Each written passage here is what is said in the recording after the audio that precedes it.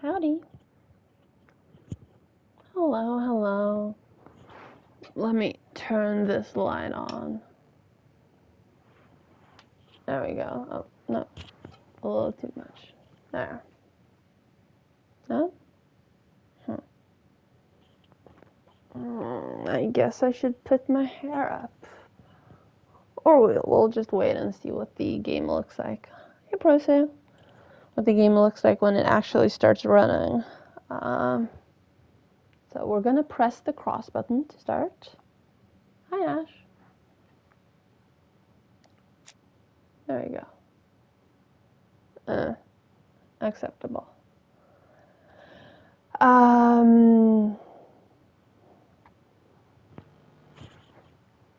There. Hang on, let me think. This side. Okay, it's this side. That's glitchy. Let's turn this lamp a little. Okay, that's better, I think. Yeah, so, I wasn't sure what to stream today. I wasn't feeling, wasn't sure what I felt like, so we're streaming Agatha Christie. Yes, they're gonna murder all three player profiles. That's okay, ProSale. You know where to find us when you're actually ready to be here. I don't know if this is based on a book or if it's actually just stealing Poirot. I've read some Agatha Christie, but not necessarily all of it.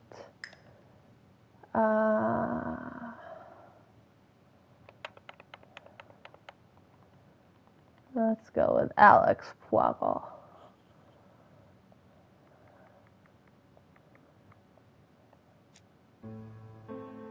There we go. Ego points? Oh god, no, 600.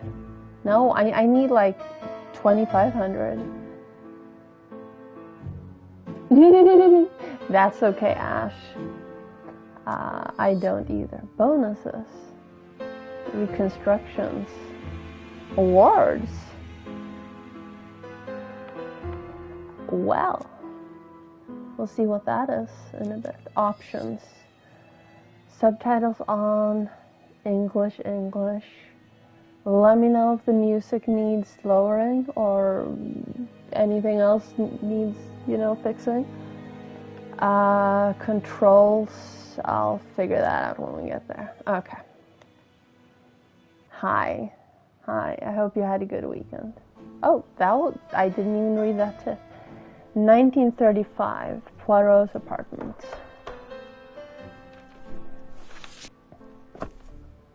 Mail arrived.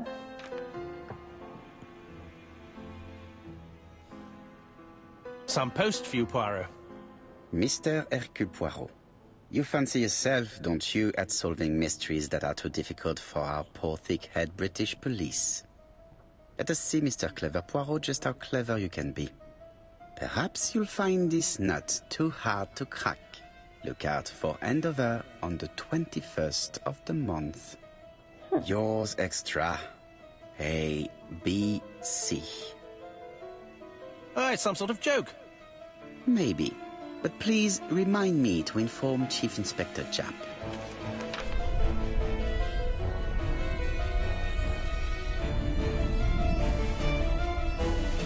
He didn't read what the letter actually said. I just realized. Because I was thinking there was something strange with his grammar. Yup is a very tasty chocolate bar. But reading the letter, he didn't actually read exactly what it said.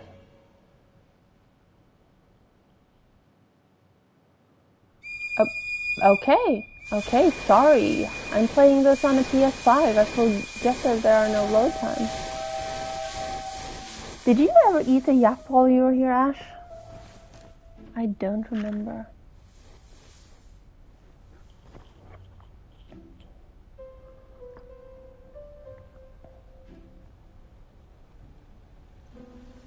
PS5 way too powerful. It's here, Poirot. The murder took place in this street.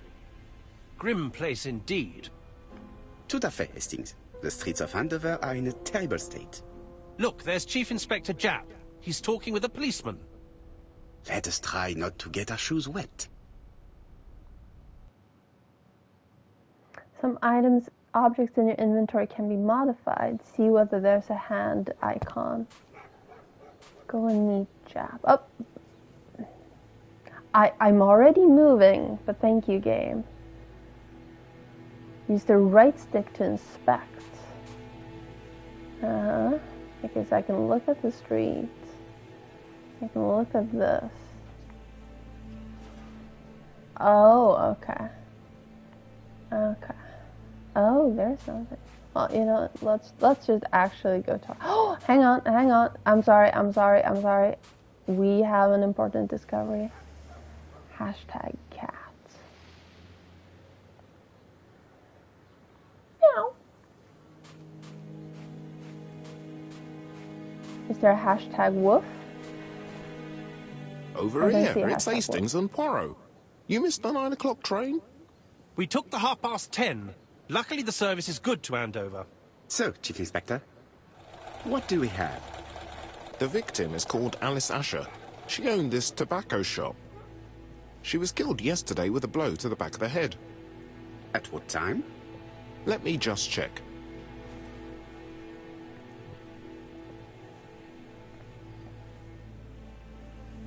Take advantage of the moments when the person you are with is busy in order to observe him, her, them.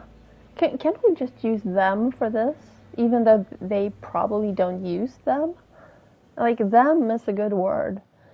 You will obtain clues about their state of mind and personality. Use the right stick to inspect Japp, then select the Observe interaction by pressing the triangle button.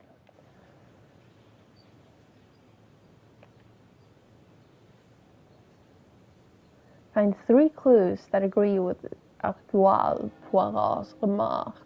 Sorry. Use the right stick to guide your gaze. Is Japp being too relaxed? Let us find the clues that prove it. Is he being too relaxed?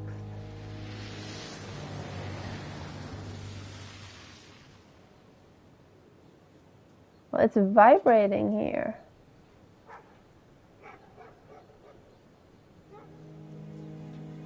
I guess I found the first one already. Indeed, but... Poirot. We were used to seeing you judge people with more discretion. Slight smile. Okay. Okay. Japp is in a good mood. I bet he thinks he's already caught the culprit. Apparently I wasn't subtle. The last customer to see Mrs. Asher alive left her shop at 5:30. The body was found at around 11 in the evening by an officer doing his rounds. The shop door was open. That's what alerted him. Had anything been taken? A little tobacco maybe, but you'd hardly murder for a few smokes. There's nothing of any real value in the shop. What type Have of you woman was looked Miss at the Asher? price of cigarettes? In her 50s. I mean, I don't smoke. Married but separated. No children. Her husband? Aha, Franz Asher, the husband. That. Alcoholic and violent. It's said that he regularly insulted his wife and threatened to kill her. Lovely. A little too easy, don't you think? You like complications, don't you? Well, this time you may be disappointed. Peut-être. May I examine the crime scene? Of course, old chap. I'll be with you in a minute, Poirot.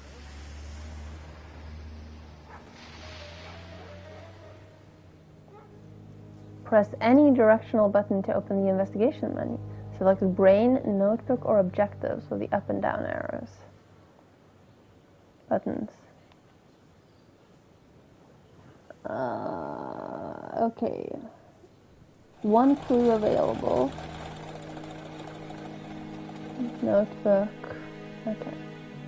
I'm not going to click the clue. Is theft the motive for the crime? Did you just add that? Or was there already a command for rat? How did you add that? Here you are making Poirot's little grey cells work. The aim is to answer the question he asks himself by establishing the link between the clues in order to deduce an answer. Use the directional buttons or the left stick to review available clues. Press the cross button to select or deselect clues to answer the question.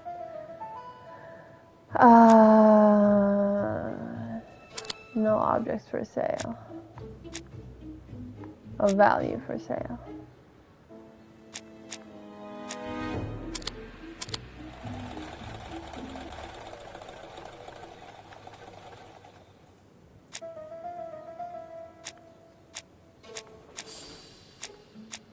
Okay, so I need more information, I guess. Back.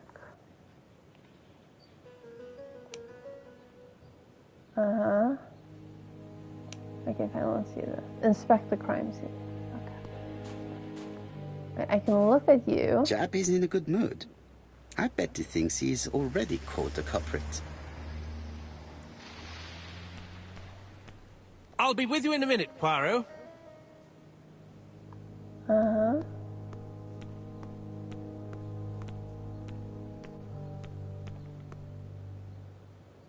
This place is run down. Missing cat.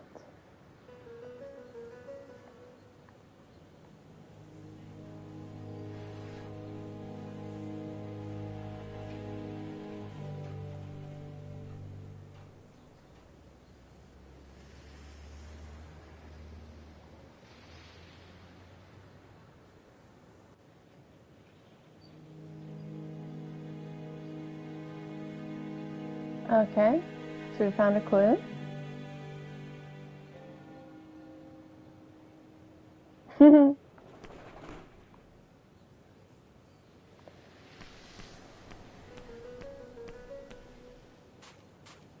And yes, apparently there's a missing meow. Sad. Very sad.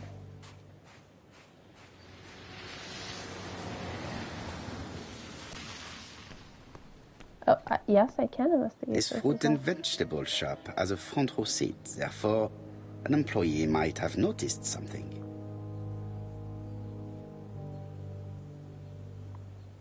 So can I enter the fruit and vegetable shop? No? Hey, Fox. How are you today?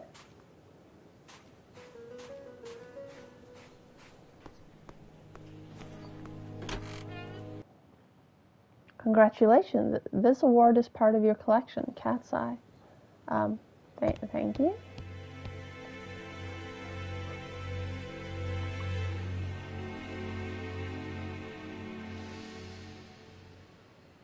Observe the object from all angles with the left stick. It's not just any railway guide. It's an ABC. It's open at the letter A. Mrs. A.A. in Andover.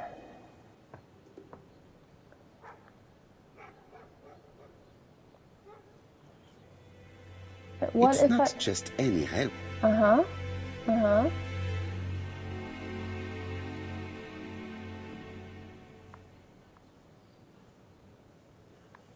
Okay, so you just decided that I'm done with it. Okay, fine. Sure. Red liquid is oozing out. Is it blood?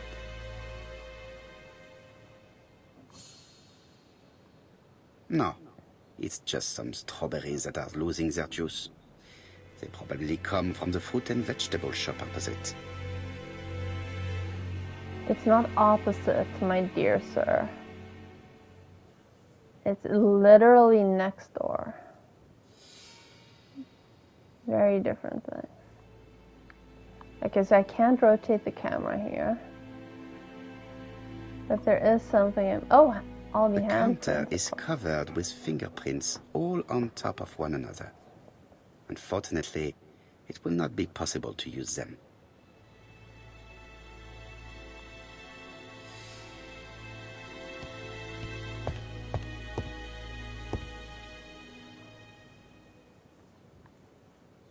She has a packet of play cigarette next to her hand. Did she drop it when she fell? The body is hidden by the counter and is not visible from the tobacco shop's door. Many customers must have thought that Mrs. Asher had popped out.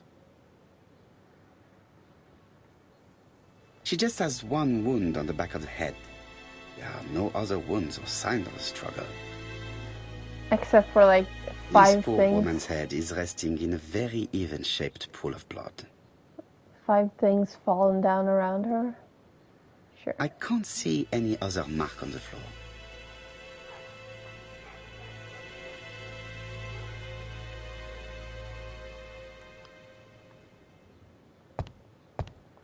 The door is locked.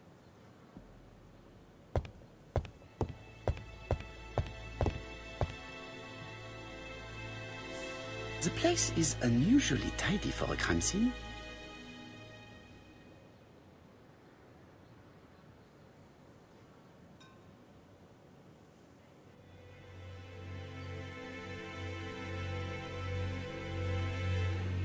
Oh, come on, I know you want to go there.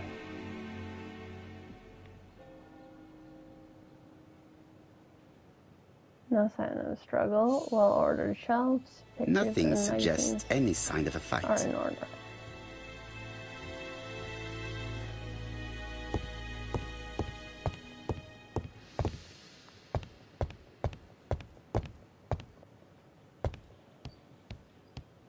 Well, what was she murdered with?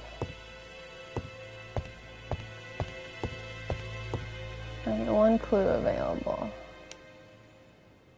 No. This.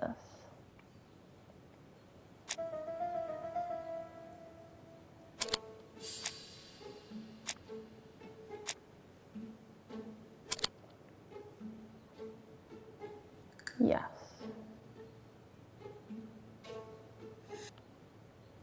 Mrs. Asher was killed here. The absence of marks in the shop and the regular shape of the blood stains indicated beyond a doubt. I have won the award Neuron. And I got 4 plus 5 ego points. I think. Is theft the motive?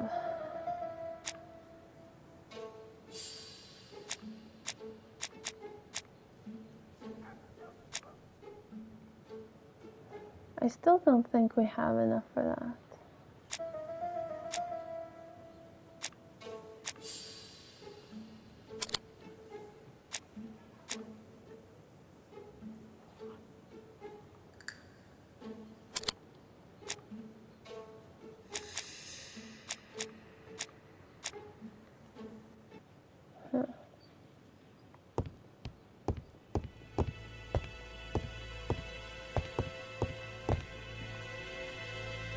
Aha! Objects hide secrets behind complex mechanisms. It's up to you to decipher them in order to find out what they are hiding. Observe the object from all angles with the left stick. When the hand icon is pointing to an element, press the L2. To go back, press the circle. When the hand icon grabs an element, hold down L2 to take it, and then move it with the right stick. Press circle to cancel. The till does not appear to have been touched. I have to check that nothing is missing from it.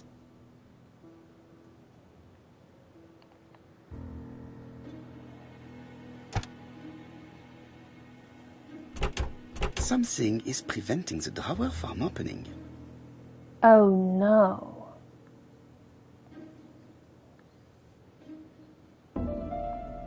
Uh-huh.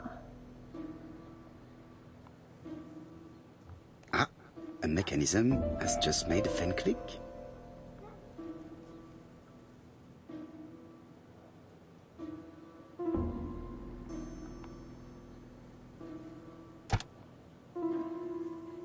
The till is full of money, but there is something strange.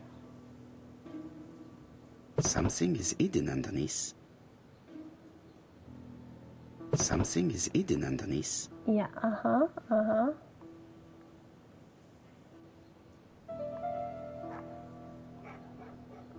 Can I zoom in still? And look at this? No? Okay, blank, blank, 2. 8, blank, 2. 852.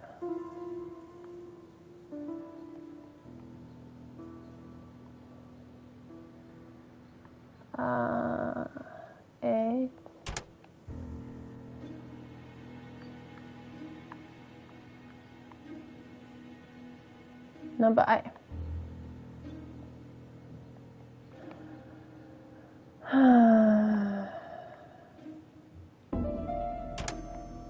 Eight. I need to find the code. Oh. It already counted the first 8. I need to find the code. I have found the code.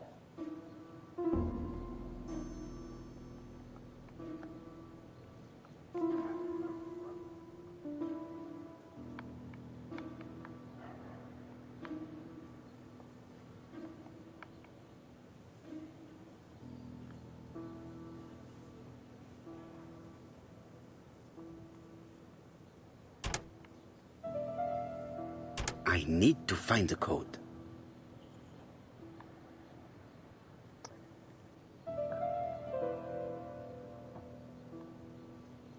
Okay, I feel like there's something I'm missing here.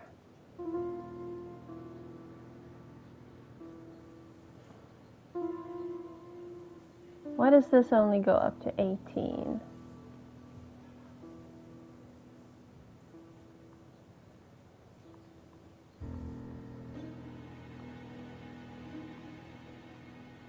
Something is hidden underneath. Uh-huh.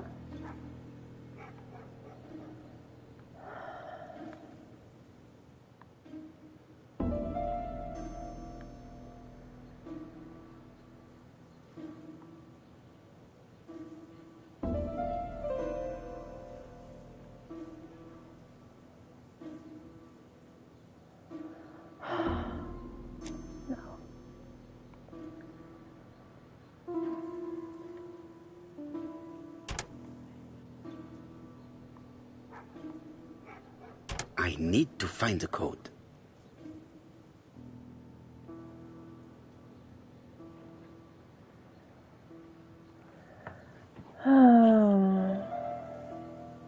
Eight minus 5 minus 2. That's 1. I need to find the code.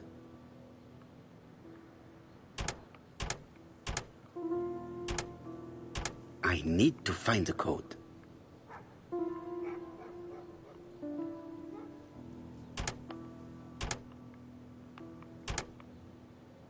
I just wasn't quick enough. This must be the key to the back of the shop. Game.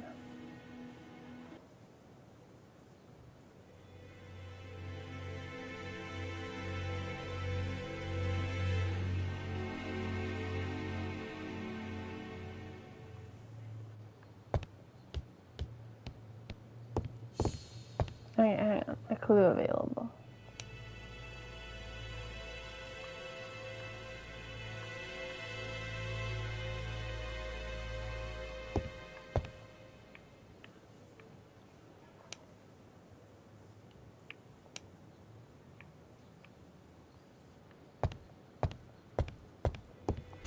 The door is locked.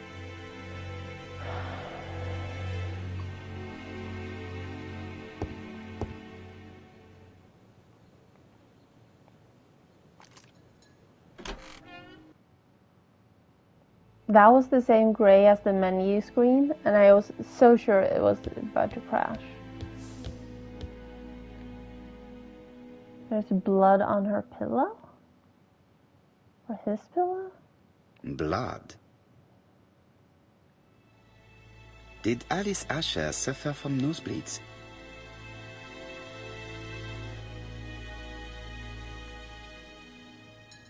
An inscription in German. Souvenir of our honeymoon in the Black Forest. To my Alice forever, Franz Asher. The Ashers were a lovely couple when they were young. What do you mean, huh?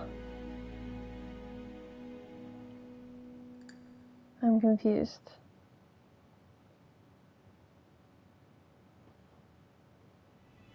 I don't think I said Thomas. I mean, the game might have said Thomas. But I didn't.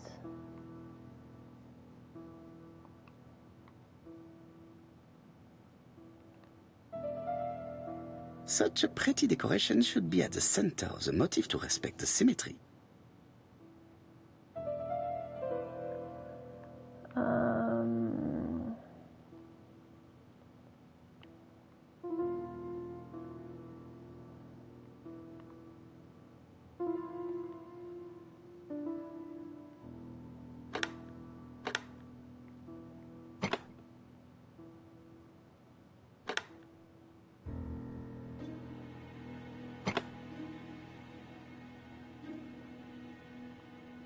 The wooden flower is preventing the circle from turning.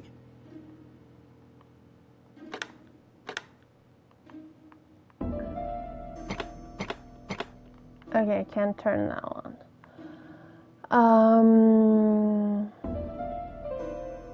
Can turn that one.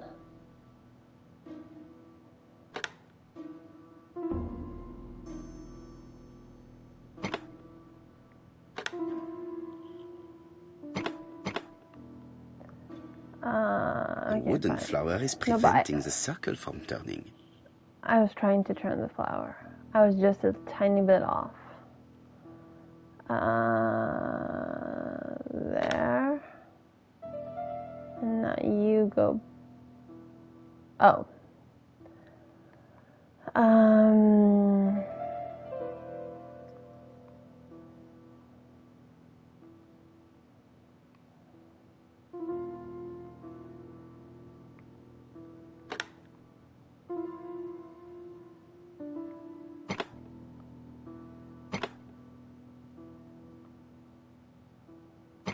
Okay, fine. That works.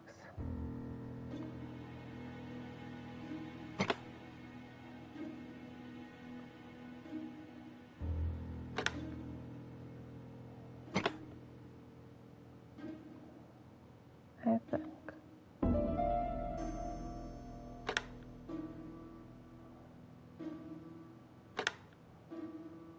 Sure.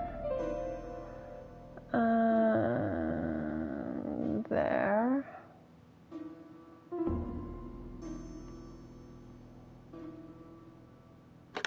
There. Okay. Is really I heard a faint unintuitive sound with as the if something controls. was unlocked.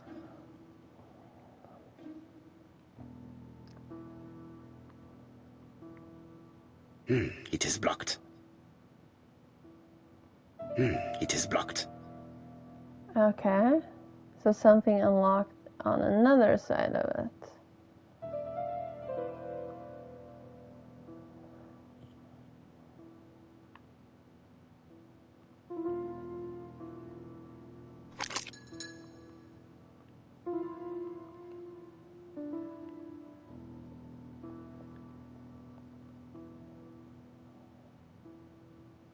It is blocked.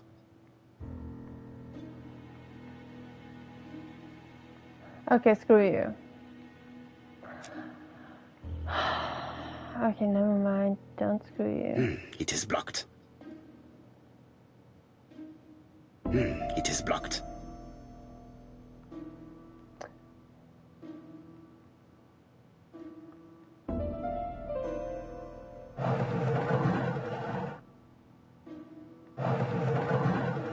Okay.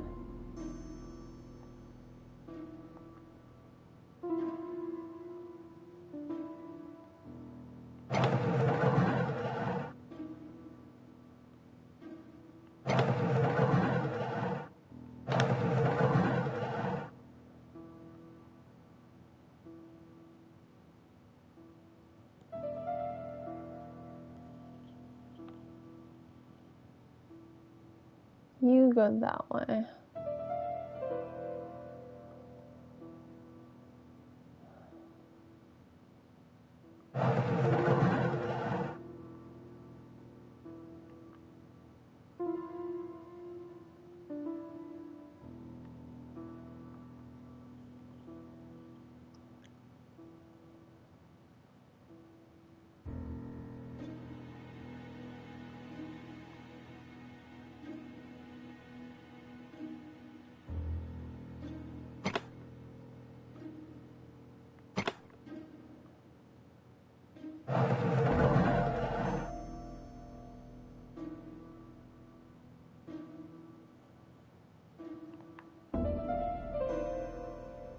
Oh, they're on top as well.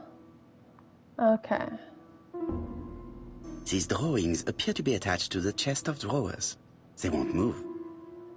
Okay, this one has the tail feather at like 7, 8. Was it this one? Well, that's correct.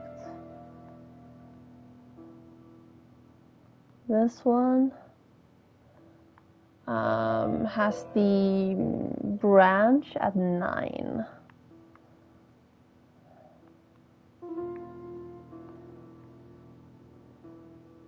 So there.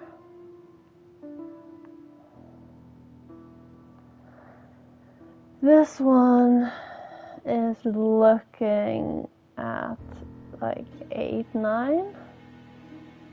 And this one is completely upside down.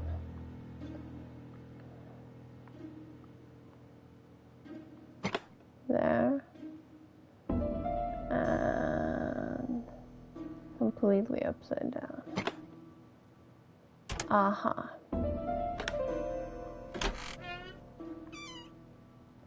Laudanum?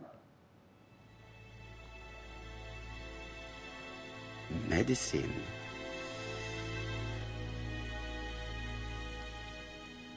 Laudanum-based cough medicine, Mrs. Asher, and Dover Morley Laboratory, London.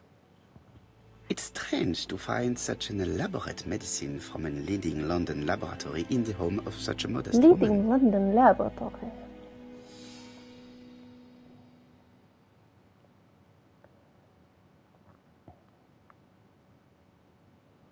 From Mr. Adam Flint, Royal Bank, Eastfield Road, Andover.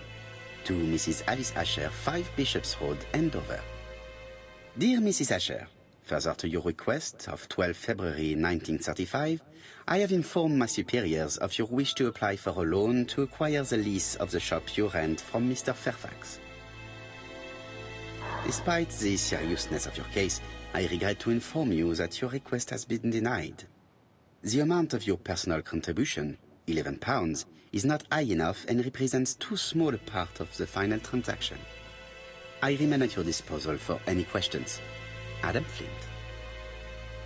Mrs. Asher's meager savings were not enough for her to own the tobacco shop, but will largely cover her funeral costs. Hmm.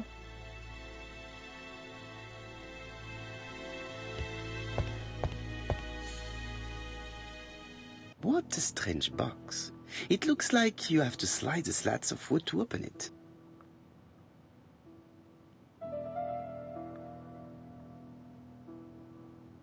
Okay.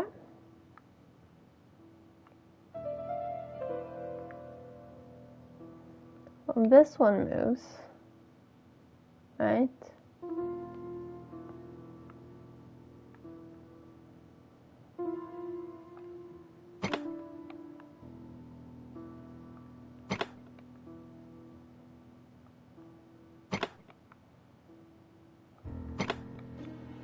Uh-huh.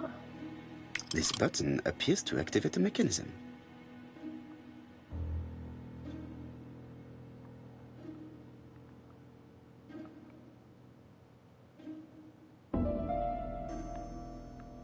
And now nothing slides on that side, but that's okay. This side? It is blocked. Yes, I am aware of this. Wait, did this? No.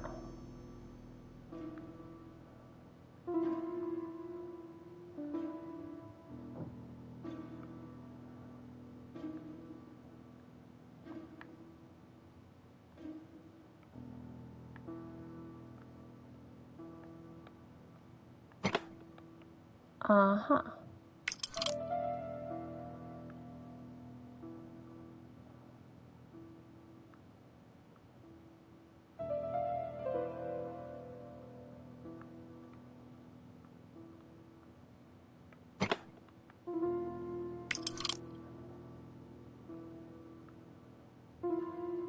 Does that mean that there's a second one up here?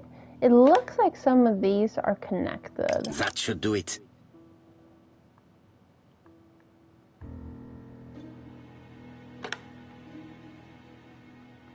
But I don't think they were. Who is this young woman?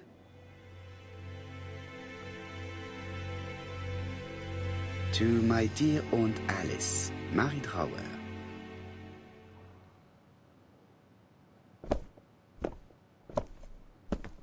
Have you found anything? Wait, I wasn't done. The victim has a niece. We must find her.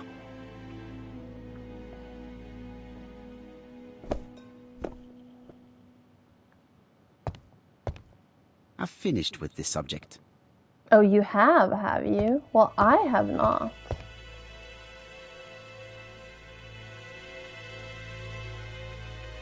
Did I just get 2 ego points for fixing my hair in the mirror?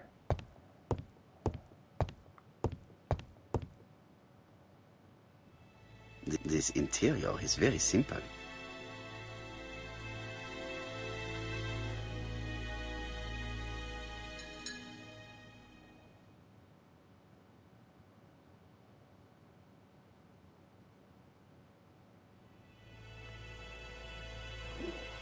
Mrs. Asher lived very simply.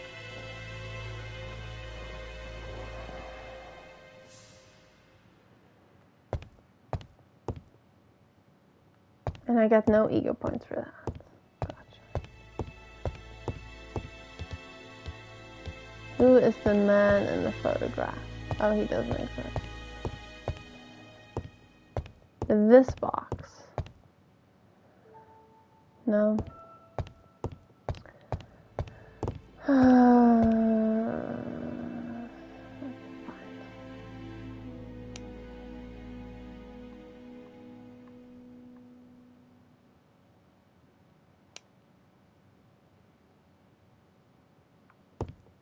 Wait, hang on.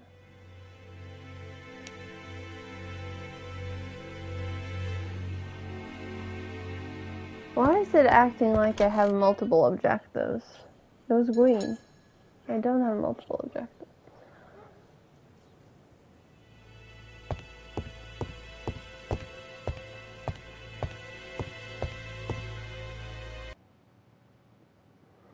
Have you seen the timeline and the bonuses? You'll be able to relive the events in chronological order.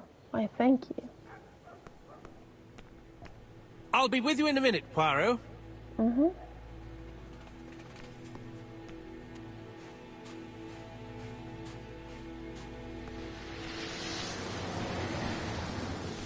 No?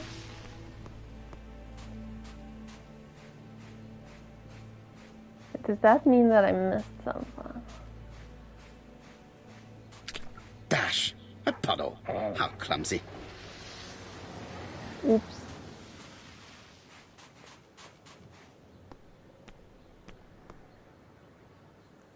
This place is run down. But I already did this.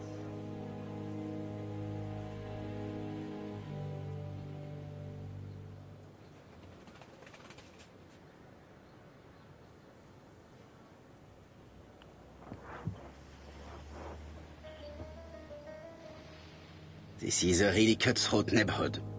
Anyone could have committed the crime. Uh-huh. I didn't have the correct context. This is a really cutthroat neighborhood. Gotcha. Anyone could have committed the crime.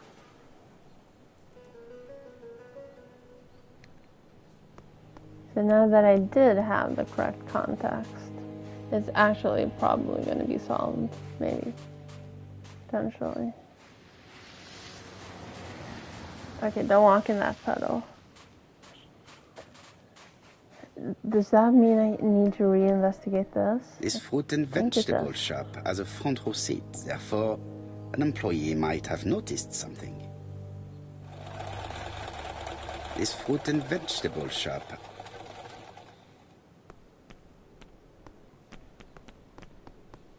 I still can't enter.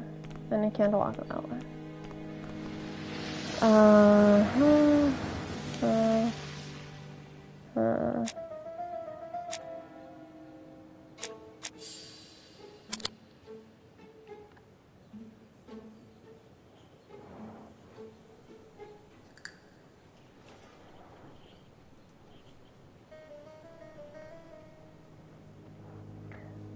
I guess he's not reading that. The motive is definitely not financial gain. There is no sign of struggle, and the till has not been forced or emptied.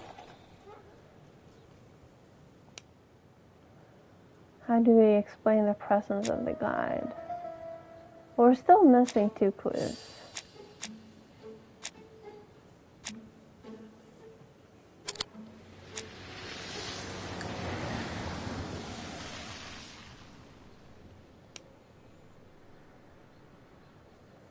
So I guess I need to inspect the crime scene some more.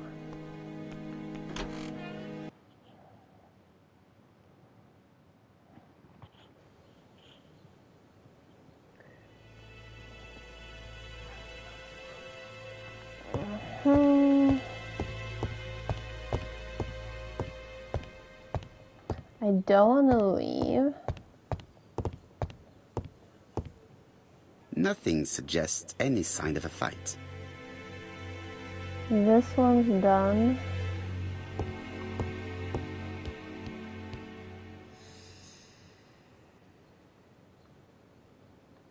This one's done, right? I feel like it is, since it's saying 3 out of 3. Unless I need to just any railway reinvestigate the book guide. some more. It's an ABC. It's open at the letter A. There are no prints on the book.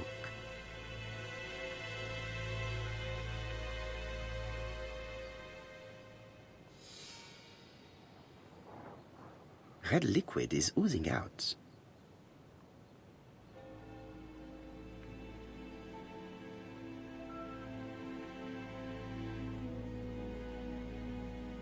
No, it's just some strawberries that are losing their juice. They probably come from the fruit and vegetable shop opposite.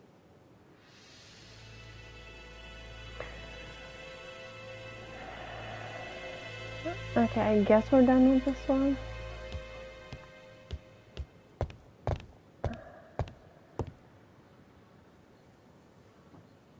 I mean, it looks like we're done with this as well. It says 5 out of 5. I've finished with this subject. Okay.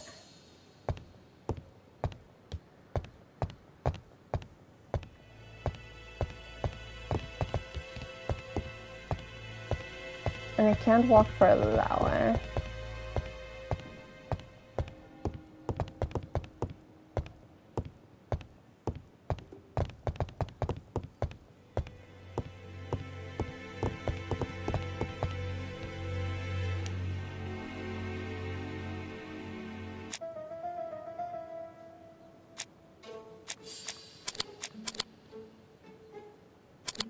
That's not correct. We are still missing 2 clues. I'm missing, since the inspect bedroom is scratched off, that must mean that there's something left on inspect crime scene, right? There are cigarettes packets in a mess on the shelf. Uh-huh. So, Poirot, any news? So, an ABC guide with no fingerprints, but prints all over the counter. Normally, the tobacco shop does not sell ABC guides. Exact. Mon ami, could you have a word with the neighbors? Some may have seen something. Of course, my friend, I'll do it straight away. I think I've looked everywhere here. Let us see if I can find any more information in the shop's surroundings.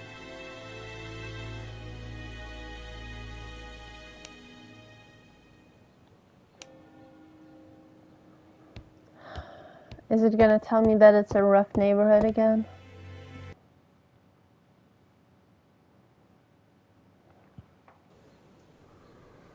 Oh, now there's a person there. Okay. 4 pence a letters, a lovely large letters, 4 pence only.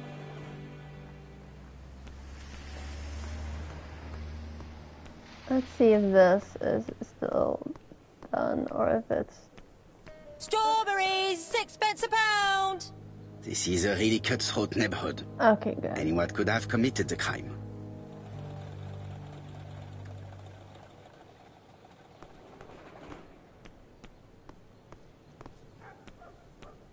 Strawberries, get your delicious strawberries here.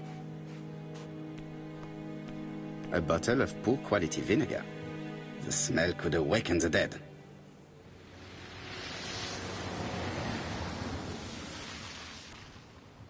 This woman appears to be a smoker. Is that a phone she's holding?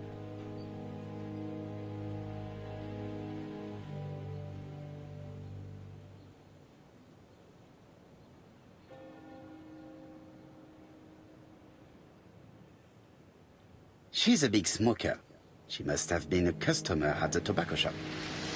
I mean, it is 1935. She should not be holding a cell phone. Maybe she's a time traveler. Hello, mon ami. Did you know Alice Asher well? And for starters, who are you? I'm Hercule Poirot, the detective. You're foreign, that's for sure, with your accent and your odd way about you. And you're here about Alice's murder, I suppose. Well, I've nothing to say to you. Did you speak to the victim yesterday? No, I never saw her. Please try and help me, madame. Why should I help you? For your beautiful moustache? Moustache. Come on, move along now. You're scaring away my customers. Please, do not be ridiculous.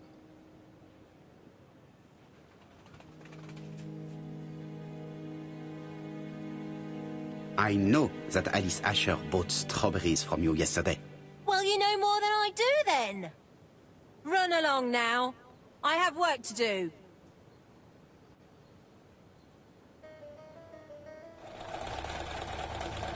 You have won the award Rustic Confessional. A bottle of poor quality vinegar. The smell could awaken the dead. Hey, Poirot.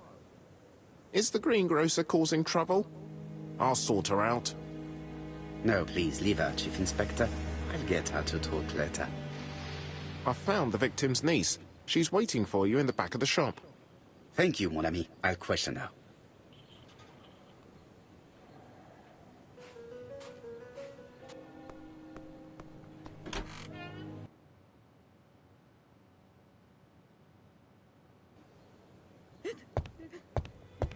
Jap had the body removed out of respect for the victim's niece. His attention is commendable. Okay, does that mean that this There is are updated? cigarette packets in a mess on the shelf.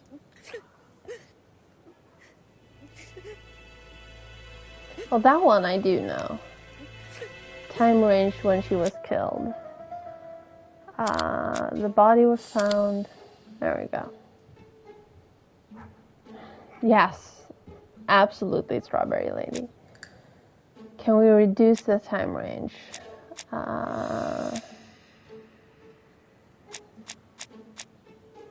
Not with the current information. What was she doing when she was killed? Cigarette pack. Packets in the metal on the shelf.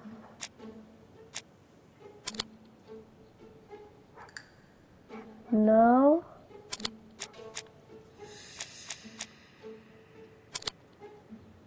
Yes.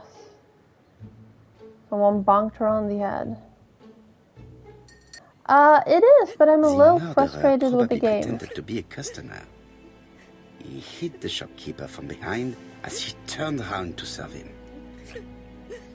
It's kinda linear and backseaty, and it's got cutscenes and things all over the place. Like, just let me play the game. In a mess on the shelf.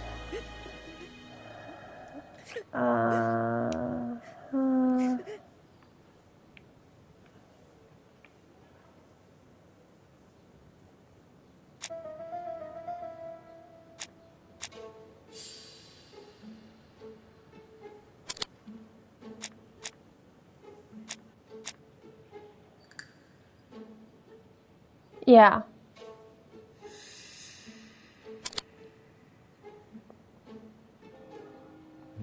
You're completely stuck until you figure everything out.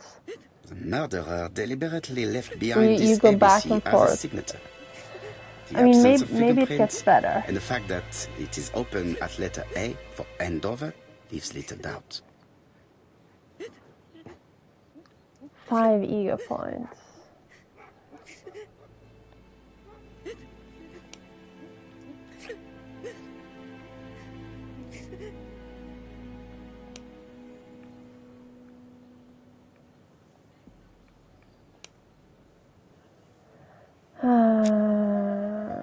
Can we reduce the time range? No. No. Like, I like the mechanic that they're doing. It's sort of like Black Sad and maybe a little like Murder Mystery Machine. But it's also... I don't know. Is our grief sincere?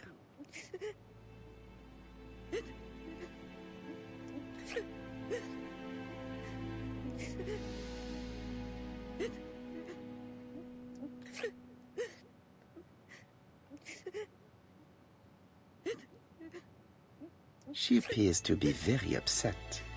She's dressed in mourning. She looks fragile. I'm not sure I'm loving the art style, but it's pretty. I'm not sure. I'm not sure if I love it. You are very fond of your aunt, am I right? She was the only family I had. I have not. Since my mother died.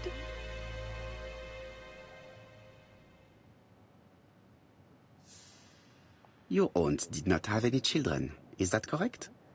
No. She was separated from her husband.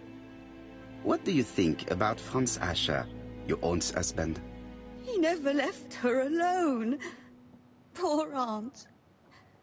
She used to drop by all the time and make a scene.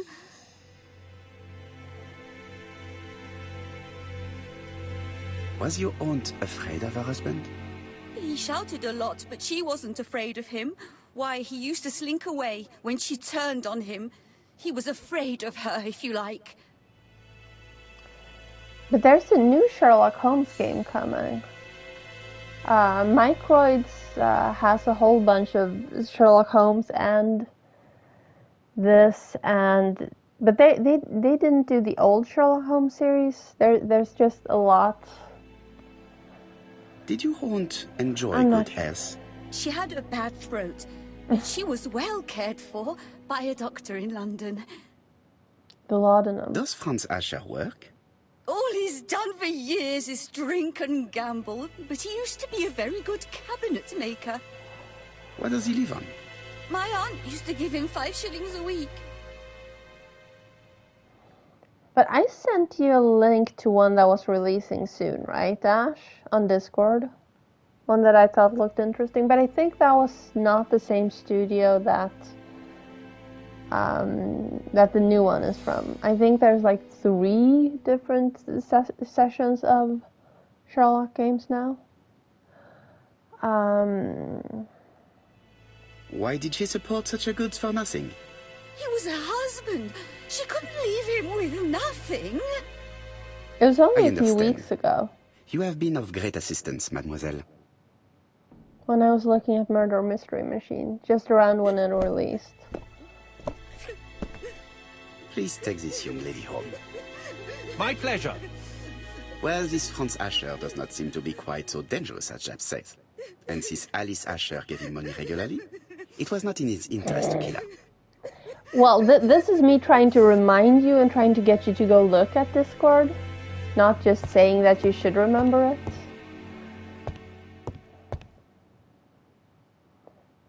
Because I don't blame you for not remembering.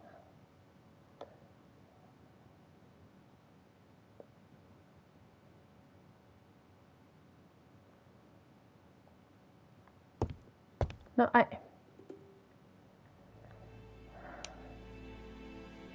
find the husband.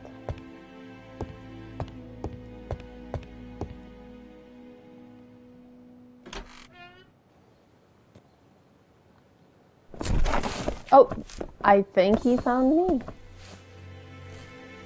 Oh, we have to wait for him to sleep it off. He's all yours, Poirot. There are a few things I need to check. There must be some way of sobering him up. I wonder what his wife used to do. He must have scared the customers away.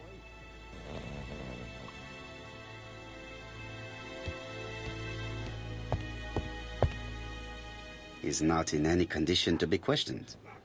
I have to find a way to sober him up. I'm trying to look at what he dropped. Or knocked over, rather.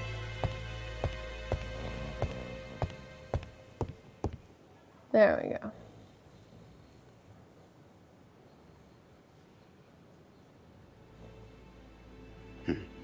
A box of new stockings. No, I think I just sent you a screenshot. I don't think I actually said the word. It's Alice Asher's notebook. Ah, that's interesting. It probably contains information about our possible debtors and creditors.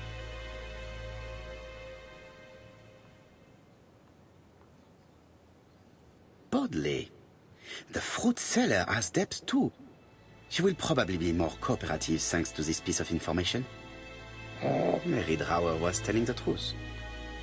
Mrs. Asher regularly gave money to her alcoholic husband. Hang on.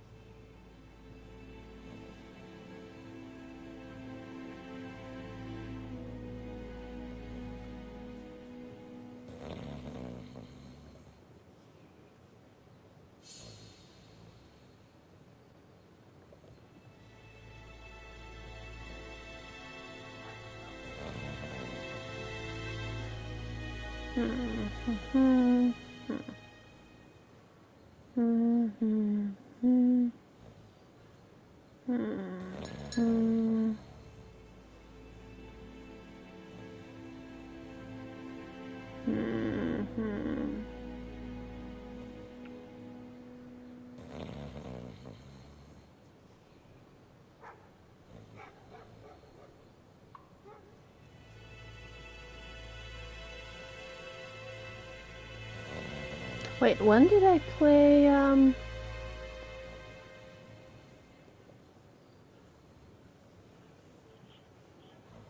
There we go. August 25th through 31st. Well, you know me. I get derailed at the drop of a hat. Don't worry about it. We can listen to this guy snore for a moment.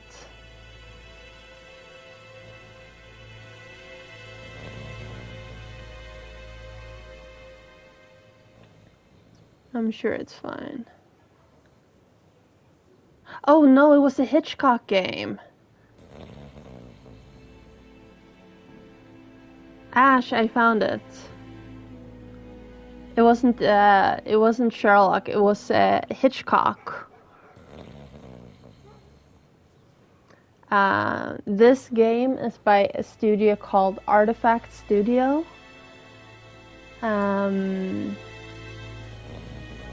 There might be a second Poirot game also releasing soon. And they're releasing a Alfred Hitchcock Vertigo game soon. There you have it. I figured it out all on my own. Hitchcock and Poirot is basically the same thing, right?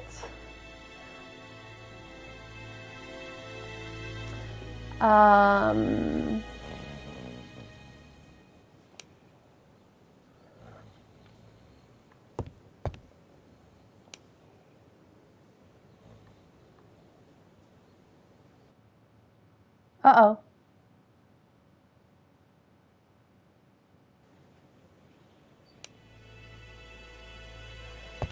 Never mind. I just got nervous when the music stopped.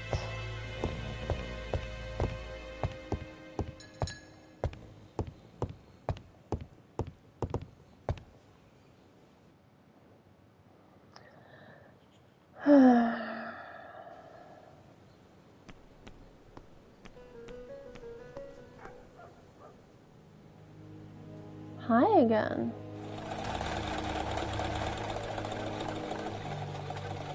Your fruit is rotten. What? A foreigner dares to say that? According to the victim's account book, you owed her £10 for tobacco and magazines.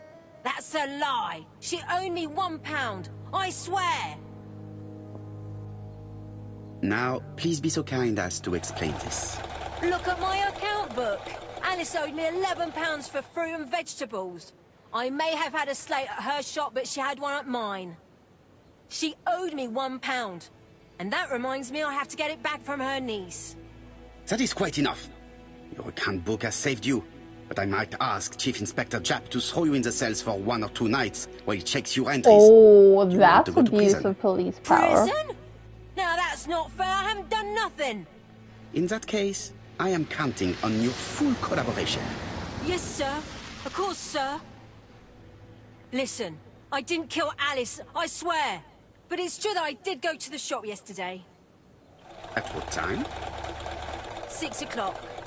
She left me a note saying she wanted some strawberries if I got some. I received them late, about 6. So I took them over to her. But you did not see her. She wasn't in the shop, so I just put the strawberries on the counter and left.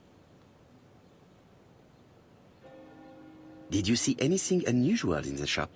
No. Well, maybe one thing. There was a railway guide on the counter. Alice didn't sell them. Maybe it's the customer who left it there. You It's were not allowed. really I annoying thought Alice had just gone to get her that there's a medicine from her sewing room and then machine she'd be right straight behind back. us. You mentioned medicine.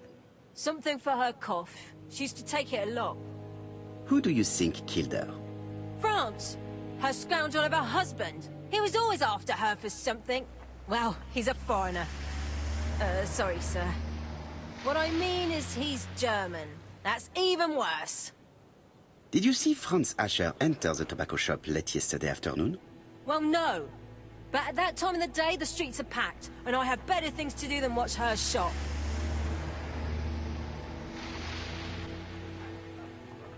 Okay, well now we can close the time range.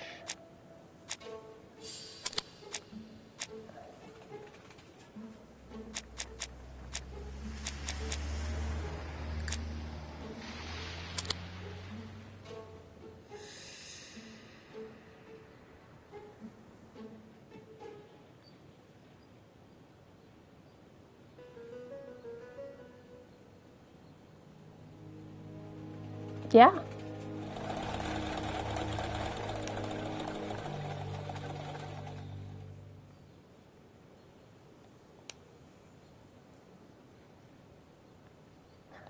Uh-huh. I'll just borrow your bottle a moment. Take it. It's what Alice used to sober up her husband. But try not to empty the bottle.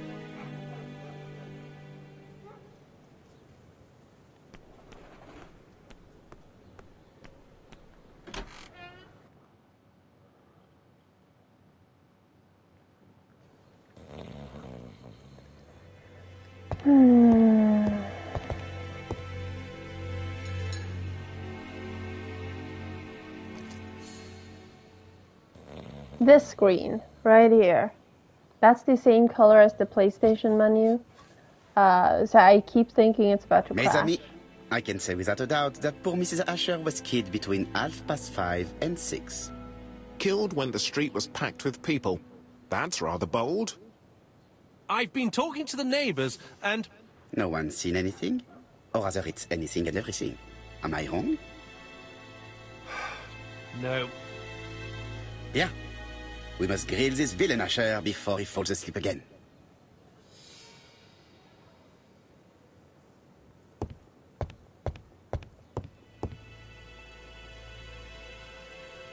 This man is in rather a bad state.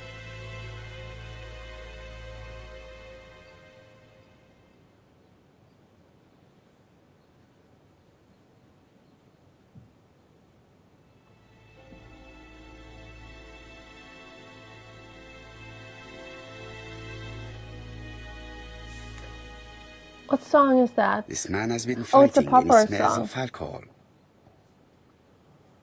There's a Pop Roach song with the line, because my knuckles are bloody and I don't feel alright. No, we're done with that. I want to talk to him.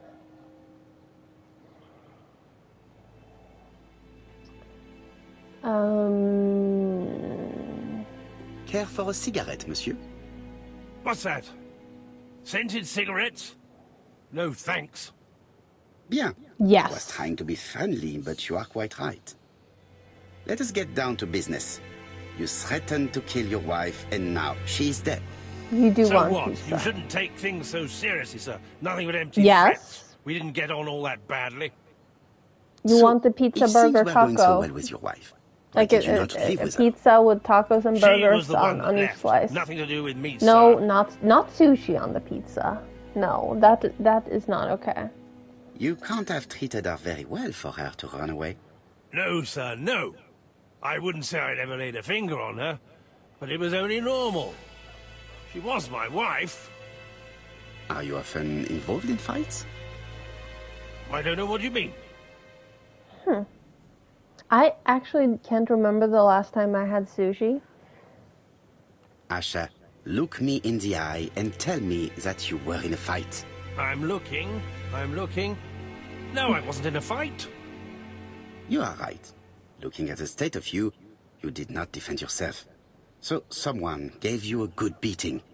A His beating? knuckles are No bloody. way. All right, he tore my coat and gave me a black eye. You see the state of him? Very interesting. Who is the other that you struck? Probably best if I tell you everything. Yesterday afternoon, I met Roderick Tanner. We'd bet on a dog fight together. An illegal bet, naturally. Yes, sir. I want Our apple dog juice. won. Roderick got the money, but he refused to give me my share. And you fought about it. What time was this? In And the a evening, headache about pill. 6, I think. We were on the other side of town. You see, I couldn't have killed my wife.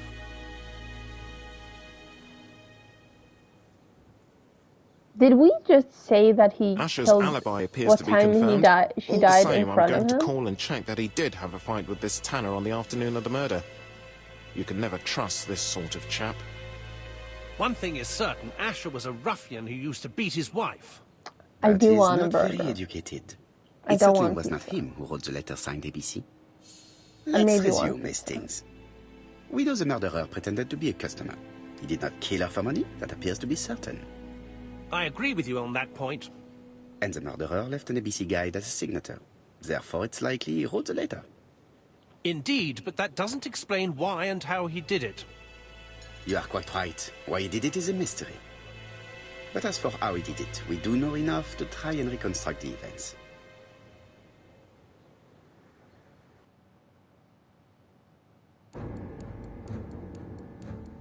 Mm-hmm.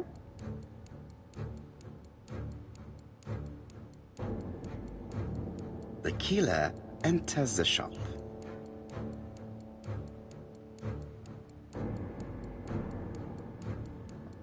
I mean, he could have just attacked here, but he did talk to her. Mrs. Asher turns around to greet her customer.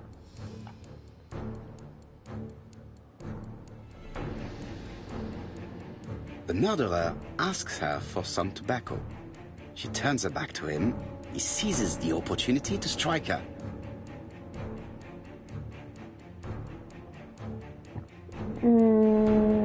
He then places the ABC upside down before leaving. Everything appears to match the crime scene, mon cher Hastings. That is exactly what happened.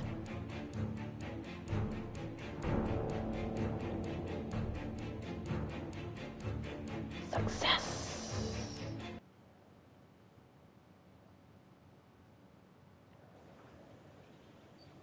Asher has a strong alibi, and we don't have any other suspect. I found it.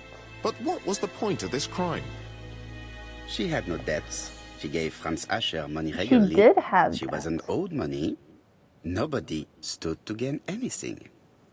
No doubt about it, the murderer is insane.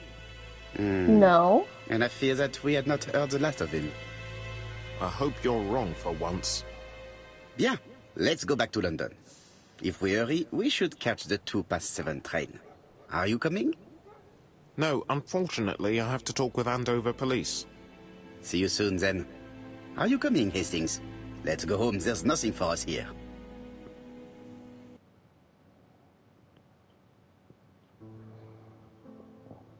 Well, No, but do you have any no, idea not about that. the killer's Oh, trophy identity? urn, Cupid bow mustache. The crime... No, she asked the bank for a loan because she was behind on rent on the tobacco shop. And she paid £11, but they said that wasn't enough. So they weren't going to give her the loan. So yeah. Anyway, let's keep going. was committed by a man of medium height, with red hair and suspicious eyes. He has a slight limp on the right foot and a wart just below his shoulder blade. Poirot! Mon ami, what do you want? You fix upon me a look of dog-like devotion and demand of me a pronouncement à la Sherlock Holmes. Now for the truth. I do not know what the murderer looks like, nor where he lives, nor how to set hands upon him. What shall we do, then? Nothing. Nothing? Wait for a murder in Do not be so impatient, Hastings. The B-town. killer will manifest himself soon enough. Bobby Brown in Brighton. I thought I heard the postman. Maybe there's some news. I will go and see. I mean, she was Alice Asher in Andover. Okay, I will be right back. I'm just gonna go grab a painkiller because I have had a headache since I woke up. And I think it's about time to take a second painkiller. So BRB. That's the wrong button, but sure. This one.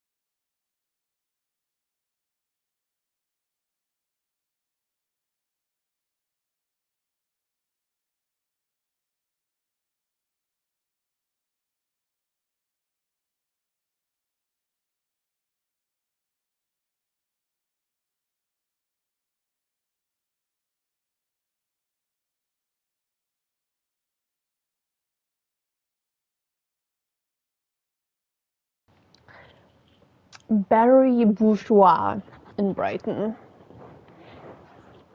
I swear if either of those names are even remotely correct, I'm going to be very stunned. Although it was only the last stream that I last displayed my psychic abilities with the Gentle Giant. Okay.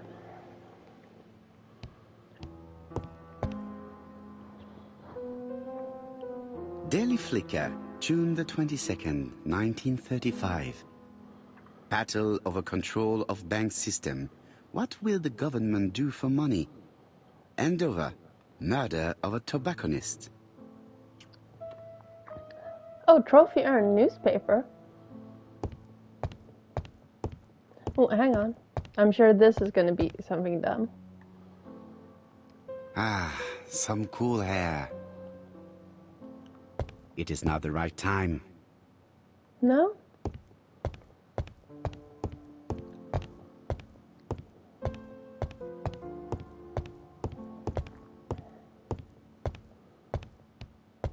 want to look closer at the horsey.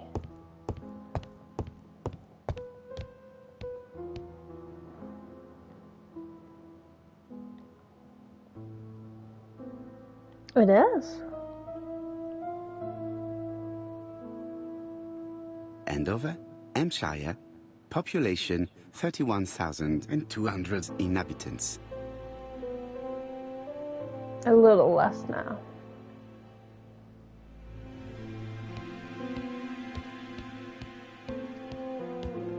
That's a crocodile. Or maybe a gator.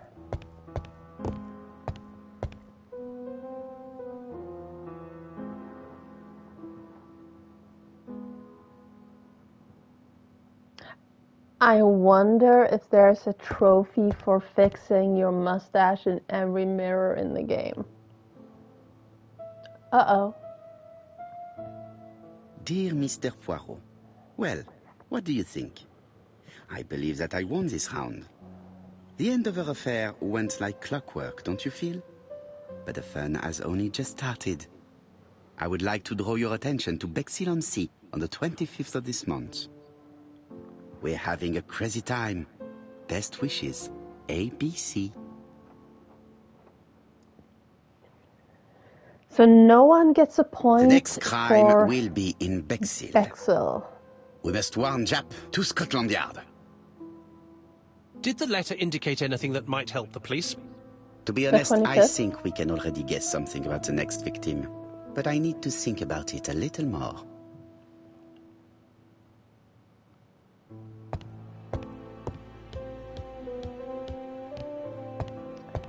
I want to look here some more.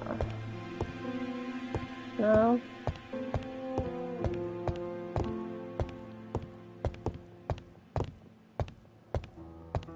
Cookies. Who wasn't wanted cookie dough? I think someone is almost at cookie dough.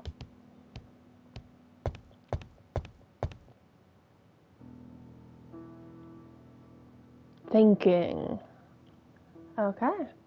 Let us examine this more closely. Certain characters in the two letters may have similar defects. The eye? Yes, this eye is weird. Oh, what cake are you making?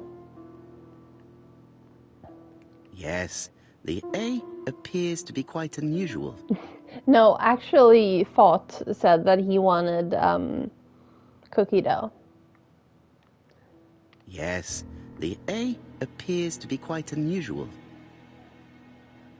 The B is a little big. That's right. The A characters in the two letters do indeed have the same defects. I have to find some other similar defects to confirm my theory. The I? Yes, this eye is weird.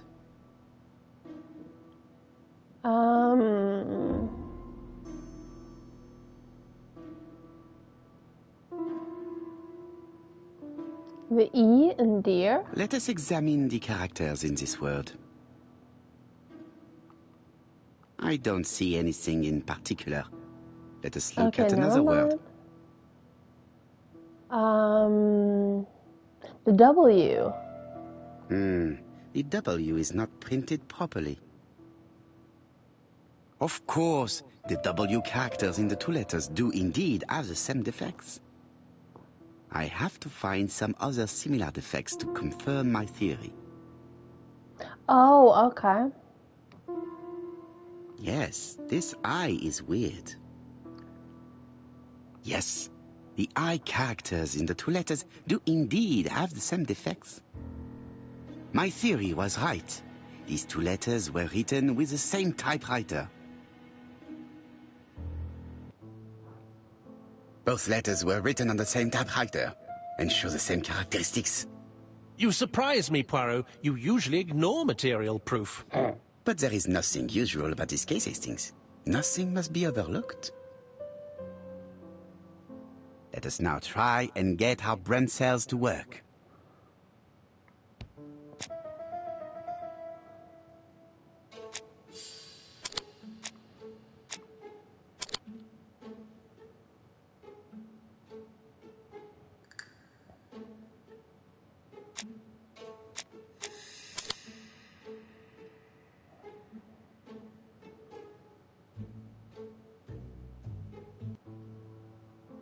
So, Poirot, have you found something? Oui, I believe so. But I am afraid it is not enough to stop the murderer. Let us go and see Chief Inspector Japp. I will explain there.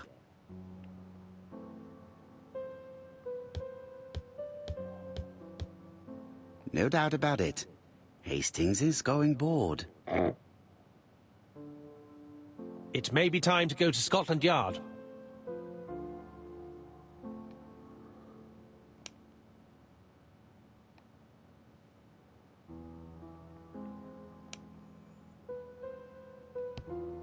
It may be time to go to Scotland. Mm-hmm. Well, I think we've done everything we can do over here. Well, we know the name and the place and the dates. Are we getting in the car? Or do I need to talk to him first? It may be time to go to Scotland Yard. I don't need to talk to him first. Can I talk to you? Do you have anything to say?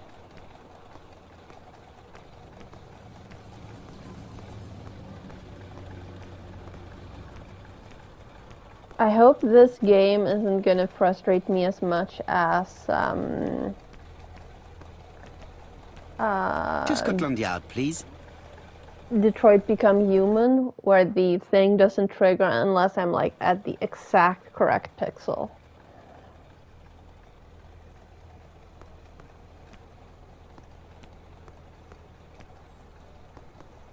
But he didn't even look at the envelopes. Okay, hang on. We have... Okay.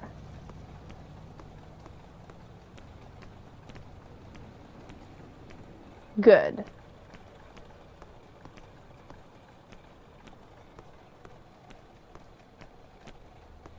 Am I allowed to just enter? Oh, there we go.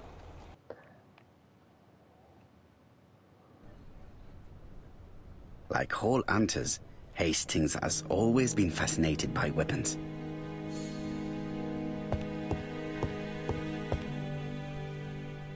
Japp has invested a great deal in his career.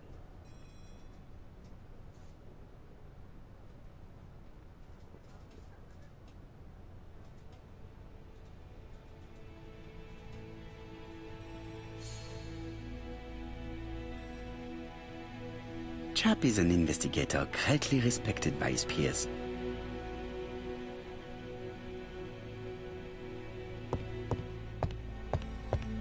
Not leaving.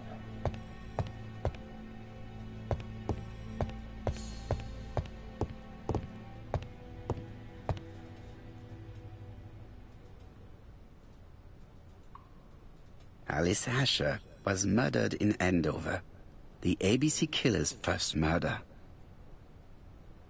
London. I really like this city. One thing is certain, you never get bored here.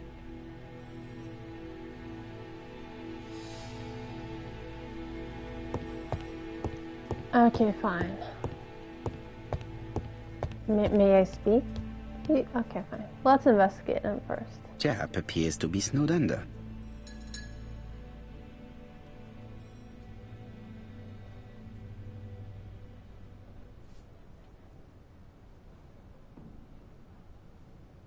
Piles of files.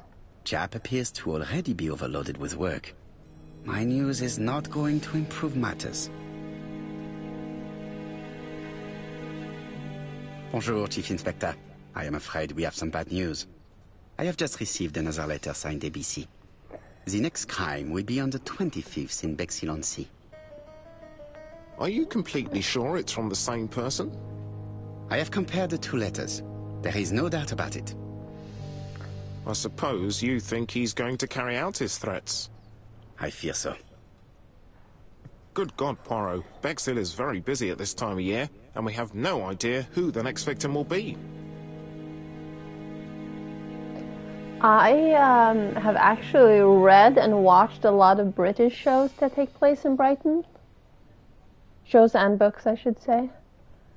I suspect that the name of the second victim will start with B. What on earth makes you think such a thing? I thought about it when I saw the name Asher clearly written over the shop door of the unfortunate woman who was murdered in Andover last month. When I received a letter mentioning Bexhill, I deduced that the victim, like the town, might have been chosen by alphabetical order. So, it's an alphabet fiend. I'm going to have a list drawn up of all the people whose name starts with B. I hope there aren't too many of them. I mean, the killer literally calls themselves ABC. You have a few days to prepare yourself. Thank you for coming, my friends.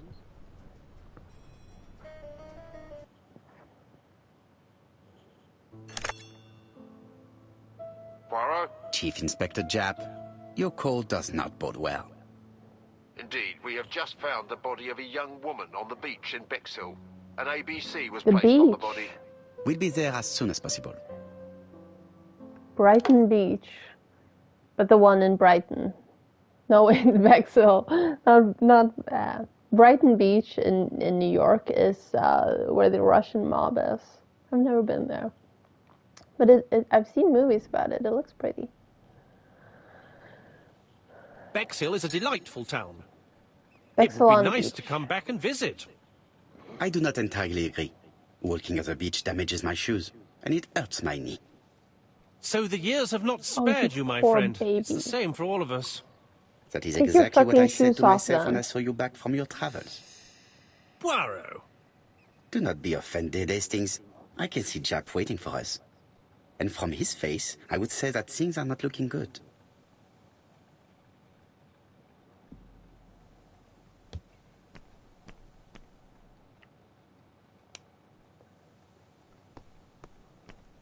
Seagull. You won the award Walrus Mustache. Okay, thank you. I think.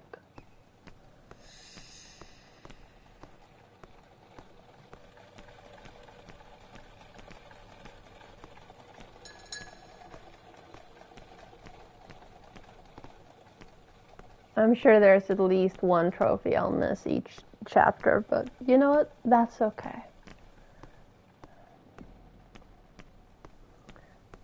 I'll go back and do them at some point.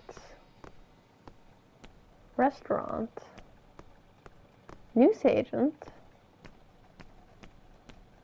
With all these tourists, these shops must be thriving.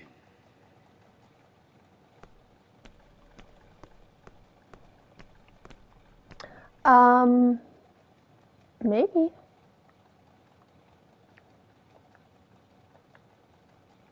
Not here. Help. No. Quit.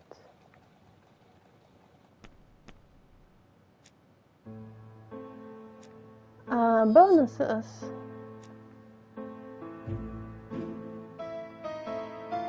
Oh, I don't actually get them. I just... How many murders are there?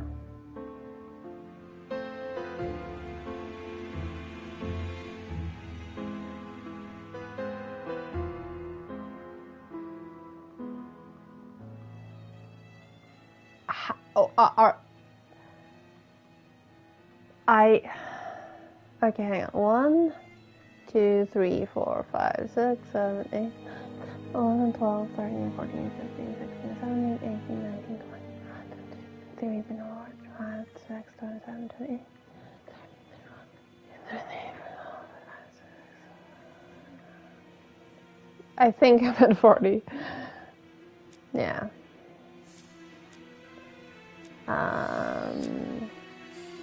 23% already?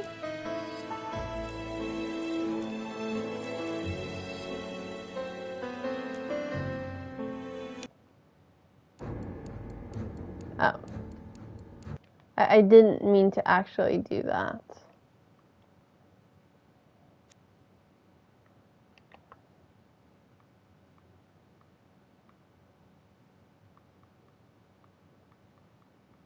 Okay, that's it. Okay, play.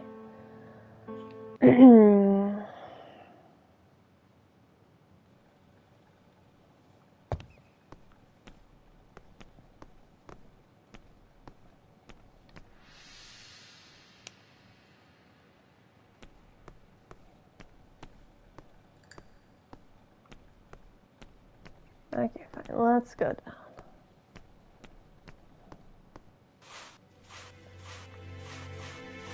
Hastings appears to be ill at ease. He appeared to be relatively indifferent to Mrs. Asher's murder, but a young woman's murder seems to be troubling him greatly.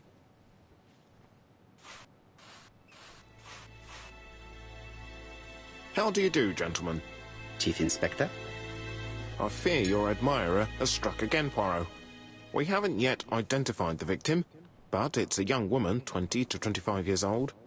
Death occurred last night between 11:30 and 1 o'clock, and we found an ABC guide on the body. Was she pretty? Come on, Poirot, that's rather out of place. It has no bearing on the murder. Are you certain? For women, it is often the most important thing.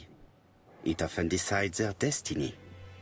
The body hasn't been moved. You can see for yourself. Has the press been informed? Not yet, but I'm planning to. I haven't yet informed them about the presence of the ABC guide in Andover. Nobody has reported a young woman missing? Not for the moment. No witnesses, I imagine? Indeed. We've asked everybody who may have met a young woman fitting her description last night to come and see us, but I have little hope of gaining anything from it. It's early days, Chief Inspector, and the news may not have spread around the town yet. I hope you're right, Hastings.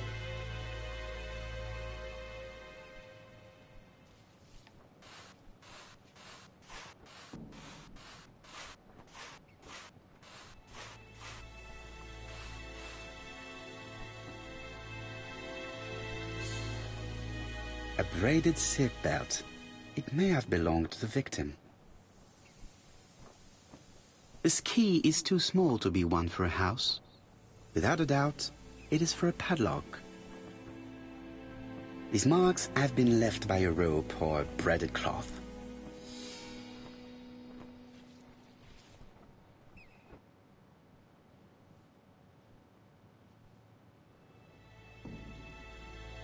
The guide is open at the page for the Bexhill train times.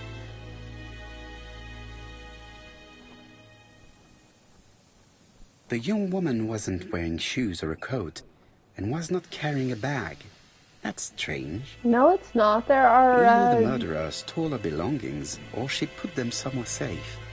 Maybe so that she could bath. That's what I was about to say. Apart from the marks on her neck, there are no signs of the struggle. She didn't manage to hit her assailant. She was a great beauty. Strange that chap didn't notice it. Let us Maybe he now has try actually and get looked. our brain cells to work.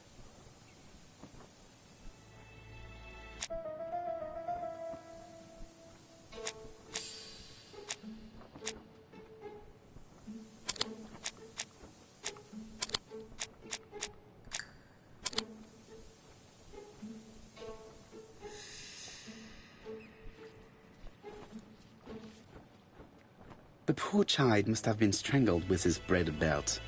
Unfortunately, in view of the fabric, it is unlikely that we will find any prints. Let us now try and get our brain cells to work.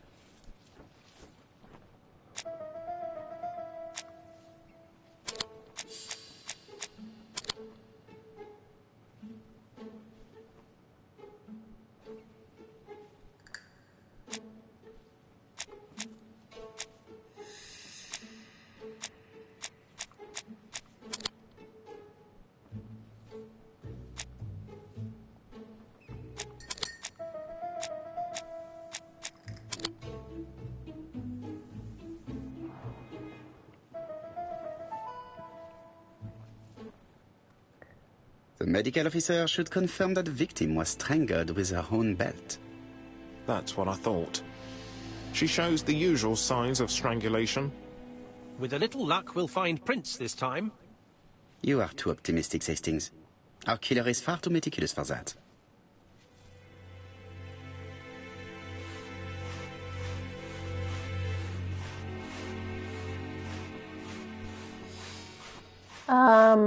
Becky... This hut is locked.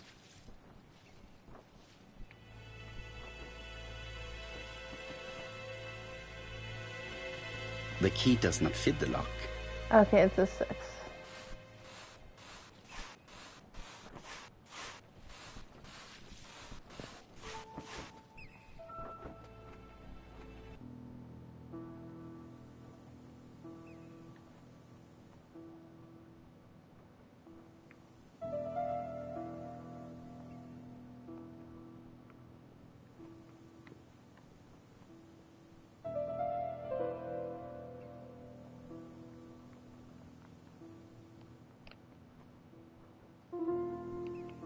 A dual locking padlock.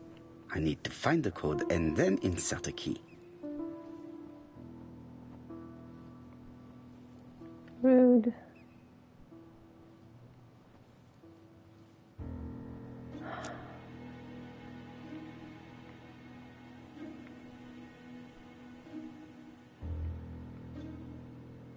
But I just wanna... No?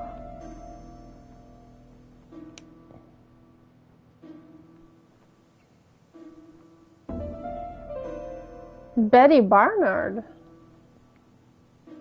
is her name.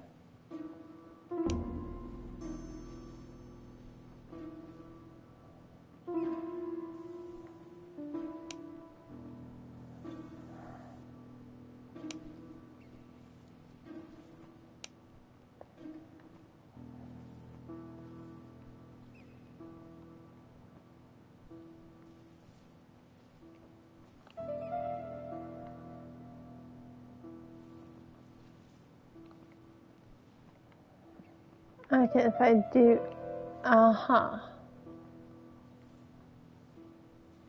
715.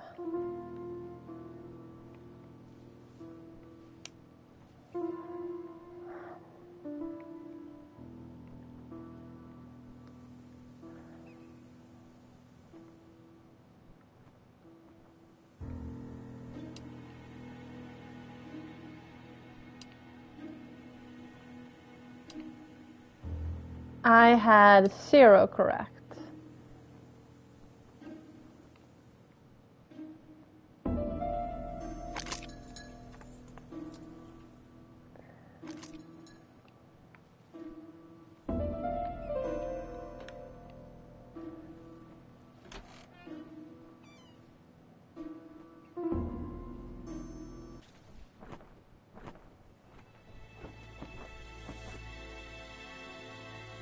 Betty's first day at work.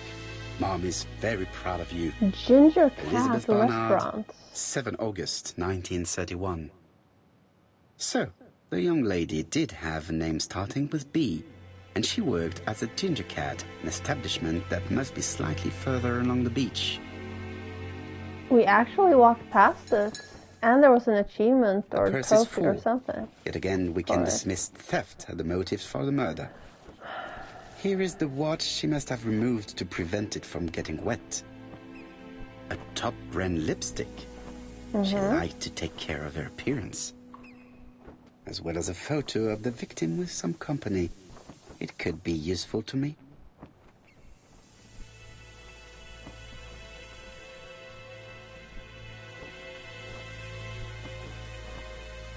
It definitely was here that the victim left her belongings.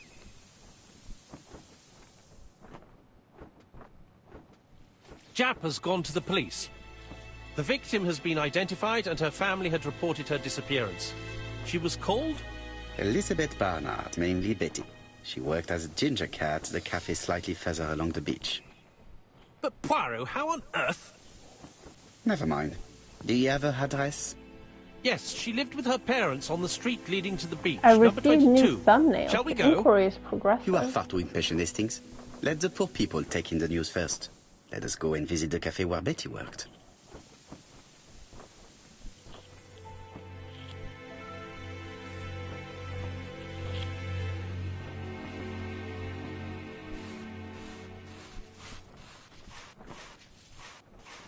Cannot interact with a seagull.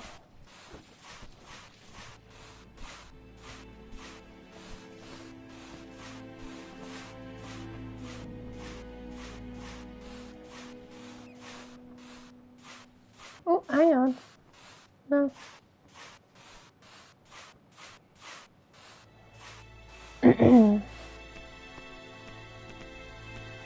Cannot eat the crab.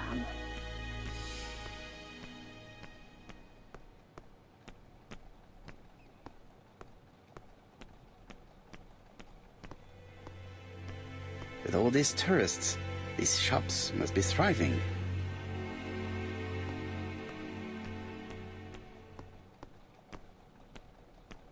I fear that this case is far from being solved. Come on, Poirot. You'll find the killer. Certes. But how many times will he kill before I do? Hastings appears to be ill at ease. He appears... We already had that.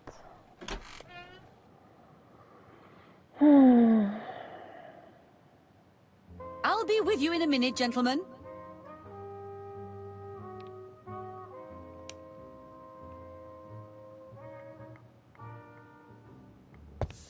No,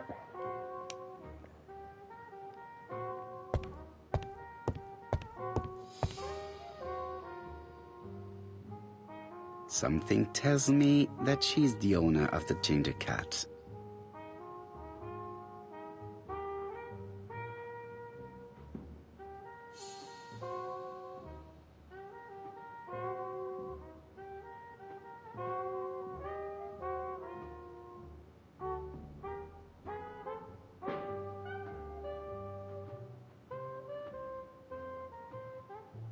This woman must be the owner of the ginger cat. It looks like something is bothering her. nice. How can I help you? A hot chocolate and a tea for my friend, please. I'll bring it straight away.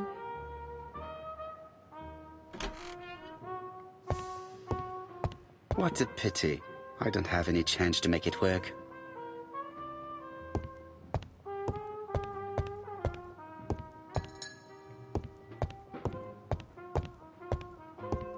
Oh, okay. I need to know the time range during which Betty was working on her own. These are the different waiting staff's bills. Which ones were written by Betty?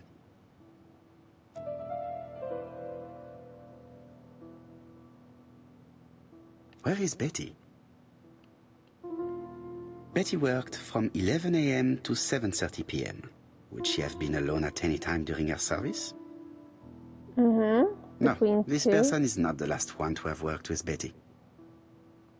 Interesting. Betty was alone between 5 p.m. and 7:30 p.m. Who did she serve? No, this person is not the last one to have worked with Betty.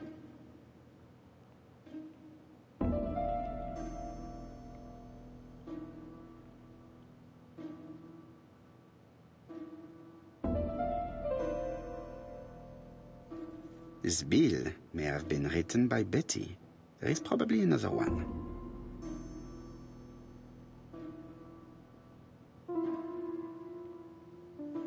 Most probably a family. No, something's not right. Betty was alone at just one of these 2 times.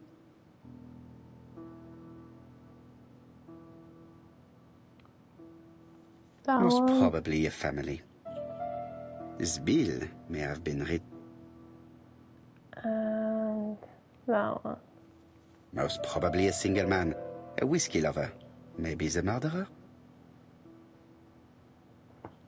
Betty served a family and a man on his own, a whiskey drinker. Maybe the murderer.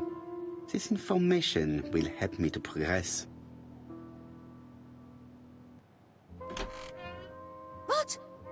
Gentlemen, what are you doing? What We are are we searching for doing? clues, mademoiselle. My name is Hercule Poirot. I am a detective, and this is Captain Hastings. Does It Betty is not. Barnard work here?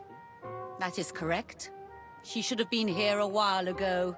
Punctuality is the first rule of politeness. I fear that Miss Barnard will not be coming today. She has just been found, dead, on the beach a few hundred meters from the cafe. How awful. Poor young thing. What happened? She appears to have been murdered. This is most distressing. How this will affect my business, I shudder to think.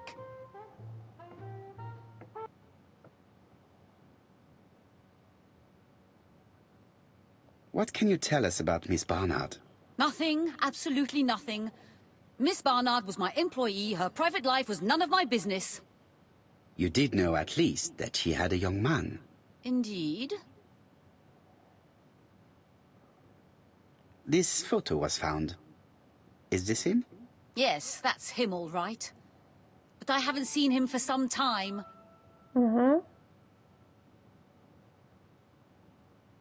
I find young people today very hard to understand. You needn't tell me that. A few weeks ago, they argued just outside the cafe. Imagine what my customers must have thought.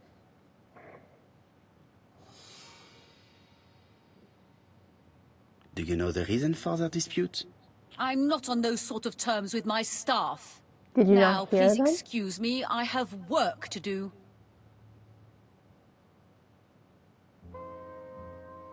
The customer who ordered the whiskey might provide us more information. He may have been the last one to see Betty alive. It is an interesting idea, Hastings. Maybe he is a regular guest. What do you think, mademoiselle? I don't think so. Our regular guests tend to order tea and cakes. At this time of the year, there are a lot of tourists about you never see again. That's what I thought. Time to visit Betty's home.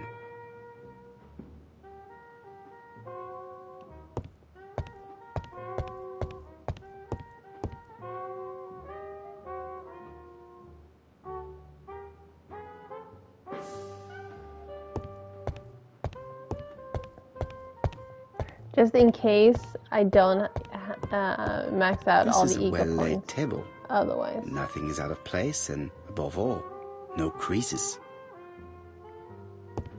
I don't know if there's a trophy for maxing out the ego points. I'm just guessing.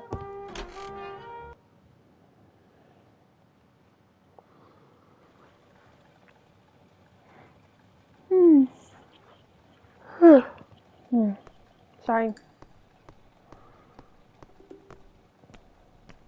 I'm a wee bit snoozy.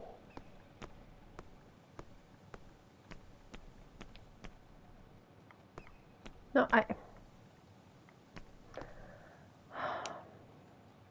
22 High Street.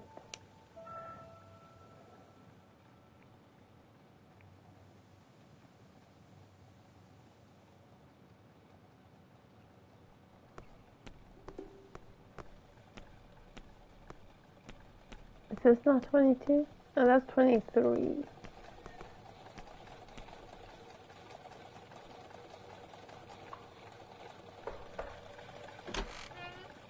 How do you do, mademoiselle?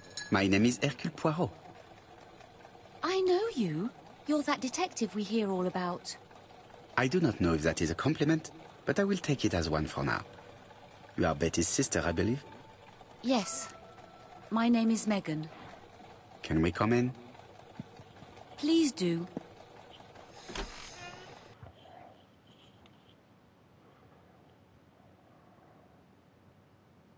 My parents are at the police station. I doubt they'll be up to speaking to you later. Do not worry, we will not bother them. Did you know your sister's plans for yesterday evening? No. I arrived by train this morning. My parents called me in a panic when they discovered that Betty had disappeared. She went out last night, but she didn't tell them where she was going. What was your last conversation about? Her new dress. She wanted a pair of black stockings to go with it. Mother brought her a pair. The very day it happened. She was crying. And to think that Betty never even wore them. Poor Mummy.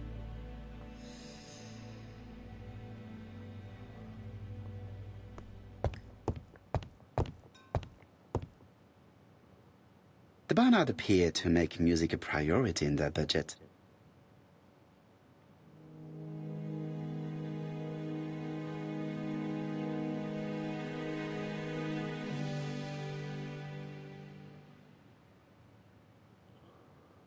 Their home is modest, but the Barnards are definitely music lovers.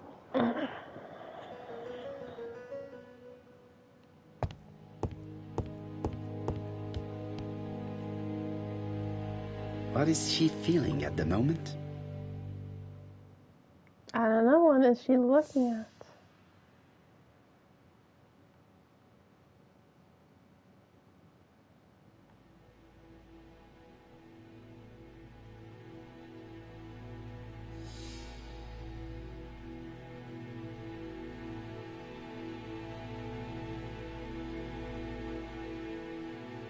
Betty's older sister is not just sad, she's angry.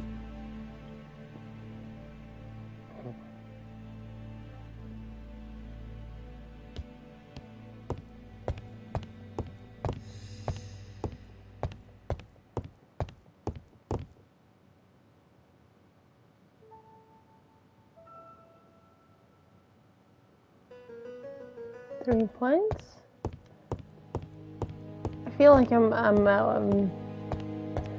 watching the Eurovision. 8 points, 3 points, 10 points. This gramophone is magnificent. It is a one-off, without a doubt. Family photos and files.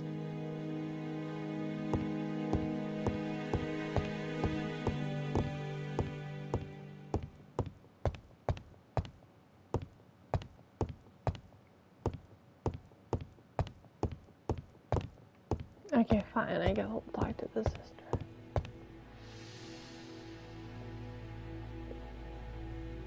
Your sister had a fiancé, I believe? Yes, he's called Donald Fraser. A very nice man. Do you know where we might find him? He works at the estate agent's, Corton Brunskill.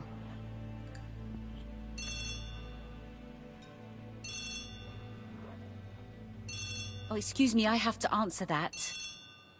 But of course. Betty's room is opposite the stairs on the first floor. Feel free to take a look if you think it might be useful.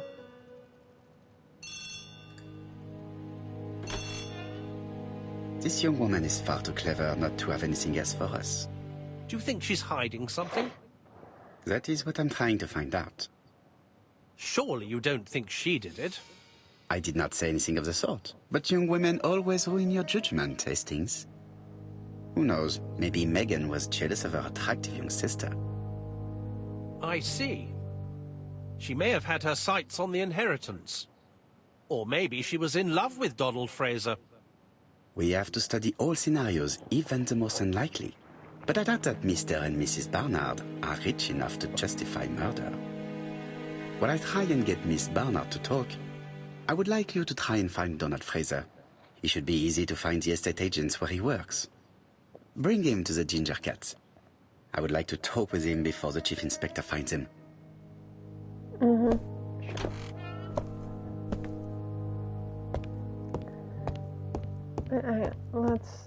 No, never mind, can't look at that. Megan invited me to examine her sister's bedroom. I should take advantage of the opportunity. I tried to, then you decided to turn around and I was opening the door instead of walking up the stairs.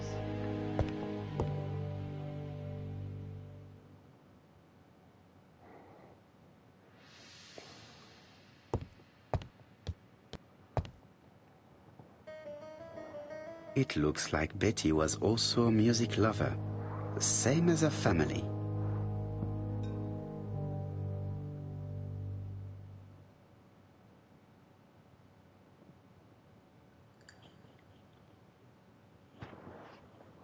Without a doubt, Betty used to sing.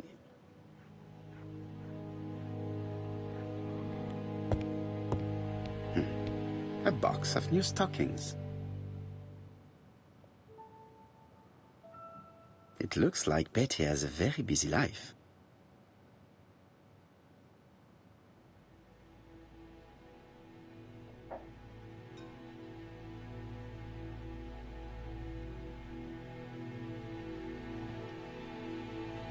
Betty liked luxury and going out, and being as pretty as she was, she probably did not have any problem getting herself invited.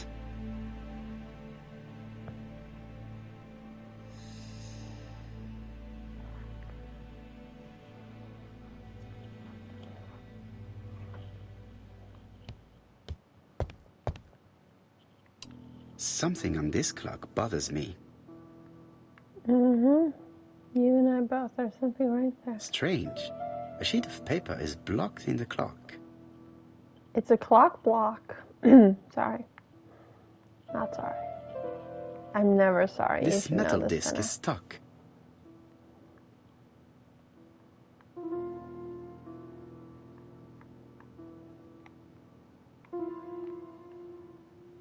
What a strange mechanism. I don't think it serves to turn hands. The cogs are blocked by these wooden panels. The cogs are blocked by these wooden panels. The cogs are blocked by these wooden panels. I heard you the first time.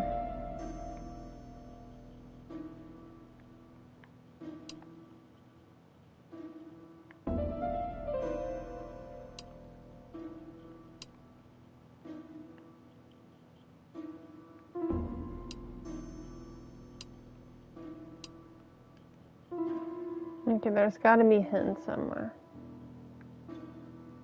Right?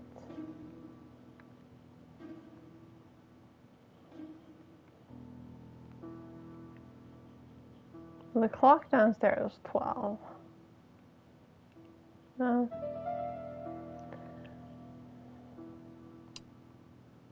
The cogs are blocked by these wooden panels.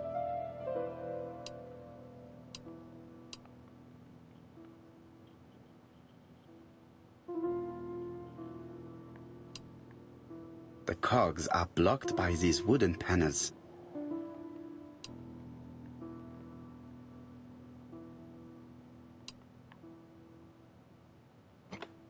Oh, okay. I definitely need an object to make these cogs turn.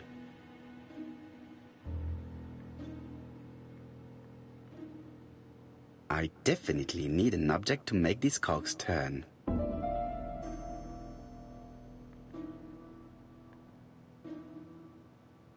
This wooden panel is blocked. I can't open it. This wooden panel is blocked. I can't open it.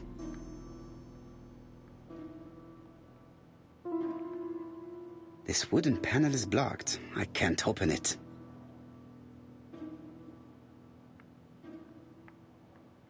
Can I not push this? This decoration appears to be firmly fastened.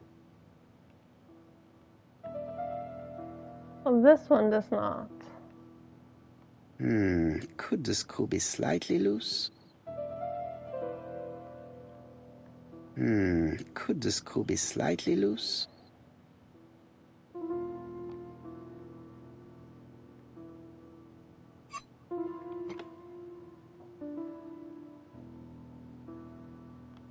This leg is not well attached. Good. It should be possible to open the wooden panel. Look, a key. This could be useful. Okay, 3. Hang on, let me just. Notepad.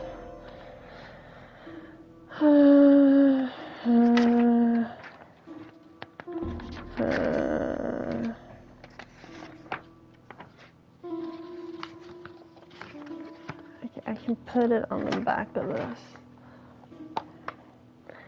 A, B, C, murders. 1, 2, 3. 1, 2, and 1 and 2 more. Okay.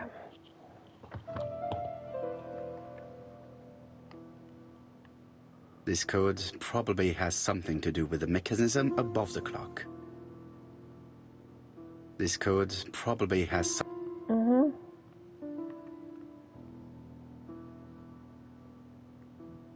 This wooden panel is blocked. I can't open it. This decoration appears to be firmly fastened. Okay.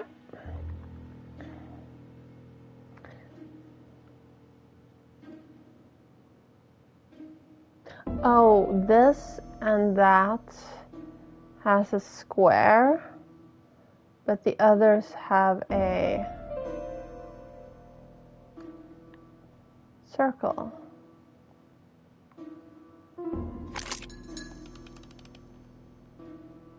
Or a, no, not a circle, a hexagon.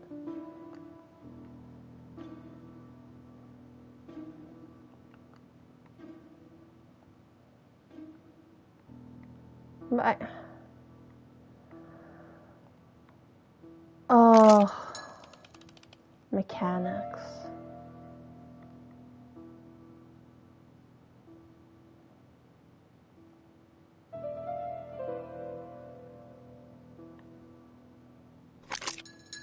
Ah, something clicked on the front of the clock.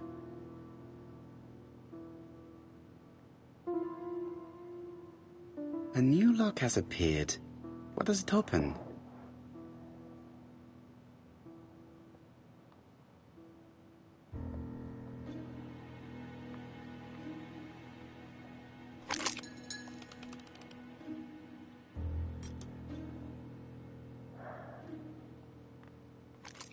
This could be useful. Okay. Betty, I Oh, enjoyed it was a 8? wonderful evening Okay. in your company, and I hope that we will see each other again very soon. D. My dearest Betty, I know that your art is already spoken for, but you are the most beautiful dancer I have ever had the pleasure of meeting, and I am impatient to see you again. Adrian.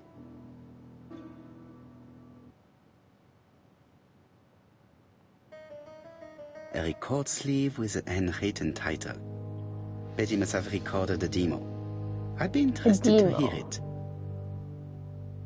A record sleeve with a handwritten title. Just grab it then. Betty must have recorded a demo. I'd be interested to hear it.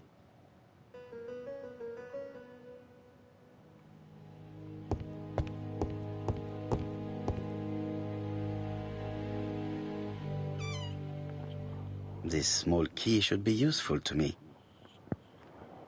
I've finished with this subject. Oh. Medicine to prevent voice loss. Did Betty have problems with her voice?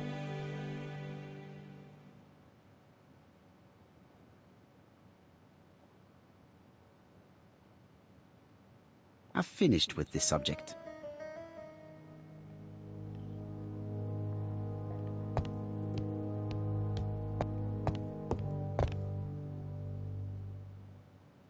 Betty, I enjoyed a wonderful evening.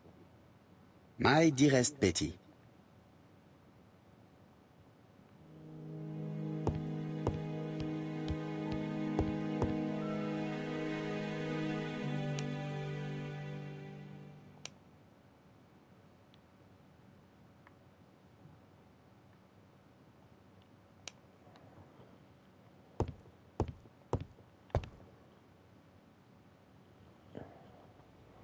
No, but I wanted to look at her makeup. No? A box of new stockings.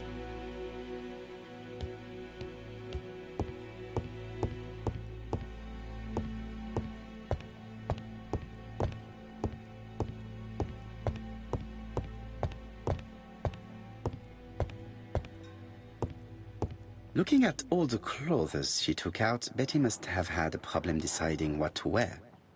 Maybe she had a date?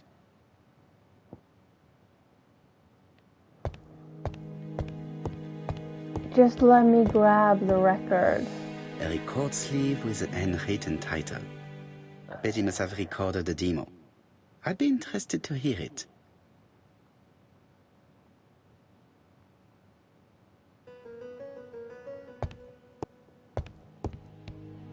Okay. I guess we'll go downstairs.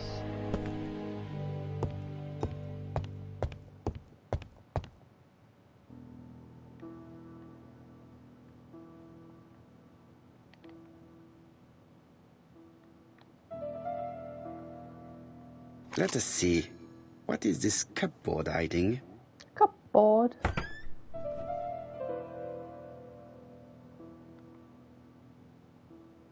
This looks like solfège. This looks like solfège.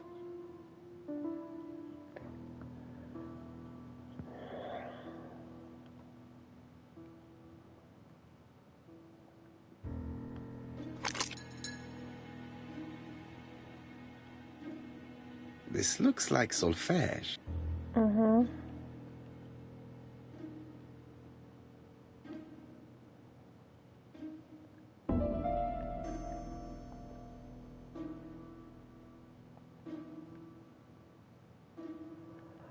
That doesn't work.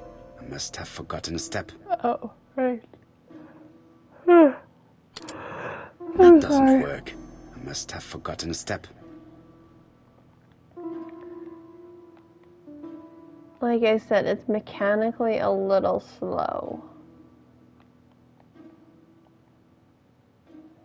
I cannot open it. It looks like the mechanism is blocking it.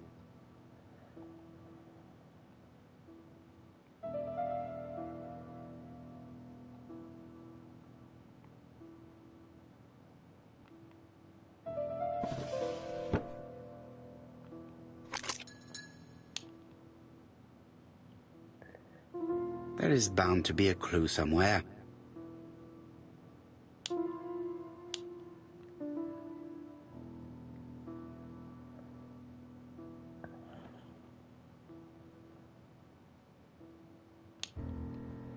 Okay, well, I know what I'm looking for now. I cannot open it. It looks like the mechanism is blocking it.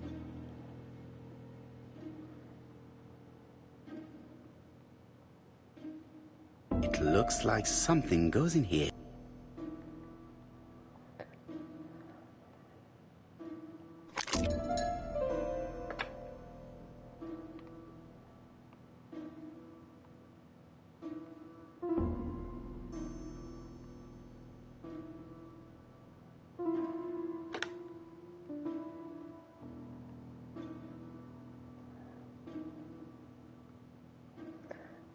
Okay, let's look at this again. Upside down hat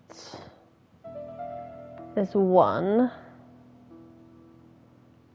That's 2. So 2 upside down hats plus 1 normal hat equals the thingamajig. There is bound to be a clue somewhere.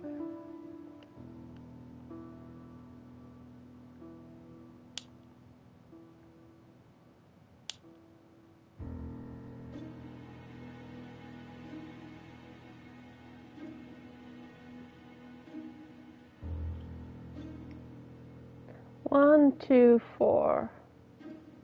No?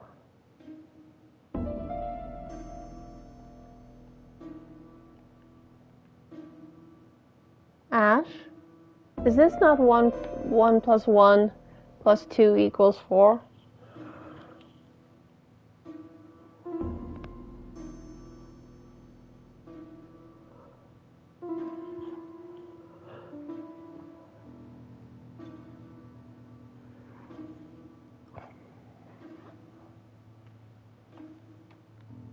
Oh.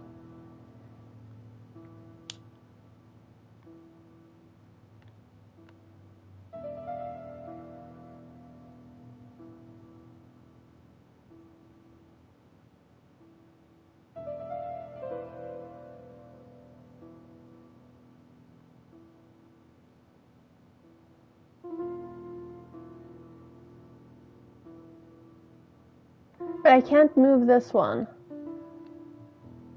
This one I can't interact with. So that means I need... That's 4.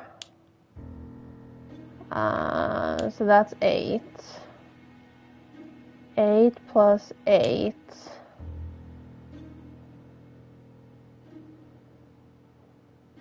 Plus... No, 8 plus 16 plus 16. I heard the sound of a mechanism being triggered. Thank you.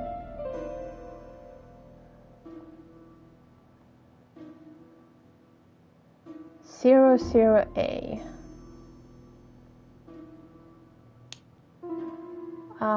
What did it say on the record?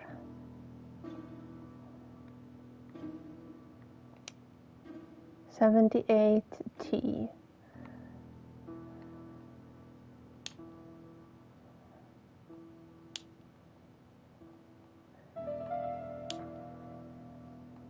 Well, I couldn't have figured it out without your help. And I mean that genuinely, because like music math and my brain does not work. I just have to put the record on the gramophone and start it.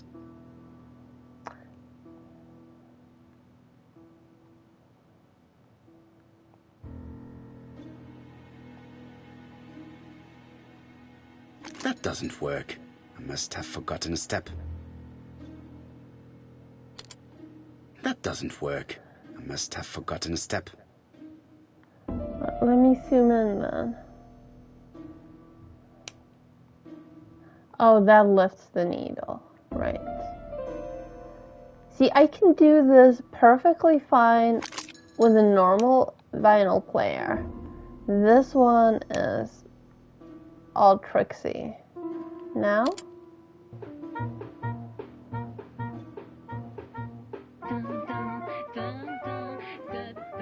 The controls are way too complicated. Donald.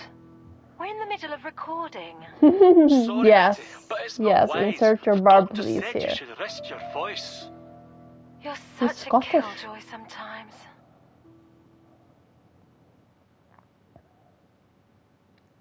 Betty was such a good singer. It's true. Did she have any problem with her throat? Yes, she had to be careful with her voice. Of course she didn't follow the doctor's advice. If Don didn't insist, she... Well, it's too late for all that now. I've finished with this subject.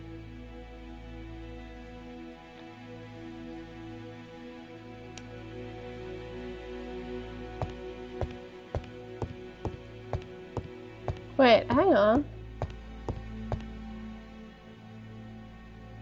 Did she have a bruise on her face before, or is that new? I feel like that's new. It looks like this woman is single, but she has feelings for someone.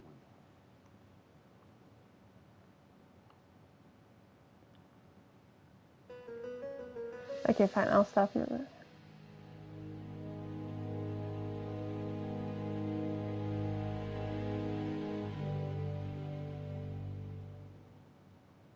She is looking so intensely at this photo.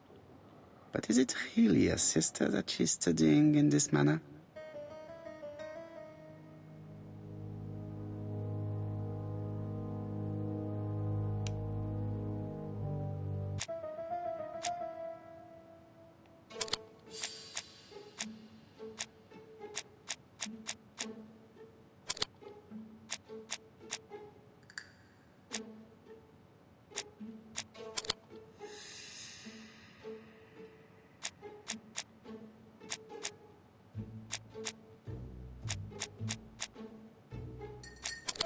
Okay, fine.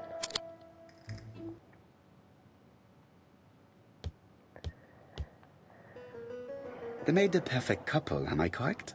Yes, in a way. She was pretty and he... Well? He's a bright man, with a promising career ahead of him. He would have made Betty a good husband. He was always attentive and generous. Oh, a true gentleman. I hear a note of envy in your voice. You must have heard wrong.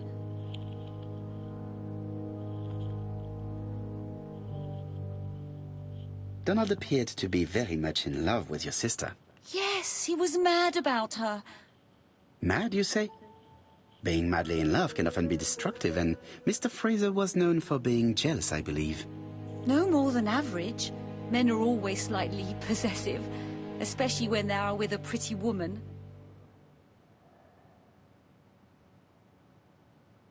I am not your enemy, Mademoiselle Bernard.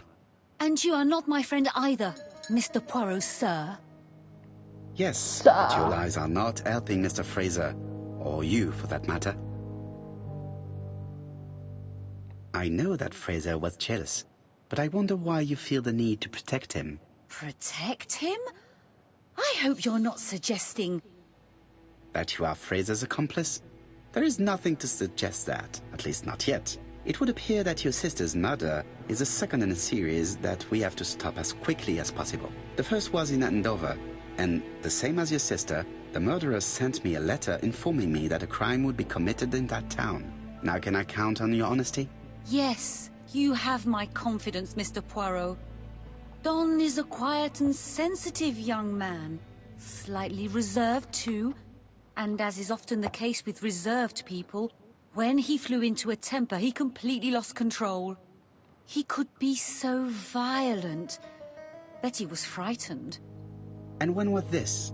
The first time was about a year ago. But they rowed more recently. Donald found out that Betty had lied to him. She said she was going out with a girlfriend, but she went out for dinner with a married man. It was an awful scene. She told him that until they were married, she was free to go with whoever she pleased. Donald turned quite pale and started shaking and kept saying one day... I'm sorry. One day... Well? He'd commit murder. I'm gonna go grab a sweater. I'm a little cold.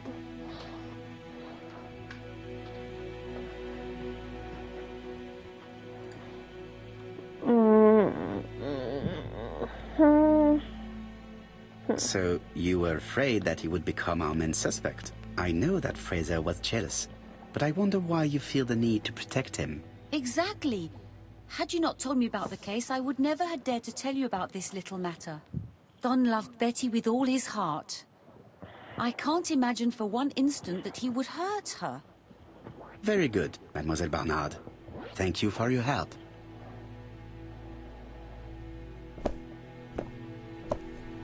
Fraser is at the Ginger Cat. The police haven't spoken to him, but they want to. Très bien, Hastings. Let's see him now. Au revoir, mademoiselle. My deepest condolences to your parents. Of course, Mr. Poirot. And don't be too hard on Don. He's more fragile than he looks.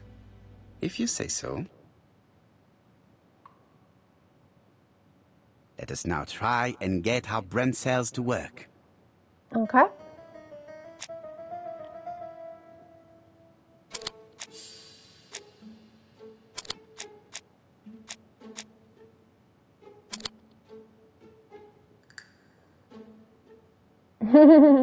No, I don't think it's that bad.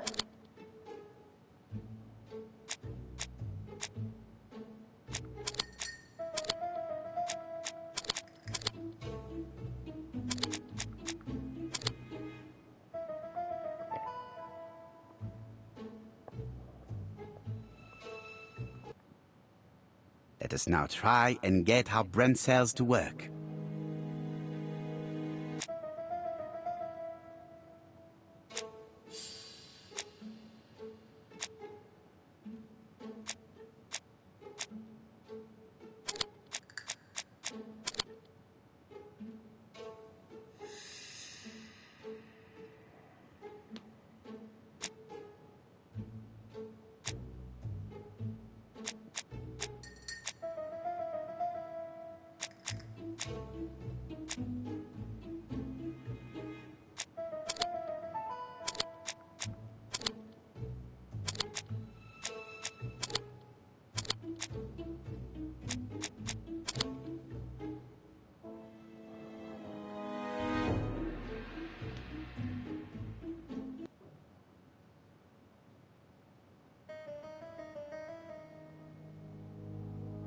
Are we done now? No, there's more questions. Did Donald have a motive? He used to go out a great deal. He was in love.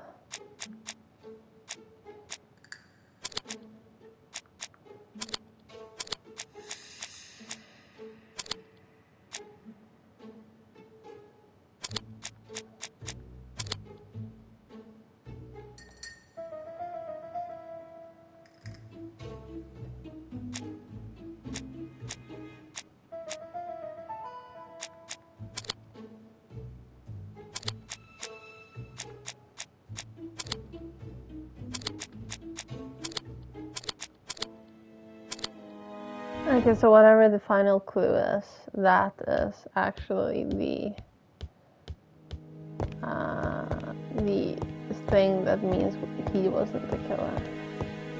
They're all Miss Modest, but the Barnards are definitely music lovers. Mr. Poirot, I don't like being stared at.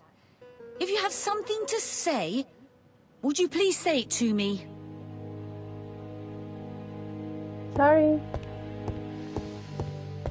I'm not allowed to talk to her anymore, though. Fine. I guess we're done.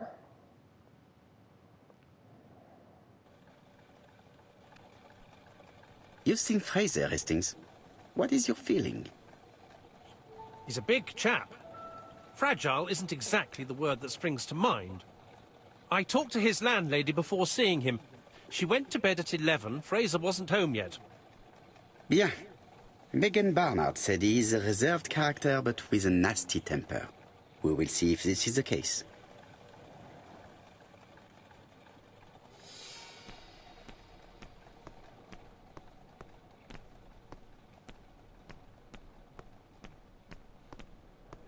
Okay, fine. What else do I have? There.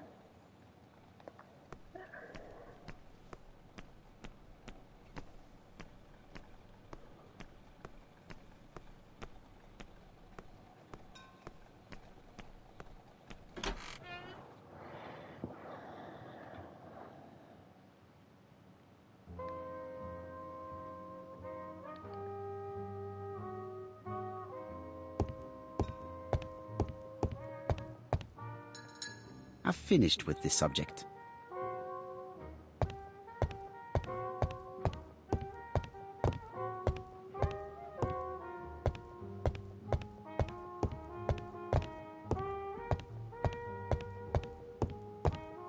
How do you do, Mr. Fraser? You Hercule Poirot. Mr. Hastings said you wanted to speak to me. Yes. I know that it may not be the right time, but I would like to ask you a few questions.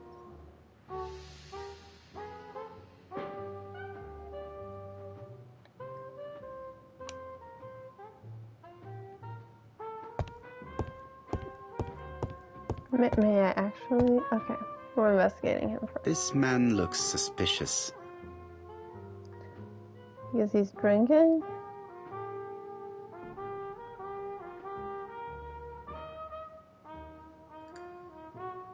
Or because he's drinking whiskey out of a cognac glass?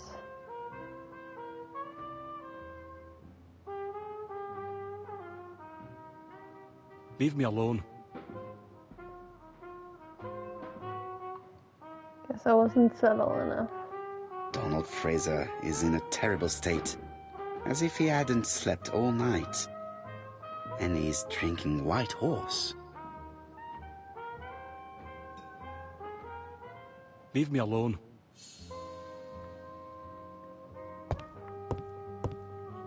Tell me that it's a mistake. That Betty isn't dead. Sorry? Sadly, your lady friend has been murdered, Mr. Fraser. Oh, Betty, if only you'd listened.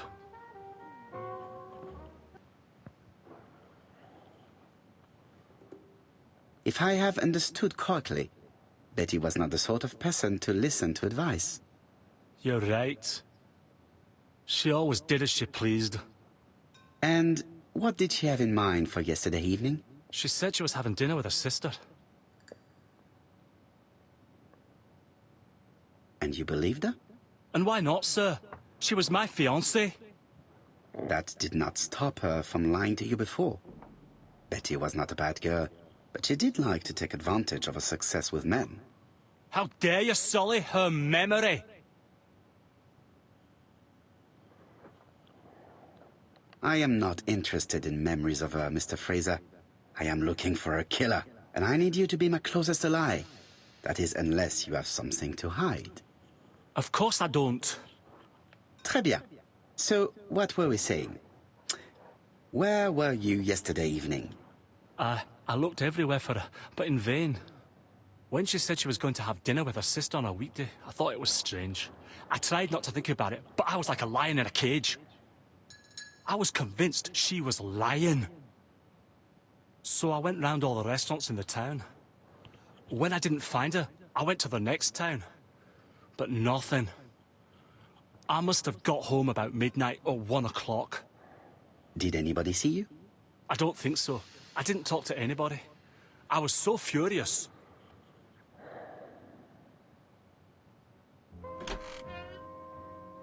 Ah, I knew I'd find you here, Poirot. I thought the victim's young man was here. Yes, is all yours, Chief Inspector. Let us now try and get our brain cells to work.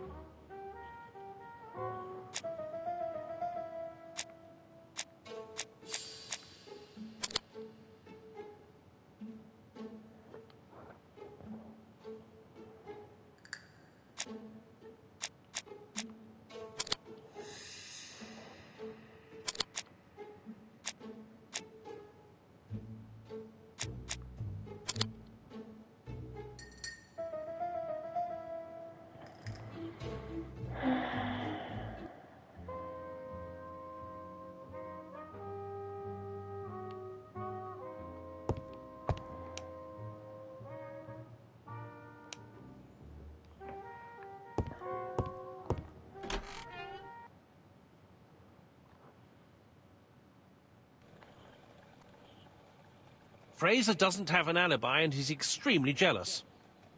You are very skilled at summing up. And yet you haven't asked Japp to arrest him. It is too soon. But I agree, without the letters announcing the crimes, Fraser would already be behind bars.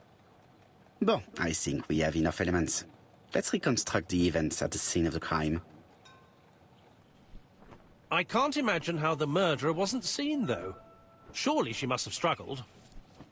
Let us try and imagine the scene. Okay, we are gonna take a super mini break because suddenly I need to powder my nose. The reapply my killer and the lipstick. victim. I don't know. BRB.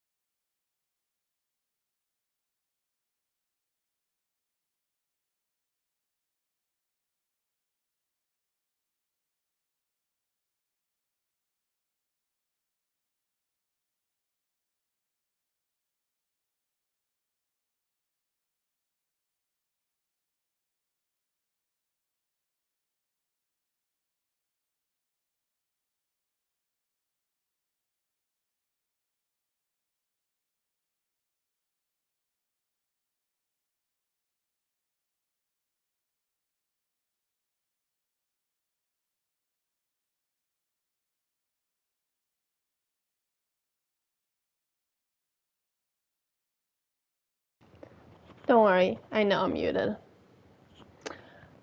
So I was thinking, I noticed like 2 or 3 days ago that I don't even know if you were here back then, but I played a game called I Saw Dark Skies. I never remember the name of it. And they had a patch just a little while ago, like in the past week. And I was just wondering if anyone's interested in watching more of it, getting more endings. Because I know I have at least a handful of trophies left. But that's not going to be this week, because on Wednesday we start Kenna Bridge of Spirits. But it just occurred to me that maybe I should check with you guys. Black clouds, yes. I can never remember if it's black clouds or dark skies, or yeah. So I always just confuse the two. Dark clouds, black skies. Yeah. Anyway, let's figure this out. Are walking on the beach. Miss Betty has a bag, a belt around her waist, and carries her shoes in her hand. Both of them walk slowly to hut number 5. No, she walks further. Both of them walk slowly to hut number 6. Yes. Miss Betty enters the hut. She leaves without her belongings. Then she hides a code.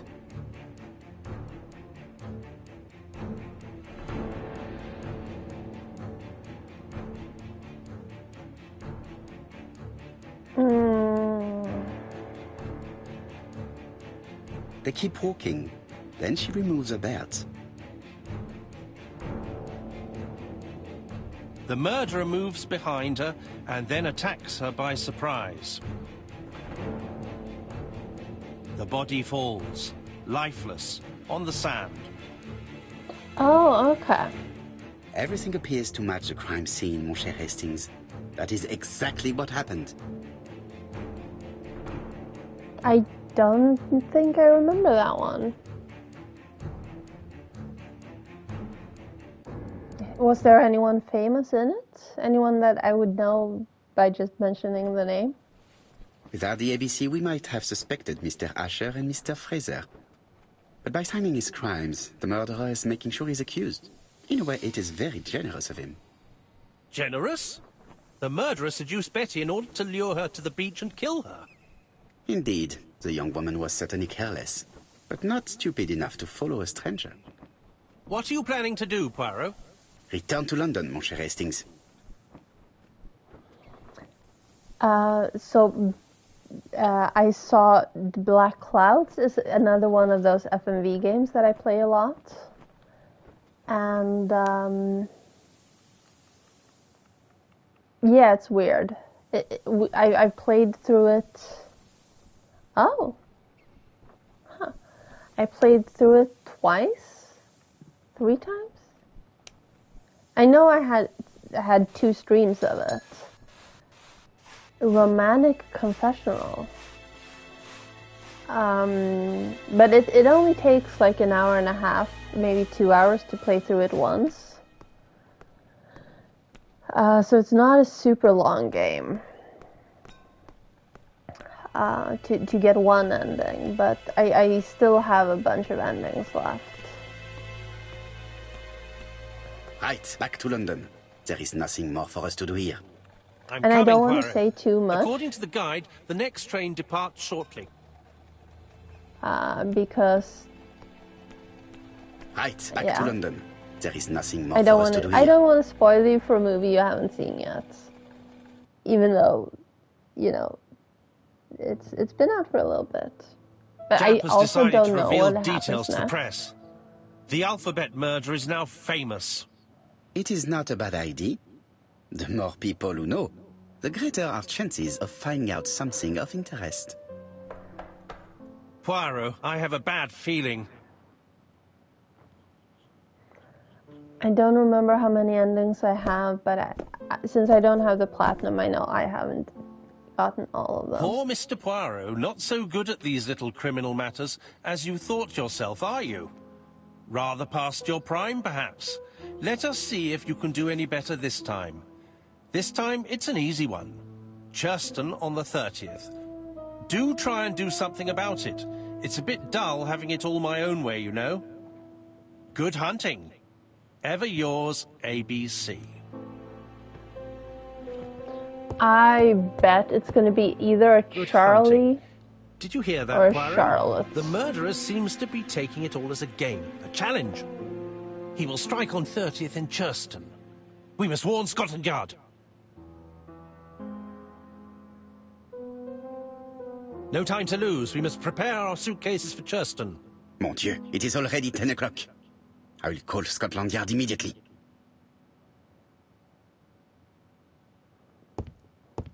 Trophy earned pyramidal mustache.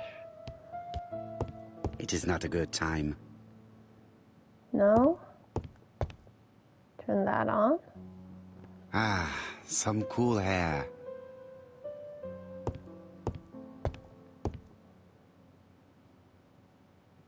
Daily Flicker, July 30, 1935. ABC affair, no progress. The alphabet murderer is still on the run. Ever since the police found the connection between the Bexhill and Andover affairs, the inquiry has barely progressed. In this issue, we are publishing provocative letters sent by the killer to Hercule Poirot. Unfortunately, they have not yet helped to find him. I don't know if I recognize any of those names. Daily Flicker, other than Jerry. July the 26th, 1935. The Bexhill Horror. Young maid strangled on the beach. Killer struck at midnight.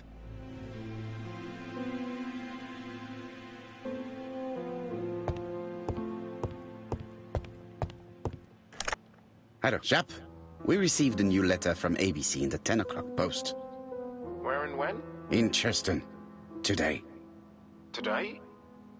I'll inform the population immediately. I'll check the train times. Call me back. Oh. Well, then I think I know who she is.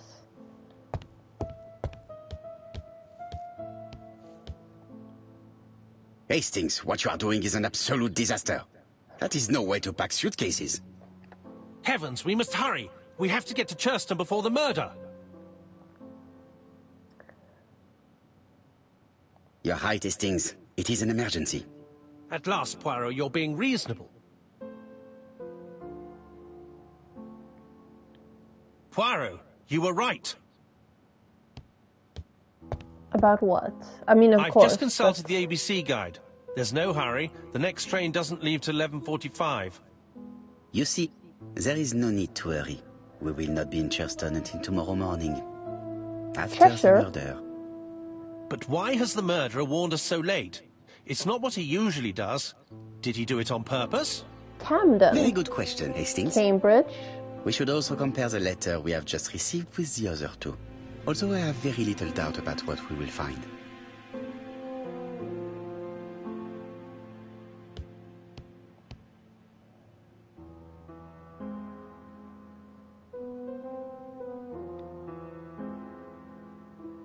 Hastings' photo album. He is very proud of his bag. Celia. Cecilia. Carrie. Casey.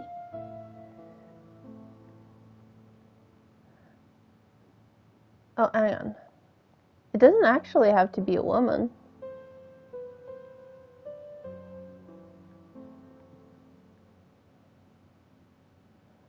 We've missed the 6:45 train, but we have plenty of time to catch the night train.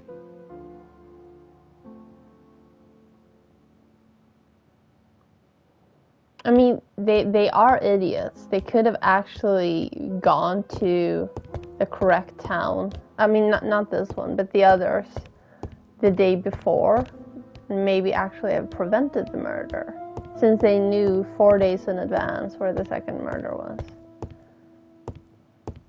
In his haste, Hastings tore the envelope. Okay, well, can I compare them now? Please?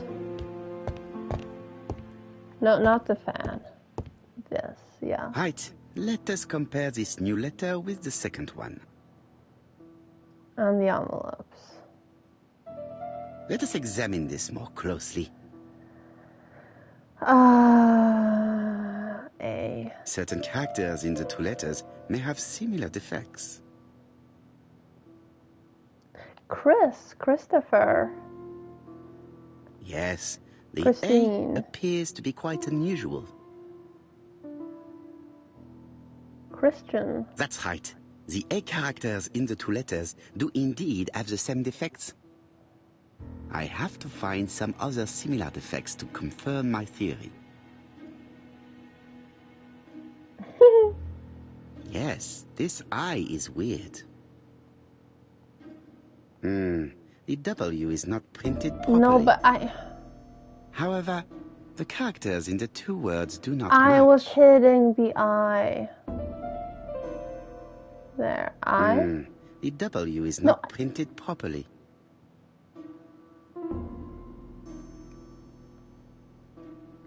Yes, the I characters in the two letters do indeed have the same defects. I have to find some other similar defects to confirm my theory. Now the W? The W is not printed properly. And away. Of course, the W characters in the two letters do indeed have the same defects. My theory was right. These two letters were written with the same typewriter.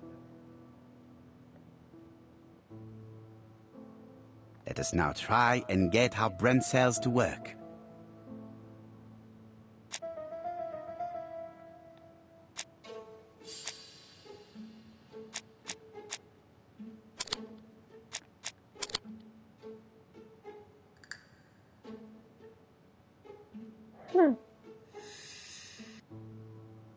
The letter should have arrived in time. The postmark shows that it was sent 3 days ago. However, our man made a mistake in the address, which explains the delay. All the same, the post office took their time correcting the error. Come on, Poirot. Your address is not quite as well known as that of Scotland Yard. Well, you got the first two, right? Poirot, the telephone. It must be Jap. I want to read the envelopes.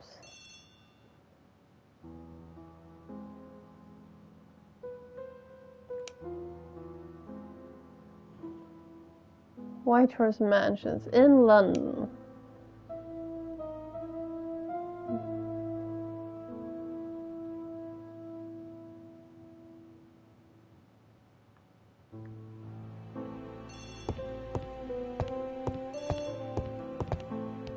Yes. I have some news from Churchton. Bad news, I'm afraid. Sir Carmichael Clark was murdered while out. None of this us evening. won that one either. Sir Carmichael Clark. The name is familiar to me. He was a famous throat specialist, one of the best in London. A wealthy man. Oh. Are you going there? I'm sorry. Yes, let's meet on the train. I didn't mean to click away that one. But yes, that's the doctor that prescribed the laudanum, la-di-da, la.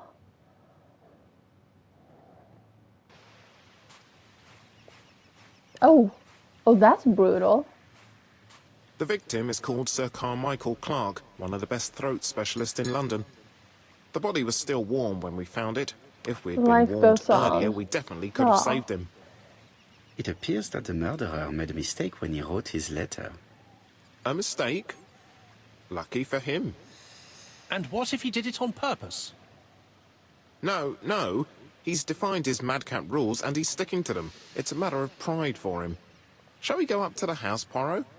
You go, my friends. I will come soon. You know, in Sweden, you have music class Jap in has elementary emptied the school. victim's pockets and has laid out their contents on this piece of wax cloth. So I know I sang that song in music class in school. I don't know if Fott did too. But he might have.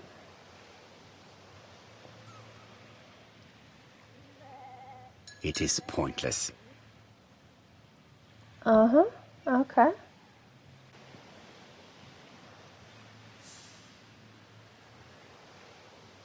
An Oriental dragon.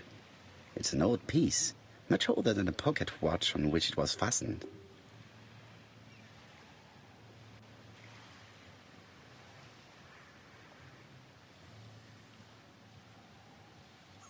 Nothing appears to be missing from this wallet.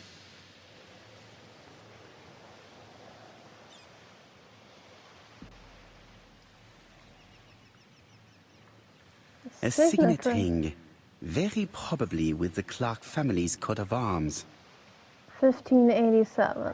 Okay, let me write that down.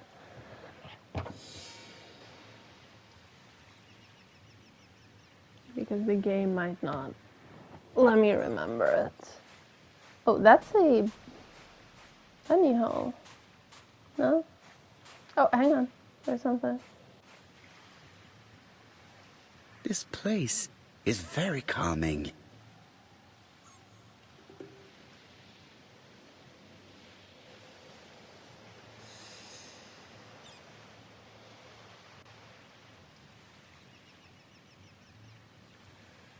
Flowers. Yes, flowers. The site is exceptional. It is easy to imagine that Sir Carmichael used to enjoy stopping here every evening. I actually applied to the choir award Falcon's Eye. But she told me in front of the entire class that I have a terrible singing voice, and she would not let me be in the choir. An ABC guide. The murderer's customary signature, covered in blood this time. That was 30 years ago. Sir Carmichael's throat was cut. It's a clean incision, a professional murder. Apart from the wound to the throat, the body is untouched. No cuts, no bruises. The gravel on the path has been sprayed with blood that covers a conical-shaped area, which starts at the body and becomes wider as it moves further from the bush.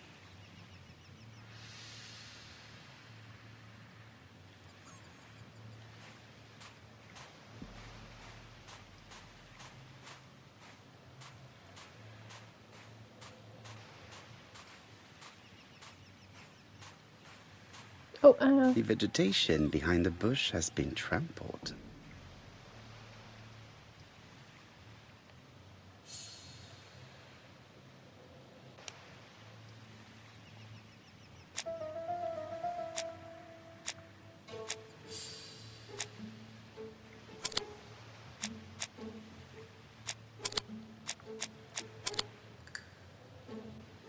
Not the right one.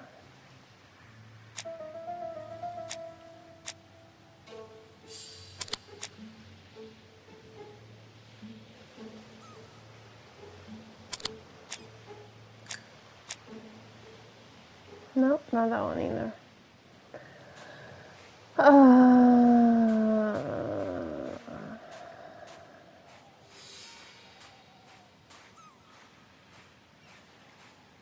I'm not going to leave now.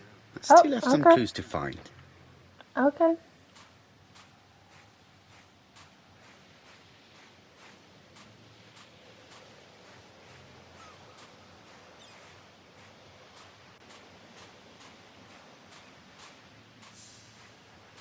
The vegetation behind the bush has been trampled.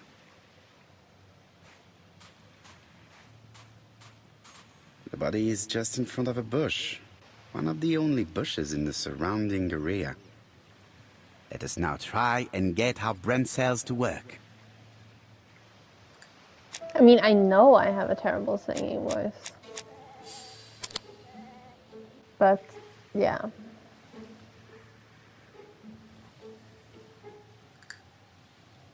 Sir Carmichael had his back to the bush when the killer cut the throat from behind. A fatal blow that sprayed blood over a range of more than 1 meter. Let us now try and get our brain cells to work.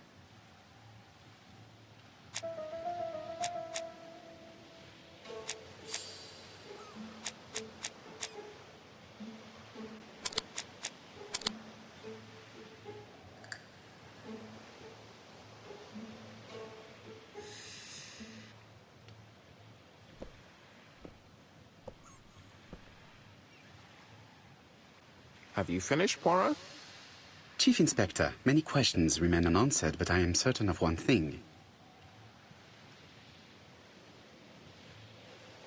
The killer is a daring opportunist. He met Sir Carmichael at nightfall on this deserted path and took advantage of the situation. Impossible. You forget the trampled grass behind the bush. Ah, no. c'est vrai. It proved that he was waiting for his victim. Quite right. He must have known Sir Carmichael's movements well to plan such an attack. The murderer struck with terrible savagery. Yes, blood flowed. It's the first time he's attacked a man. He armed himself accordingly. Have you spoken to the victim's family, Chief Inspector? I've spoken to the brother, Franklin Clark. I didn't get much out of him. He's yours. I must get the body removed.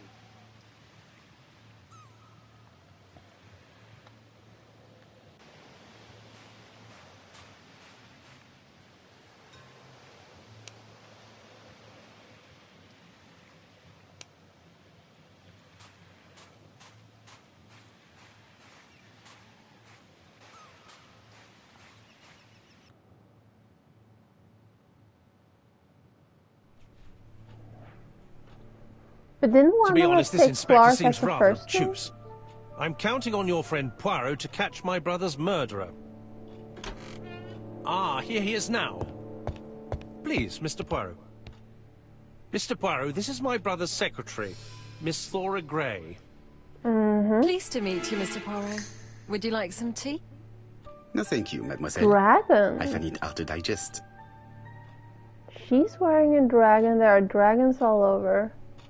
It is not the right time.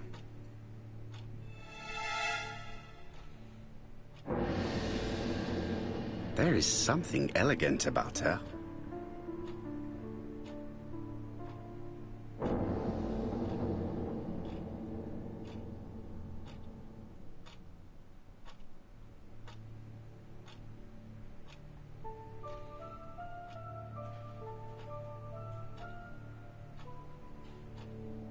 She has good taste, except perhaps in her choice of jewelry. Please excuse me, I have to take care of Lady Clark.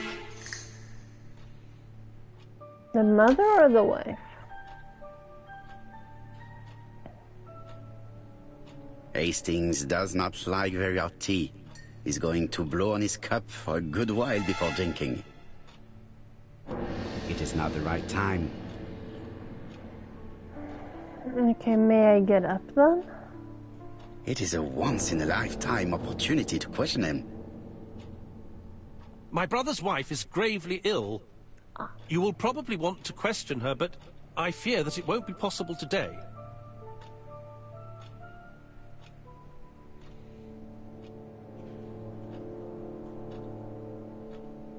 Well, he's a jackass, but I'm going to be Of course, understanding. I understand. Someone set a trap for your brother. Oh? Who was Never familiar mind. with his habits?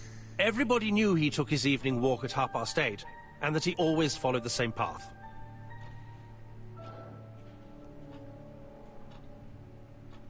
And did people of the village know Sir Carmichael's habits? I don't know. It's possible. What were you doing last night? After dinner, I went to my bedroom. At 11 in the evening, the telephone rang. It was the police. I went to look for my brother.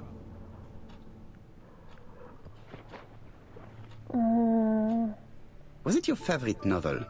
The Railway Children by Edith Nesbit. I know it's a children's book, but it's enthralling. So it was you who found the body. Yes, along with the gardener.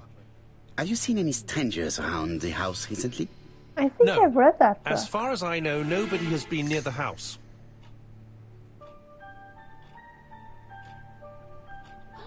Miss Clark. Oh, Lady Clark must have fallen from her chair. I have to help Miss Gray get her up. Hastings, while our host is gone, let's examine the drawing room. But, Poirot, a gentleman shouldn't... I No, take but full an responsibility. investigator should. All you have to do is to leave the drawing room door ajar and let me know if anyone is coming. Now you mean? Or when? What? How? What? I was looking at my bookshelf. I know I own at least one. A tiger? Yeah. I was looking at my bookshelf. I know I own at least one book by Edith Nesbit. Crane? But I don't remember which one. And I don't remember if I own... A dragon. I still haven't found what I'm looking for. Just don't make me sing. A turtle. You know what you're in for. Turtle. I want to hear that again. A turtle. Turtle. Dragon, dragon, dragon. Sir Carmichael showed himself to be very consistent in his collection's theme. It is an emperor. His place at the center of the table is probably symbolic.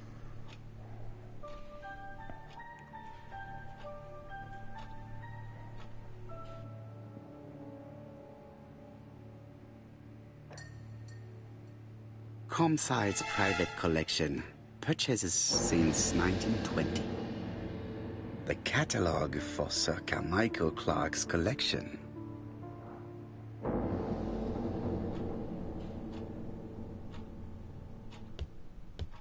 There are some very valuable objects here.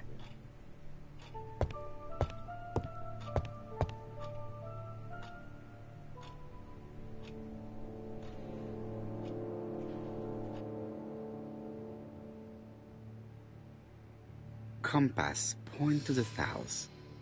Bronze and magnetite, Han Dynasty, circa 210 BC. This is not purchased in Hong a Kong, Break the Vases game. 1935.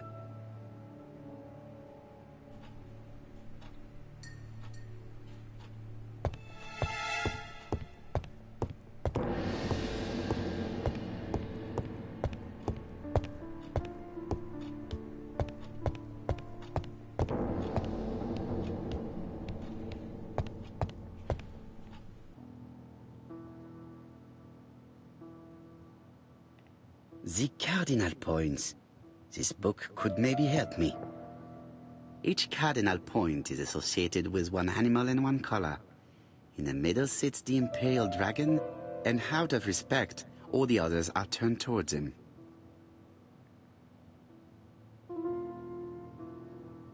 Okay. Turtle, the dragon, the crane, and the tiger. I think I've already seen this motif somewhere.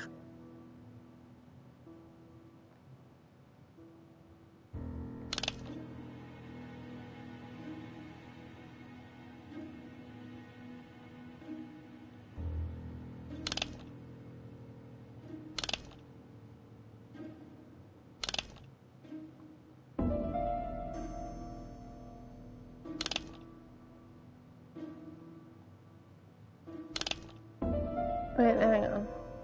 No, if I rotate this, can I... Oh, okay. Okay. Crouching Tiger, Red Dragon. Okay, let me just... Above his head? Okay. Let me just make a happy face here. Red, white, black, blue.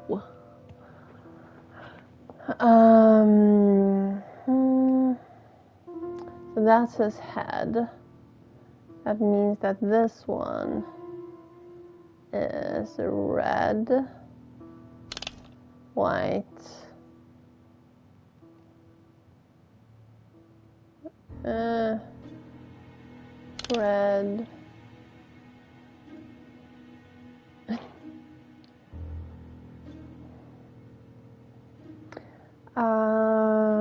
black down here. That one's already black, okay. There. And turtle goes here.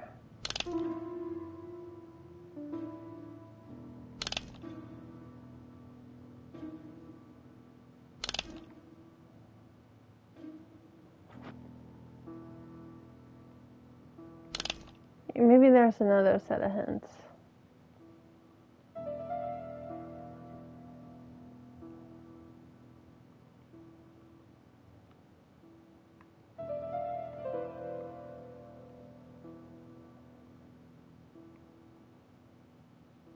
Ah. Good point.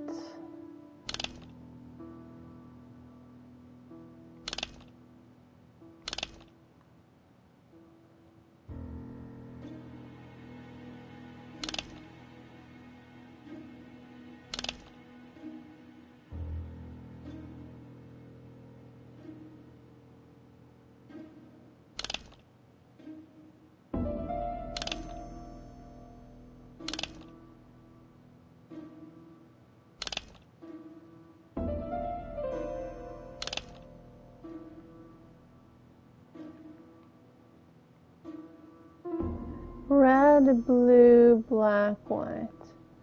Red, blue, black, white.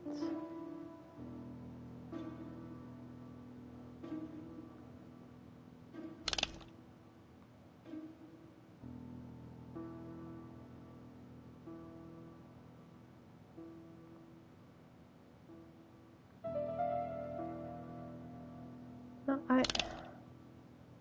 Uh-huh.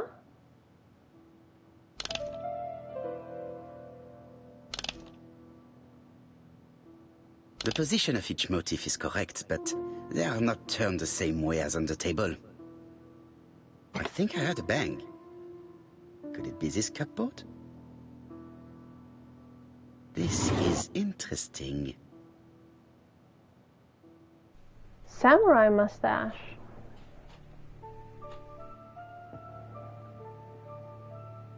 It's almost like I'm psychic Ernest or Logan, something. MD, Brighton Cancer Institute, 201 Dusk Road, Brighton, Sussex. To Sir Carmichael Clark, MD, Comside Churton, Devon. Brighton, 1935, I January did steal the it 5th. from your brain. As a man of science, I owe it to you to be completely frank. Lady Clark, your wife is suffering Frank from a with a C? generalized terminal cancer. I confess I didn't suspect anything like that during the first exams. But with the test results I have received today, there is unfortunately no place for doubt. I estimate that Lady Clark's life expectancy is no more than 1 year. Hospitalization would not help in her case, so I advise you to keep her at home and provide her with as much morphine as required to ease her last moments. Yours sincerely, Ernest Logan. Generalized terminal cancer. These daggers are only ceremonial weapons. I do not think that a crime weapon is here. Morphine. Morphine's nice. Here's Miss Gray. Sorry to keep you Sorry. waiting. Lady Clark's condition requires regular care. I believe you want to ask me a few questions. Indeed, mademoiselle. This porcelain is remarkable. Is it old? It's about 3 centuries old, I believe. Wait, let me find the reference. I've had morphine-based cough thingamajigs. It is not the right time.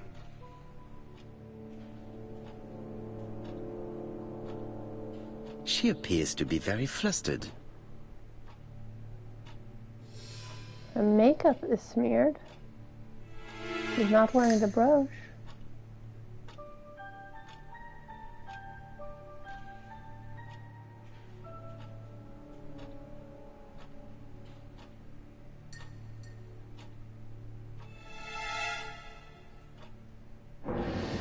She is unable to hide her emotion, and her makeup has been disturbed.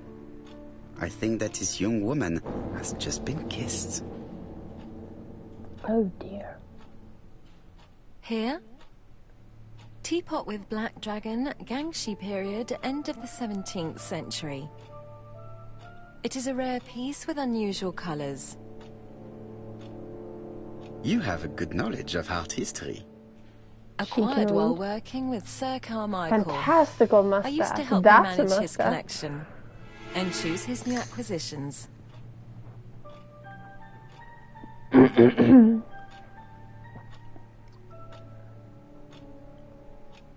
Did you have a good relationship with your employer? He treated me well, and I am sorry for his death.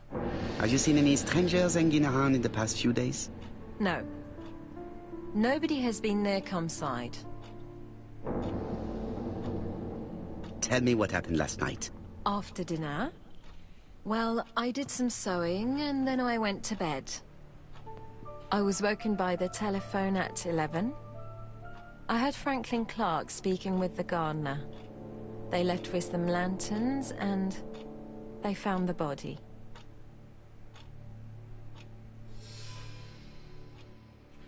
Am I right thinking that something is going on between you and Franklin? How dare you ask me such a question? Well, who were you kissing then? Mademoiselle, it is difficult to hide things from me. He kissed you earlier, did he not? My goodness, with Sir Carmichael's death, I was feeling so awful, so worried. I was unable to resist. I am not judging you, mademoiselle.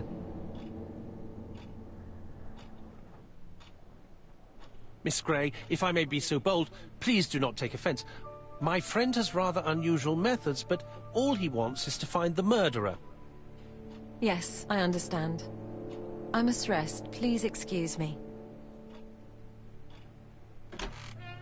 Earlier, you asked me to watch the living room door for you.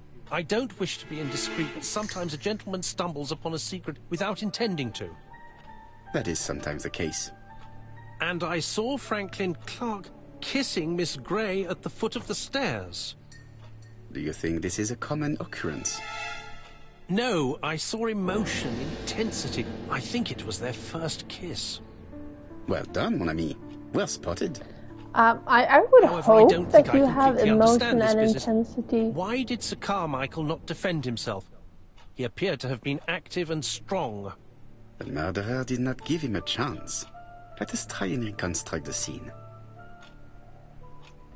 I would hope that there's murder and intensity. No, emotion and intensity in every Sir kiss you have Clark with is taking someone. his customary walk. Or at least Our killer is 2/3 of hiding them. behind a bush.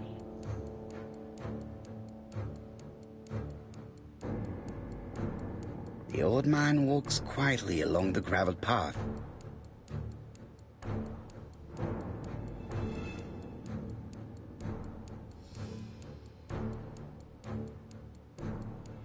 Then he turns towards the sea to gaze at it.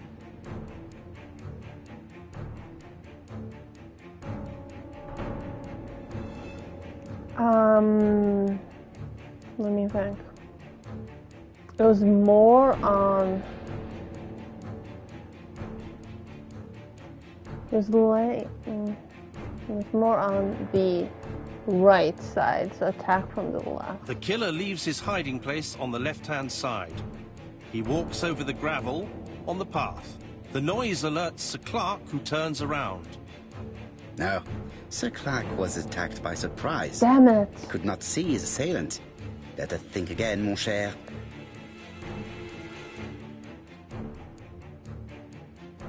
No. Sir Clark is taking his customary walk. Our killer is hiding behind a bush.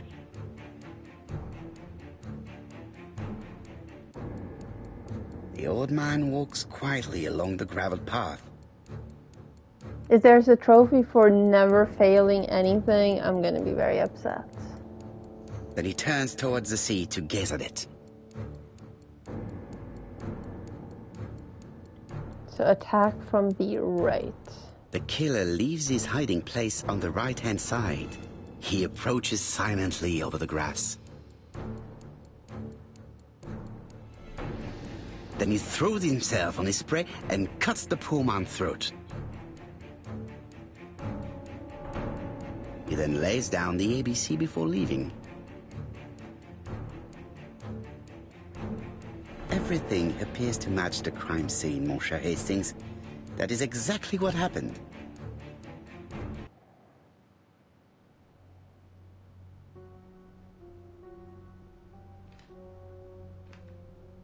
Hello, murderer.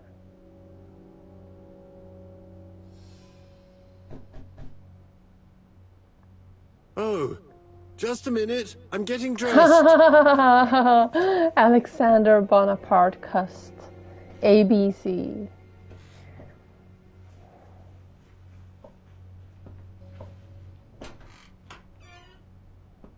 Mr. Kirst, have you recently returned from Churston? Yes. Indeed I have. Have you seen the papers? And to think that you might have rubbed shoulders with the killer. Imagine that. Mr. Kirst, are you all right? You don't seem well. My apologies. My throat is burning and my head feels heavy. It's ever since the war, you know. Since my injury, my head has never been the same. Well, her name didn't start with a D, so she's fine.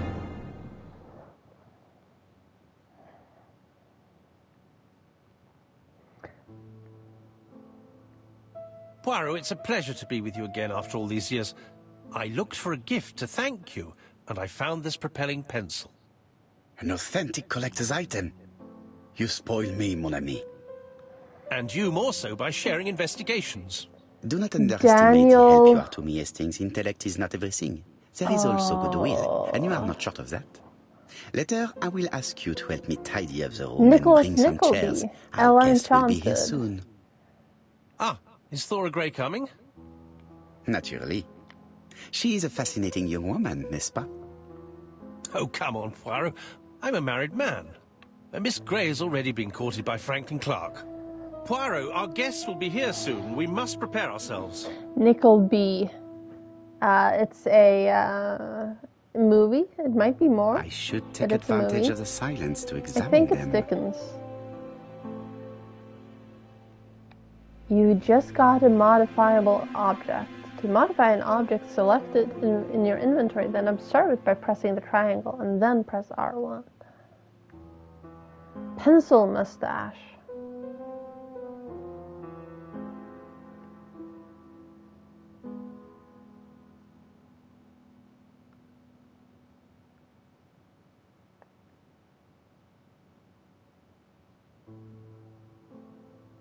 Okay.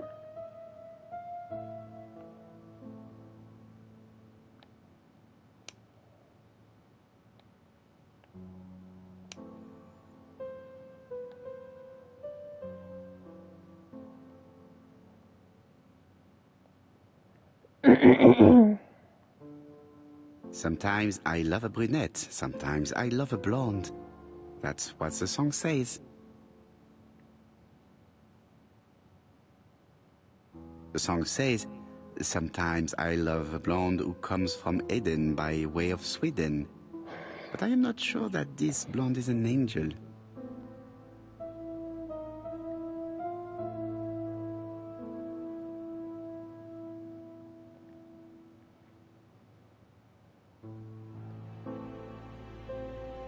Donald is always on edge.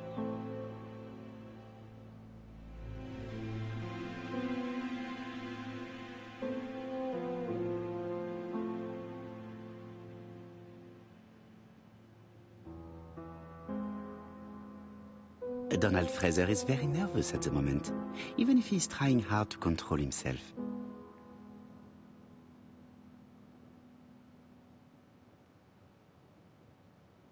She appears to have taken more care with her appearance than the last time.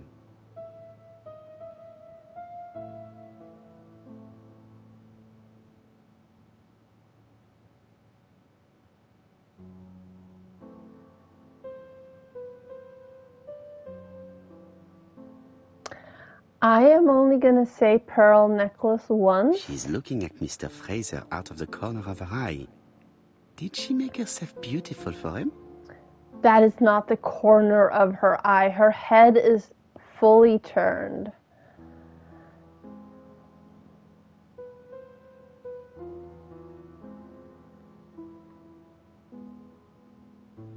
You received new thumbnails. The inquiry is progressing.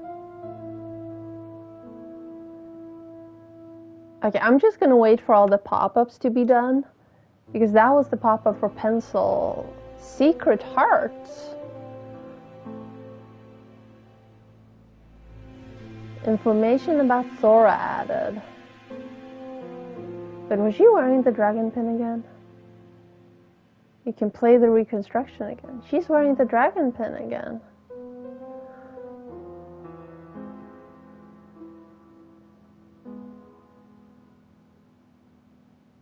Ten ego points. There are so many pop-ups. Okay, it's done. Current quest is observe everyone.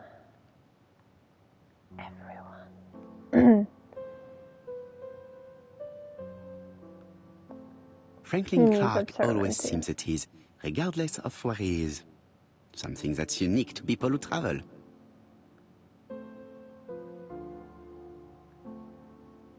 I hope to concentrate on my guests.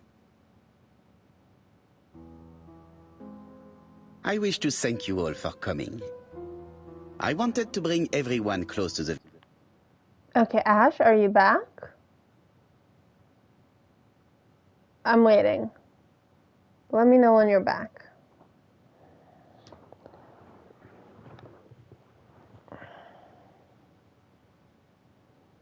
I shall wait for you.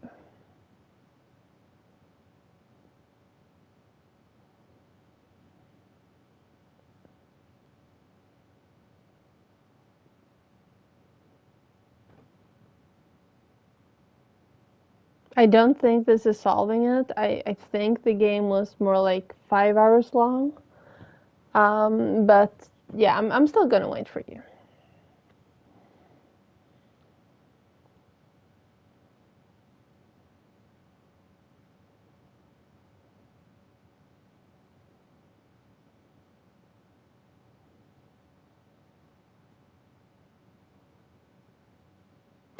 I have not a lot,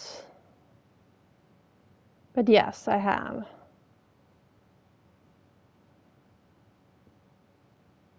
What on earth?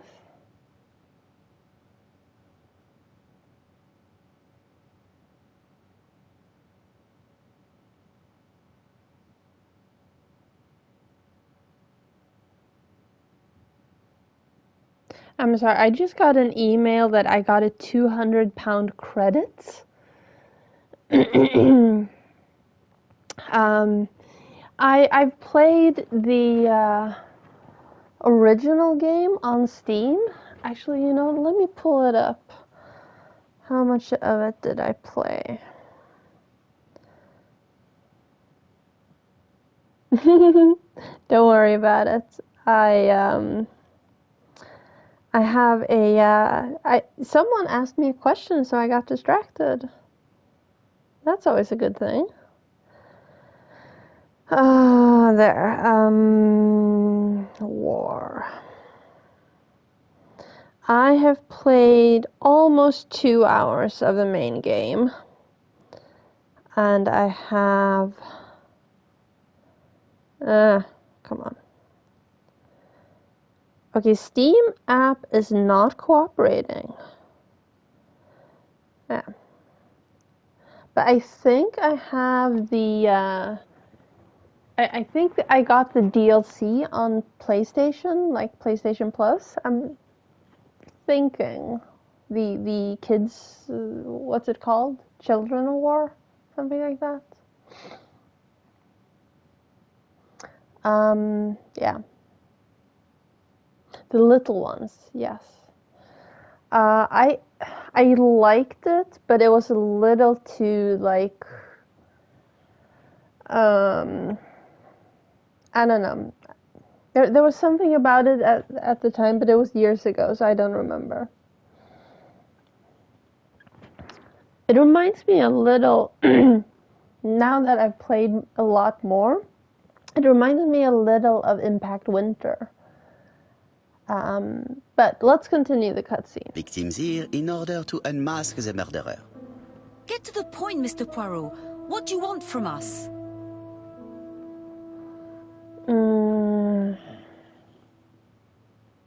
Megan, dear girl, please be patient. Mr. Poirot, how dare you address me by my first name? Please excuse me, mademoiselle. What I ask is that you search your memories. The murderer must have left some trace. Yes, he must have prepared his crimes very carefully. Tout à fait. He did not get to Bexhill at midnight in order to strangle a young girl whose name by chance starts with P. Must we go into that? I won the award Small Donkey. Oops. I'm sorry, that's uncomfortable. No, of course. Yes. Not if it makes you uncomfortable. Come on, Mr. Poirot. I imagine we Oh, all that feel was terribly not the- uncomfortable about these murders. It's true. We've to catch the killer, not be spared the gory details. Mr. Fraser, please get a grip on yourself. Well, I want to help you, but I don't remember anything else. Nothing I haven't already said. And you, Mademoiselle Barnard? Did your sister say if she was seeing another man? She never would have told me.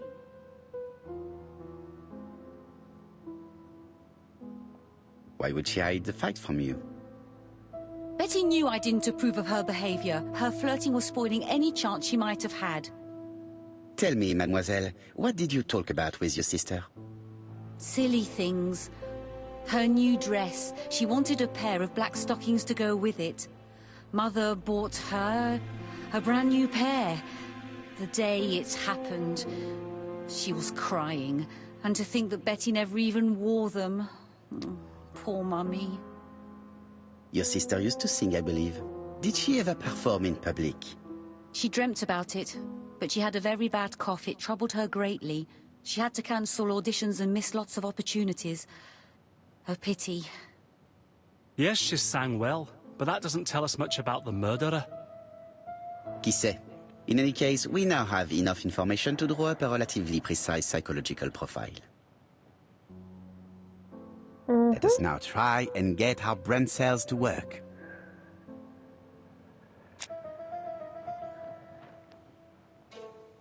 Is the killer clever? Yes. That's not it, okay? No?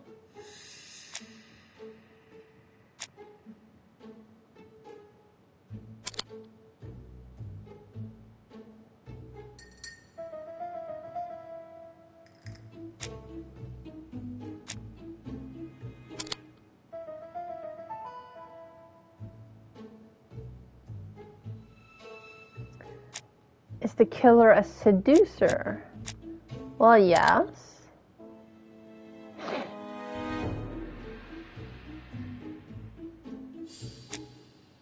Does the killer like trains? Well, he is obsessed with the timetable for trains, so yeah. Is he impulsive? No. I'm sorry, my nose is super itchy. Generous.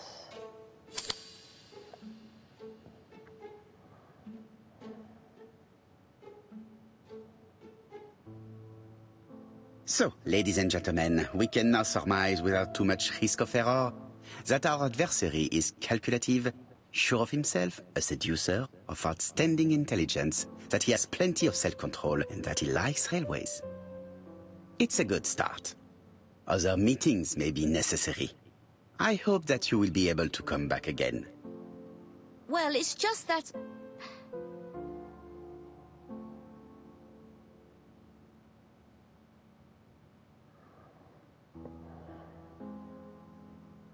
You do not have the money to pay for the train, is that it?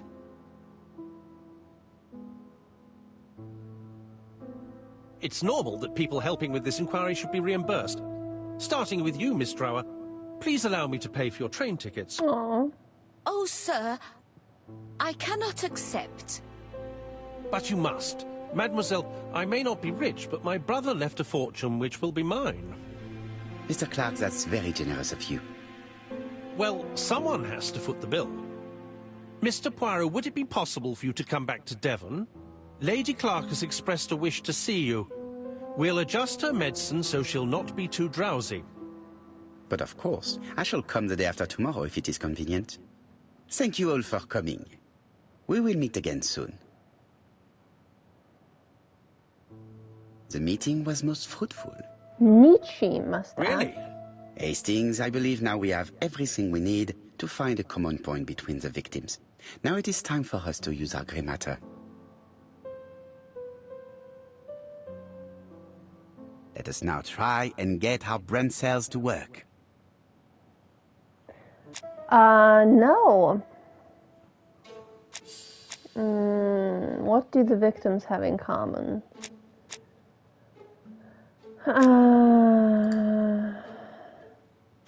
Asher?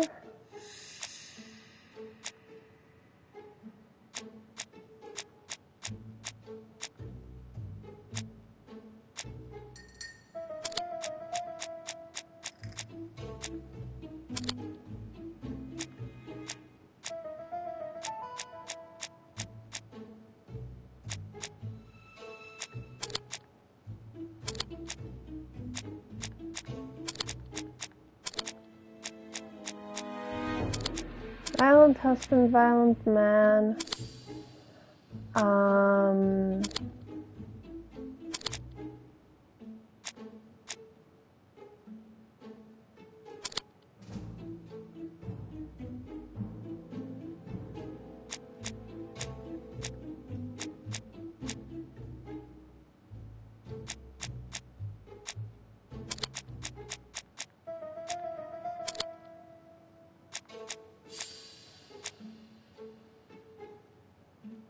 Oh, hang on. Problems with the voice, cough medicine.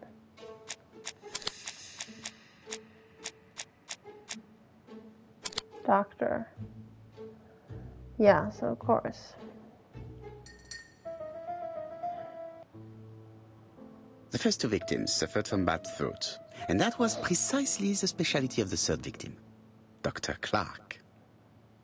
We have a lead. It would pay to take a closer look at the medical records of Dr. Clark's patients. We'll do so during our next visit to Churston. I will do it myself, mon ami. You must remain in London just in case ABC sends us another letter. Very well, as you wish. We will not be getting the D.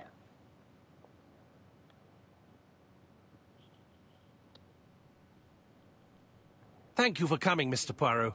Lady Clark is waiting for you in her bedroom on the first floor. Yes. Please excuse me, I cannot stay for the interview. I have to take Miss Gray to the station to see our lawyer in Torquay. Torquay. Are you leaving Churston for good? Miss Gray very kindly stayed with me to settle my brother's affairs, but naturally she prefers to find a position in London. Ah, très bien. I'll be absent all morning, Mr. Poirot, but the nurse is coming soon. She's to ensure that the dose of medicine doesn't make our patient drowsy. Thank you, Mr. Clark. Have a nice trip, mademoiselle. Sleepless in Seattle, D-less in Devon. Yes. It would be rude to make Lady Clark wait any longer. Okay. Can I at least look in the mirror first? I do not need to make a telephone call now. No? It is not the right time. Was she down It here? would be rude to make Lady Clark She's wait not. any Okay, longer. fine, chill. I was not paying enough attention. I am looking for the man in the mirror. It would be rude to make Lady Clark wait any longer. Oh, poor woman. This poor woman is very ill.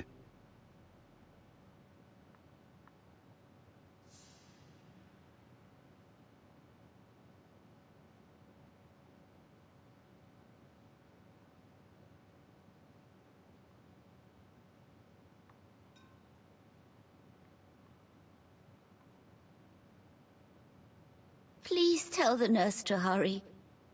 Please.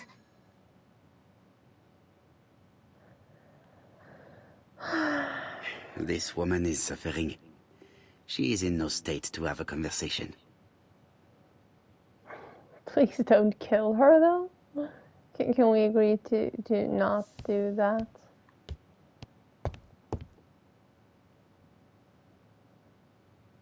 This woman is suffering. She is in no state to have a conversation.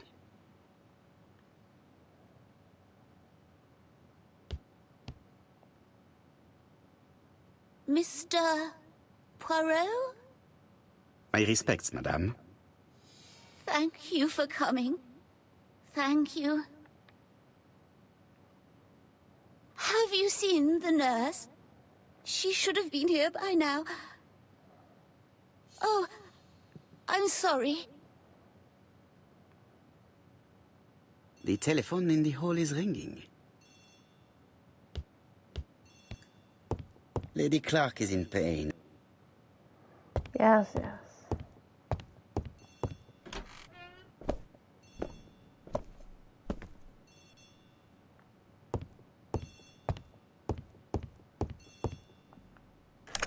The Clark residence. Detective Hercule Poirot speaking. How do you do, Mr. Poirot? I'm Lady Clark's nurse.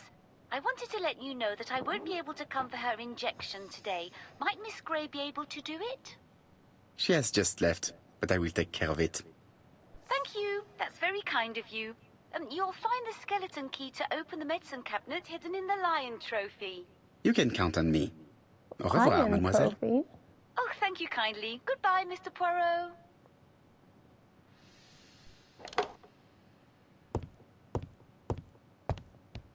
Are you the lion trophy?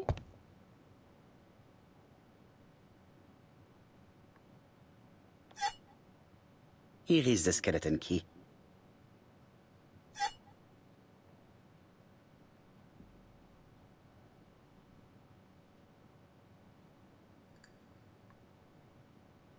April 1925, Aceh Province, Sumatra.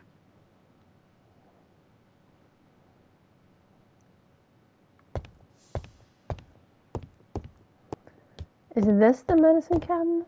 It is not the right time. It is not. Of course not. Lady Clark is in pain. And I have that's to not give her it an either. injection of morphine to ease her suffering.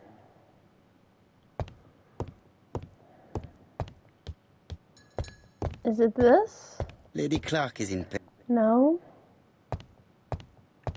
Is it in here? Lady Clark. No. Okay, so I guess it's upstairs.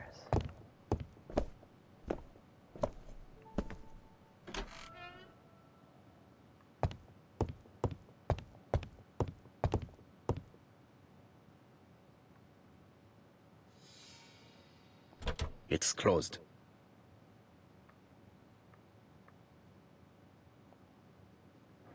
I have no idea why I needed the spraying out of the pen, by the way. Ah, Mr. Poirot. Oh, I feel better now. Thank you for your help.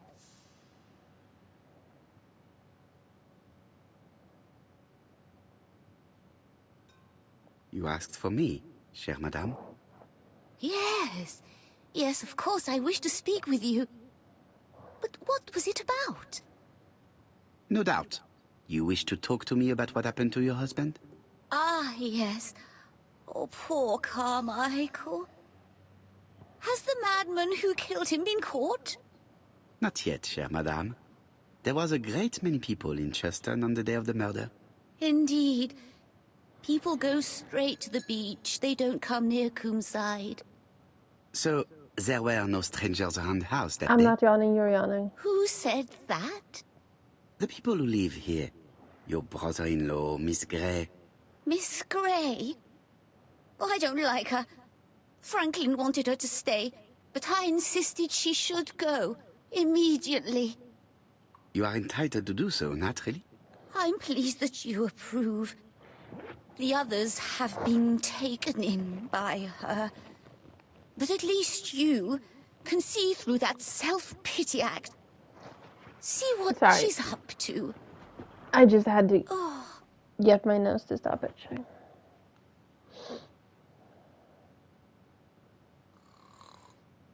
I might have given her a little too much morphine. I've finished with this subject.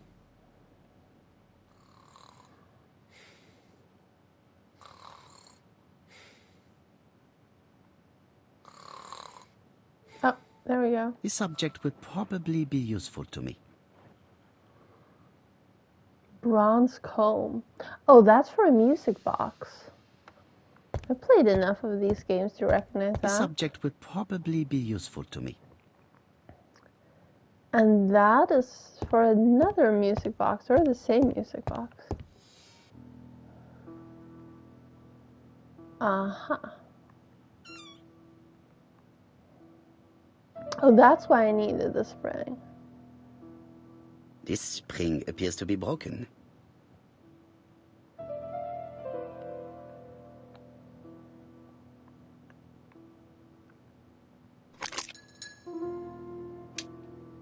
I hope that Hastings will not be cross with me.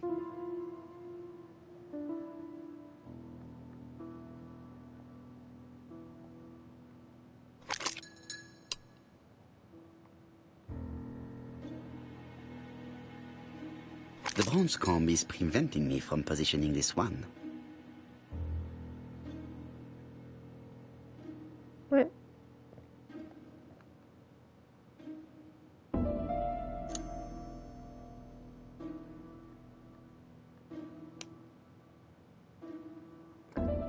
Bronze. Silver. Well, they do say 1, 2, 3. Yes. Because I don't have all 3.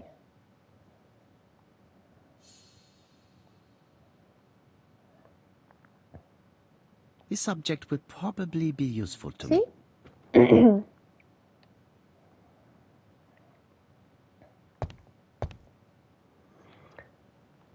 This couple appears to be having fun.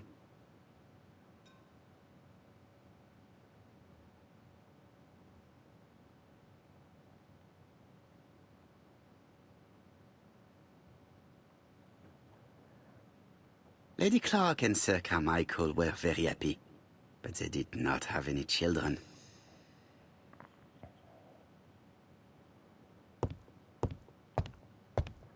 There.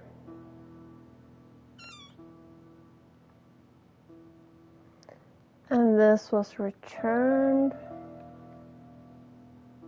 Of course. I hope that Hastings will not be cross with me. Gold. Silver. And bronze. And This now part I appears to be working.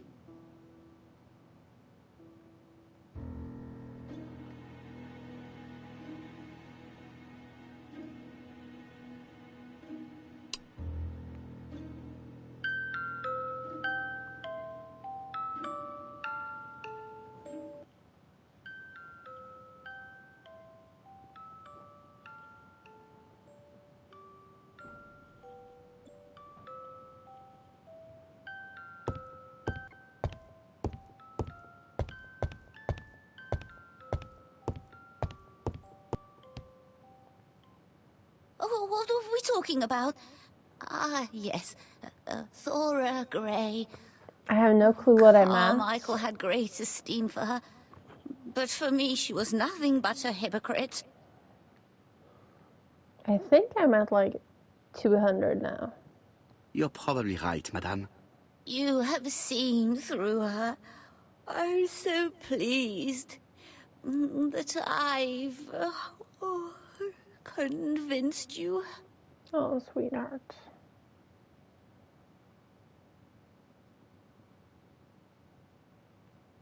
You are very harsh. Do not forget that the girl is an orphan. Yes, and she used the fact to get around men. Take Franklin. He's fallen for her sweet-talking charms. Oh, he's a lovely boy, very plucky and sure of himself. But so naive. Oh, when it comes to women. Miss Grey did look after you very well, though. Outwardly. But she's hiding something. I think she tried to poison me. Miss Grey? A poisoner? But everybody appears to like her. It proves she knows what she's doing. She's manipulative and she's a liar. A liar? Let's see, didn't she say that on the day of the crime nobody was around Coomside? That is correct. Well, at 11 o'clock I saw her talking to someone. Really? And what was this man like? An ordinary sort of man with a very plain face. Oh, I don't remember well. Was he a gentleman? No, he was not a gentleman. She's It making would be me best to leave her to sleep now. I blame her. I blame the game. The telephone in the hall is ringing. Again.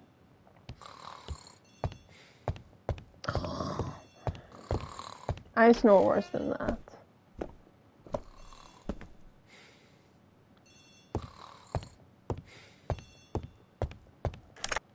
Hello?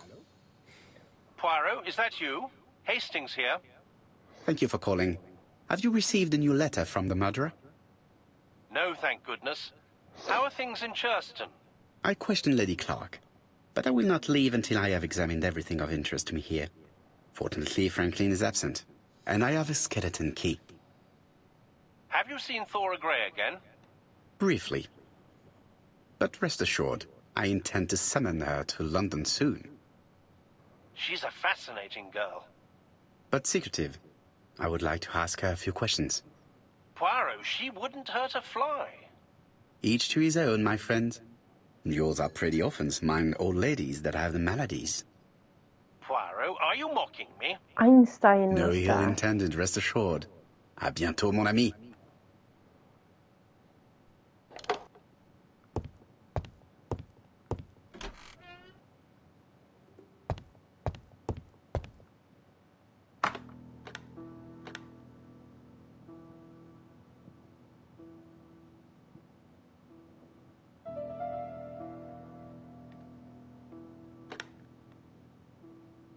I must need something to continue.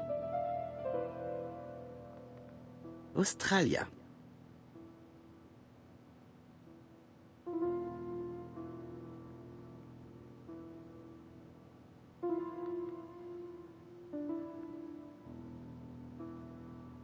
The New Siberia Archipelago. I'm trying to click Sweden, goddammit. This plate appears to be able to move, but something is blocking it. This plate appears to be able to move, but something is blocking it. This plate appears to be Mm-hmm.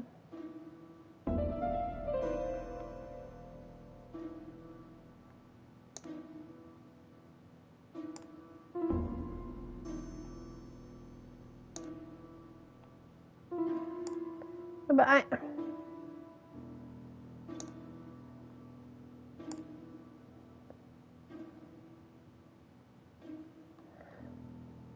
so I can move Mexico, but I can't move Mexico.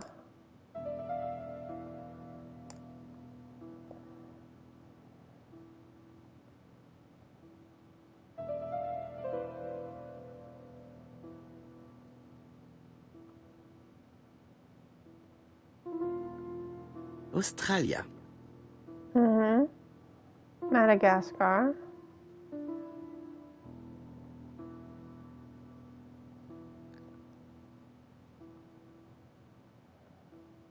This plate appears to be able to move, but something is blocking it.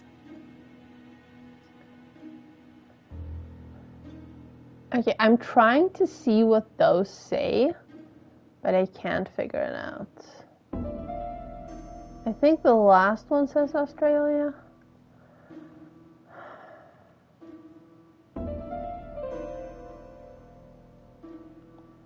I'm trying to exit the puzzle. No? I must need something to continue. Okay, does the key go in here? It does not.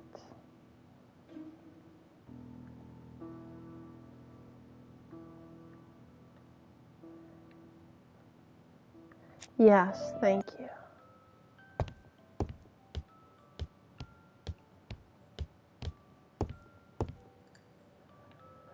Franklin appears to be very active.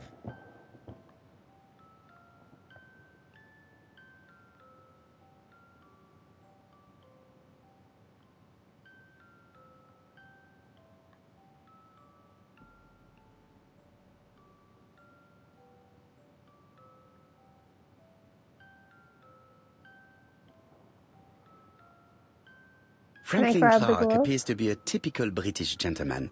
A good sportsman, a hunter, a traveler.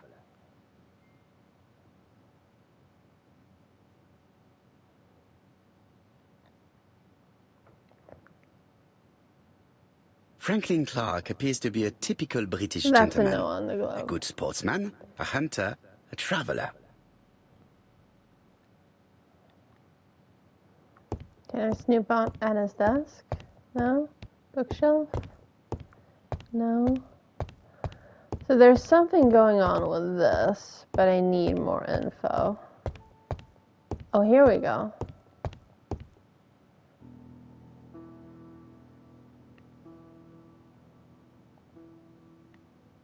Four Chinese symbols are engraved on this padlock. Oh, God.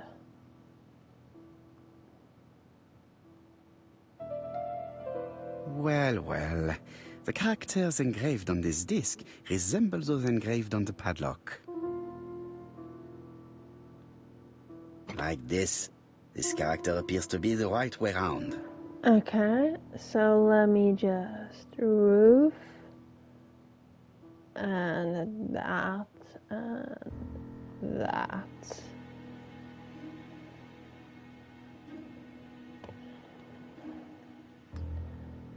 And this one.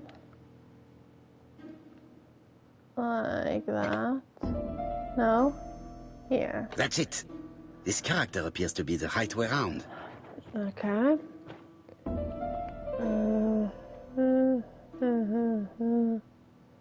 And two flags.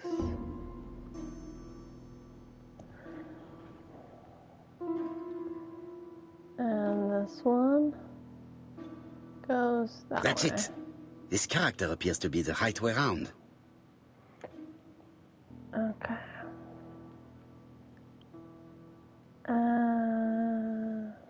There. The position of this character looks right to me.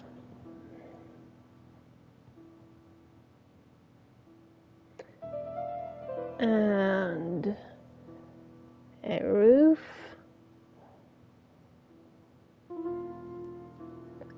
And a glowing thingamajig. Do you understand what these say, Ash, or is this very different from Japanese?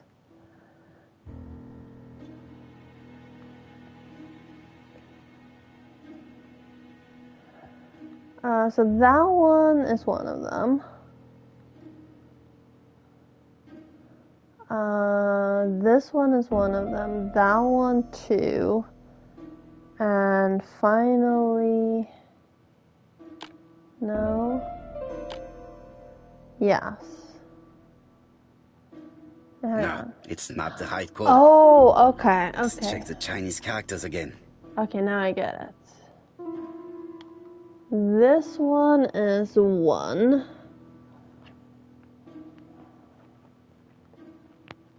This one is 2, and that was that one. This one is 3, and that was the one with the flags. And this one is 4. Okay.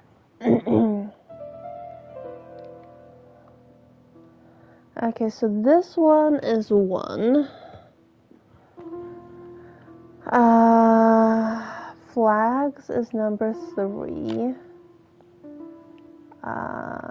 The house is number 4. And this one. There we go. At last, the cupboard is open.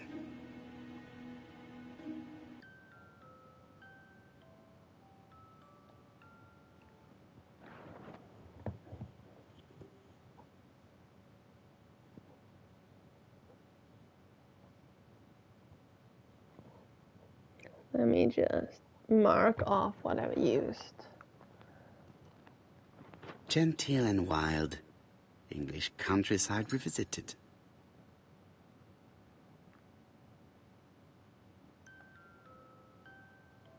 Oh. The Railway Children, E. Nesbit.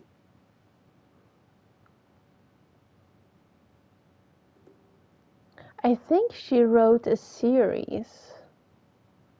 For Franklin, Und Effie's Christmas, 1910. Was it her that wrote The Witches?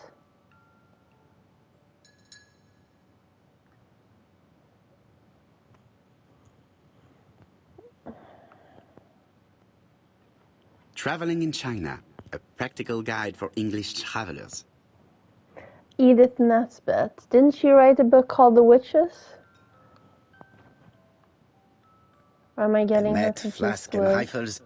Franklin is very well equipped.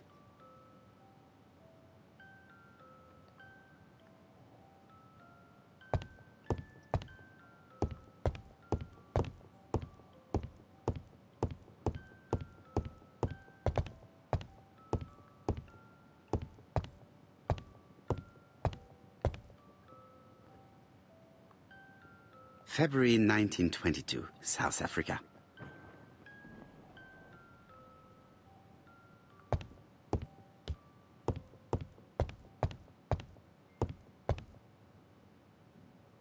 Franklin Clark appears to be a typical British gentleman. A good sportsman, a hunter, a traveler. I wanted to look at the bear.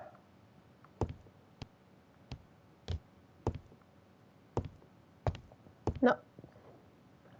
Franklin Clark appears to be a typical British gentleman.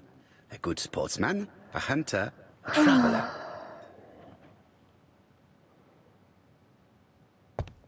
You know, it's doing that thing where I want to look at the bear, but it's not giving me the correct thing. There. July 1920, Alaska Peninsula. Bear, 1920. You know, let's just call it a deer. 1922. Book, 1910, right?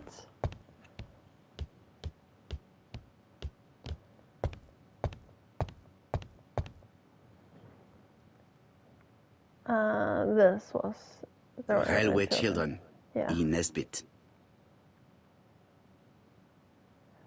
Effie.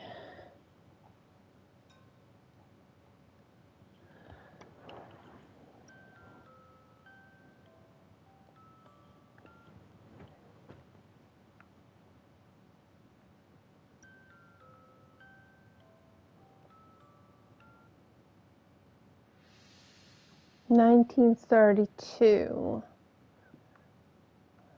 China book.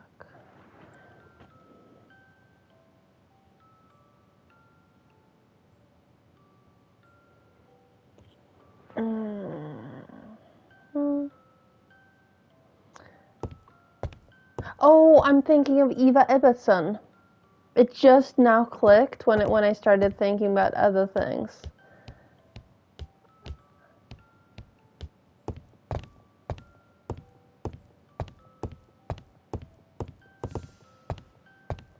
Okay, I need to figure out what to do with the map down here. I think I still need an item for that. How am I going to open this trunk? Let us examine it. I think it's Eva Ibbotson. You're welcome to fact check me if you want.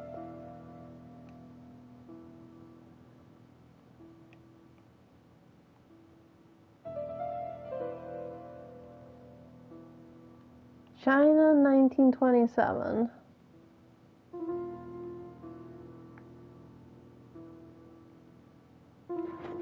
1927.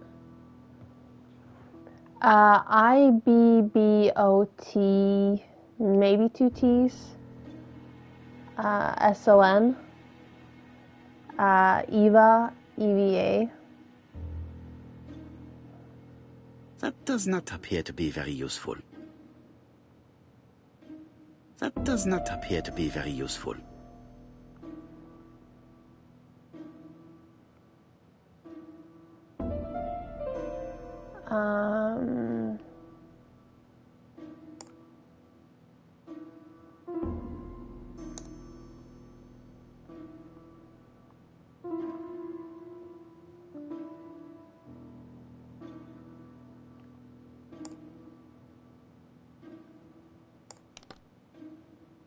Leaving the code on the trunk.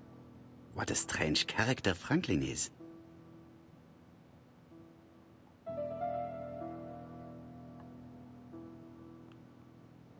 Entirely possible. 31.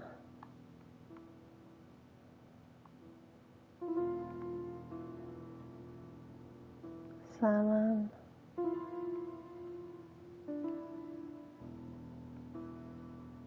Okay, so now that one's stuck. 28.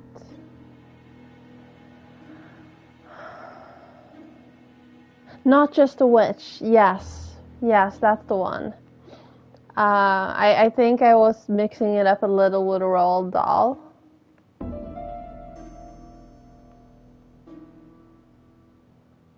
Because he did one called The Witches.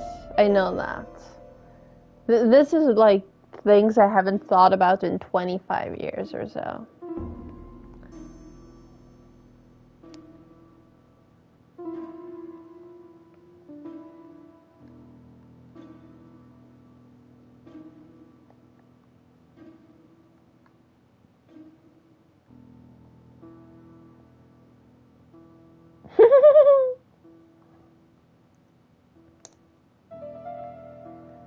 And which are you?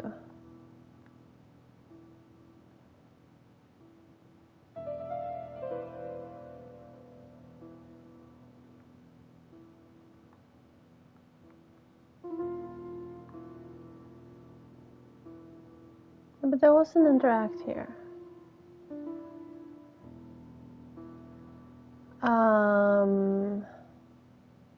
7, 20. Okay.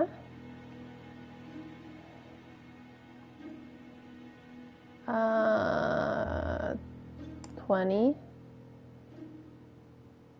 7. So, what is this sound?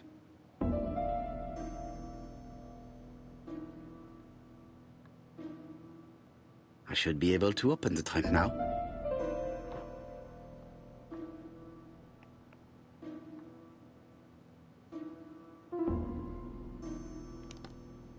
There we are. Yes.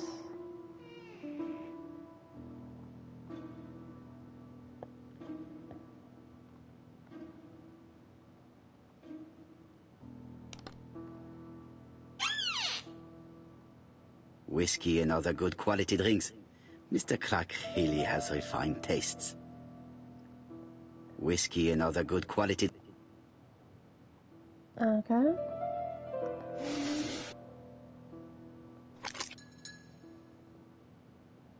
Why has Franklin put an Allen key inside his trunk?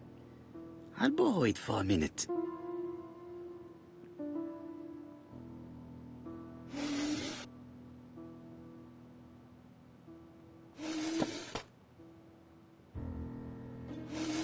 I'm super surprised that the bottles are still standing up because either it didn't move in the past forever or they somehow survived very well. Including one about dragons. Nothing interesting.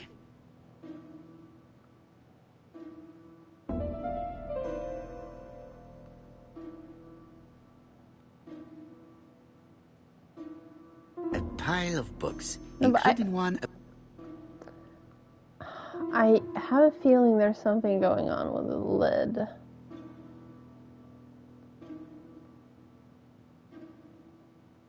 Okay. There.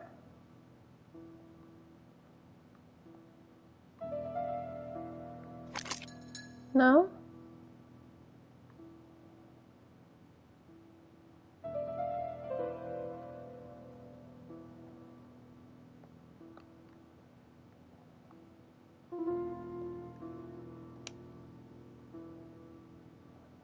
An Allen key. It can be used in 5 positions. Oh. No?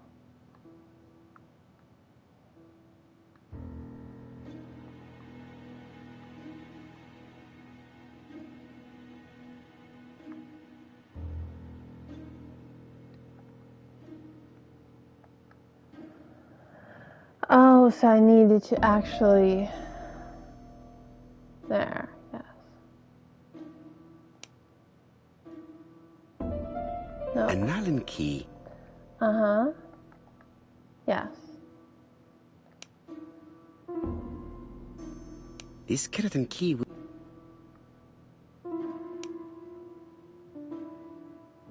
An Allen key. It can be used in 5... Okay, good. Now I want to use it on this. Now it worked. Like I said, mechanically this game is just a little annoying at times. Okay, so that's 1, 2, 3, 4, 6. That's a hexagon.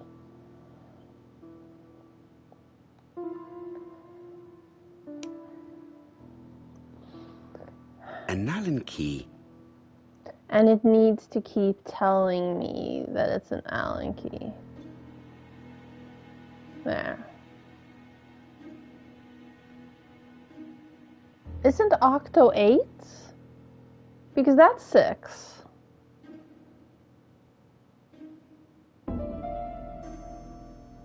That's 6.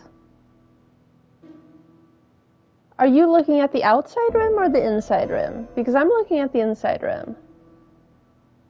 Okay, never mind. I can't count. It is 8. Shush.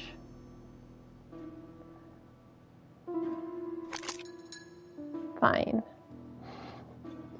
Another screw.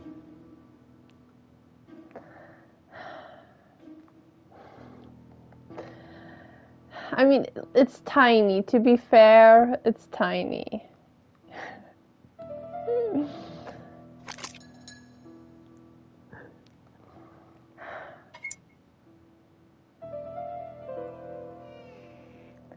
This engraving is not very easy to understand. I need to sort it out. I'm sorry, I just need to...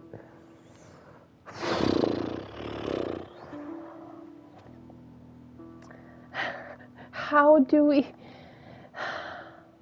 It is blocked.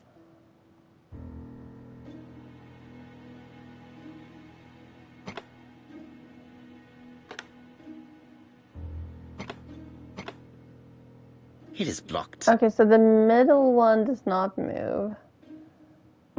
These move, and that goes there.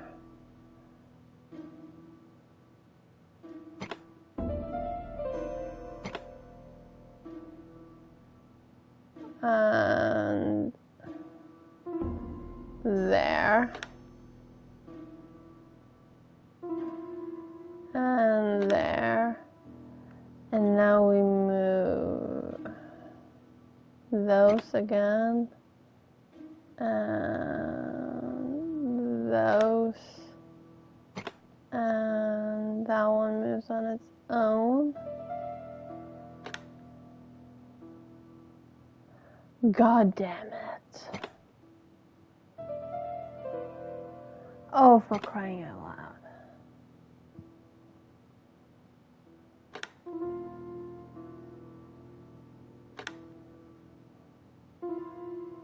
Franklin must really love his country to have an engraving in his trunk.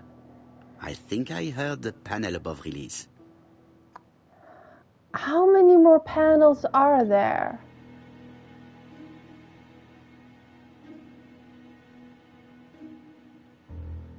What released? This? A signet ring?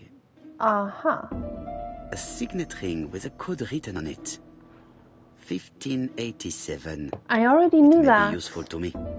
Because I wrote that down when we had the other signet I've finished ring. with this subject. Oh, thank God.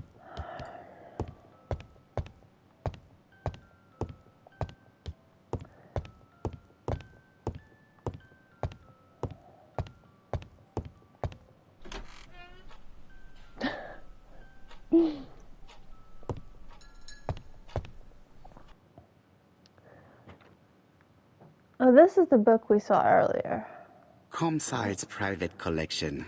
Purchases since 1920. In The catalogue 1920, for Sir Carmichael Clark's collection. 1920 is the same year that his brother shot the bear. There are some very valuable objects here.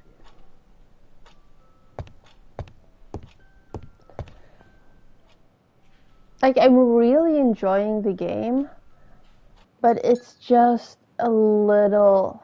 Compass, point to the south. Bronze and magnetite. Han Dynasty, circa 210 Frustrating. BC. Purchased in Hong Kong, 1935. Compass points to the south. Well, I already got that clue because it says so on the map up here.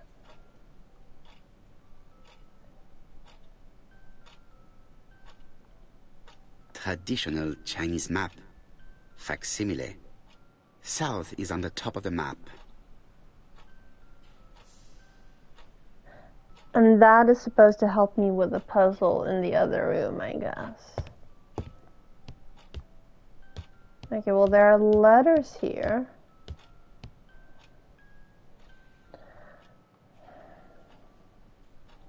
Yeah, and just unnecessarily complex. Attention, Franklin. Task list. A. Ordering Lady Clark remedies. Done. B. Tidying up real estate property files. Done. C. Calling the lawyer about inventory. Done. D. Update the tenant farmer list. Done. E. Update land rent accounting. Done. F.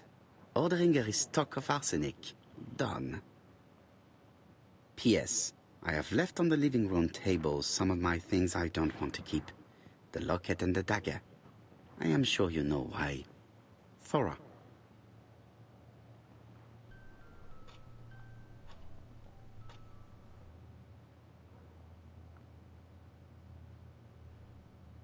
A dark dragon for a bright-haired maid. C.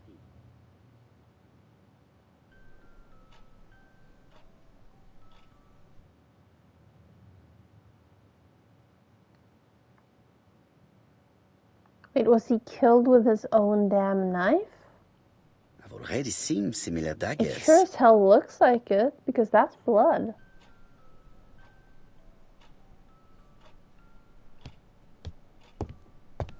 Okay, the clock is uninteresting. This door is open. Okay, I can leave through there. I see some papers that were not there the first time I visited. Oh no, they all These have that daggers red are handle. only ceremonial weapons. I do not think that a crime weapon is here. Valuers report property. Building land located in Comside, Churston client, Sir Carmichael Clark, April 15, 1935, Court and Brunskill office. Oh. Court and Brunskill. The name is familiar. Yeah? Is that not the name of the firm Donald Fraser works for?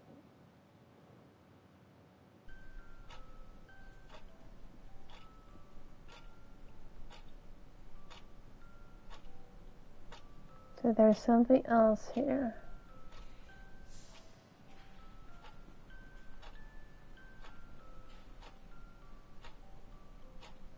Where's the third hint here? Oh, there we go.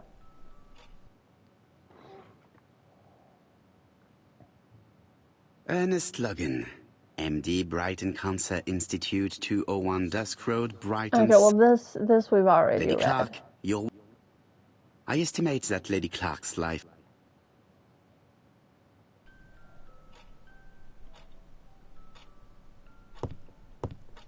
She has general cancer. The door is locked.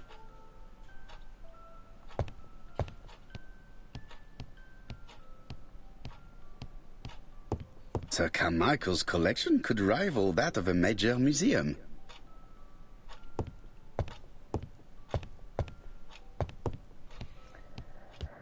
Do I have... No, that's the skeleton key.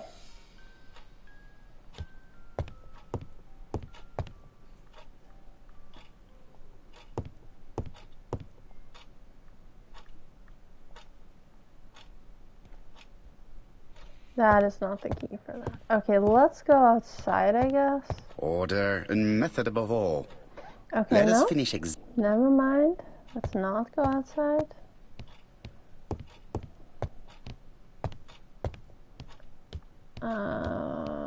Table is done, I think.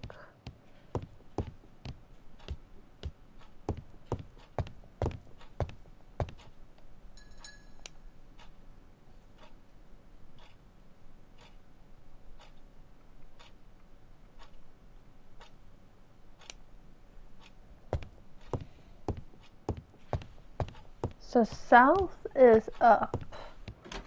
Does that mean I need to rotate the map in the other room? I am not going to leave. Okay, sure. This. Did I examine this?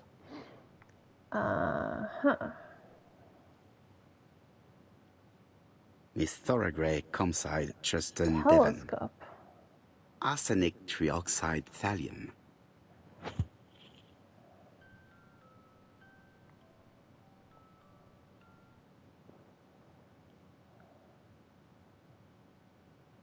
The Black Dragon's Curse. To Franklin, who will never grow up. January 25, 1928. Car Charlotte.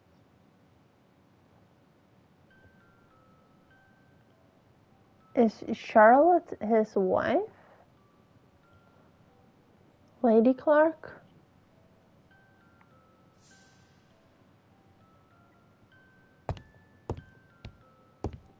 Best to leave her to sleep. Okay.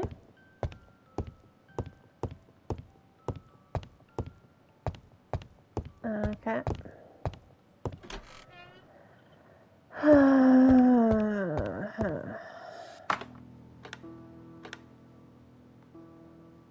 Okay, so open this. Oh, is this what I need the ring for? The plates around the picture appear to have unlocked. I think I've already seen these symbols on Franklin's trophies. Oh, now I need to remember which was where. Oh, God. Oh, that's worse. Okay, hang on. Yes. Okay, I need to make a new list.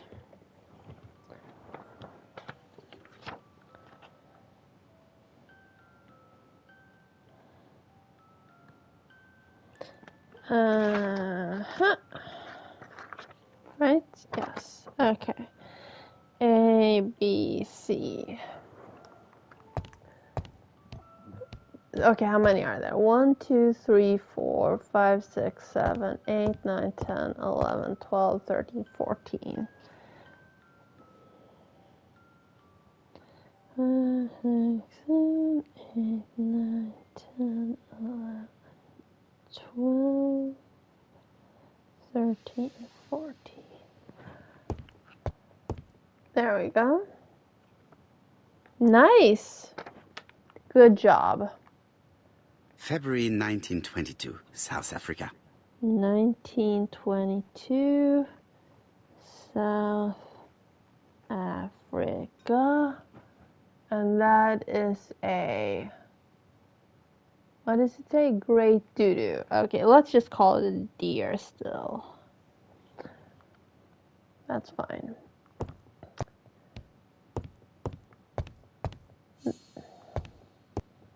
Screw you.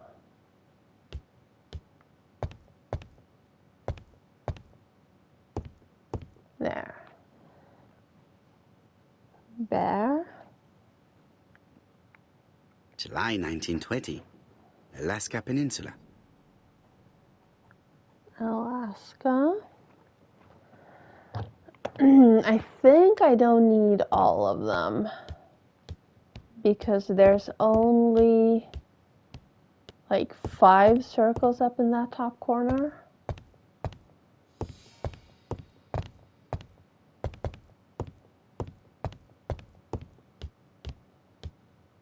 Is there something on the desk? Can't interact with the bookshelf. No on the desk as well.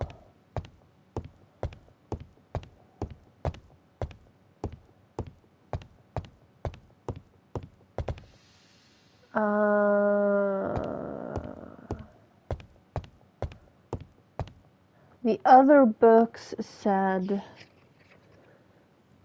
China and the train, the run, whatever, Nesbit. That was 1910.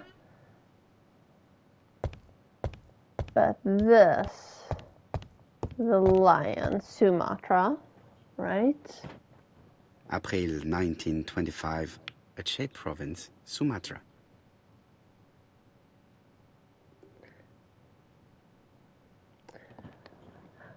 And are there any others in here?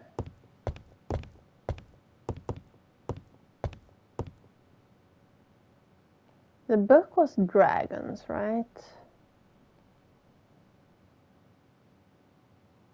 Yeah. And that does not correspond with an animal.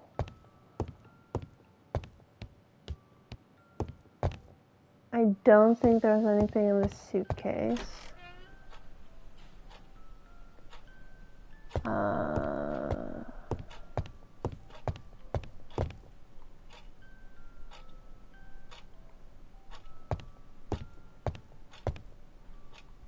Fireplace, no. This, also no. That, no, no, no. No. No, no.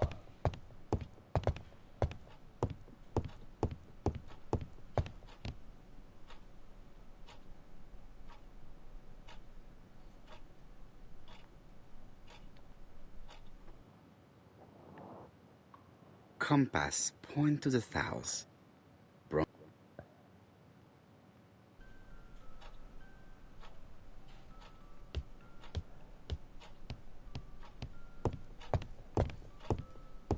They have some very valuable. No. No.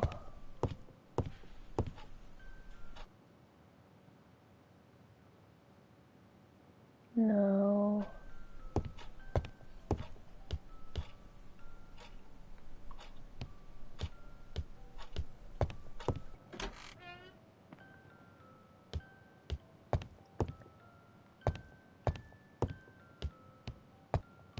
Best to leave.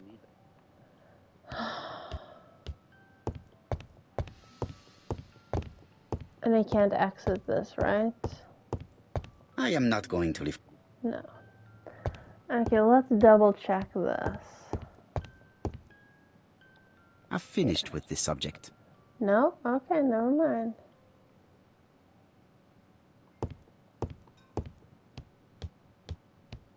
No. Okay, fine. Door.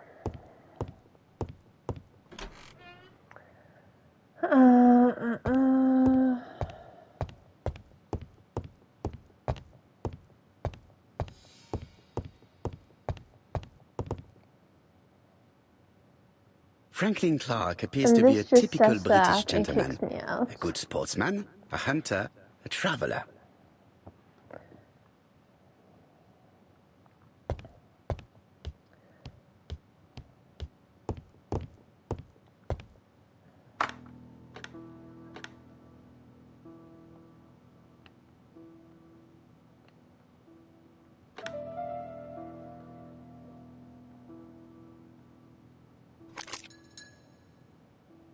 The plates around the picture appear to have unlocked. I think I've already seen these symbols on Franklin's trophies. Okay. This is a bear.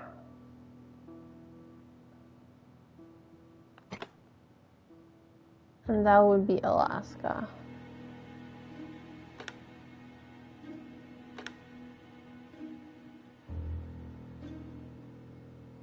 Is that not the correct bear? Is this the bear?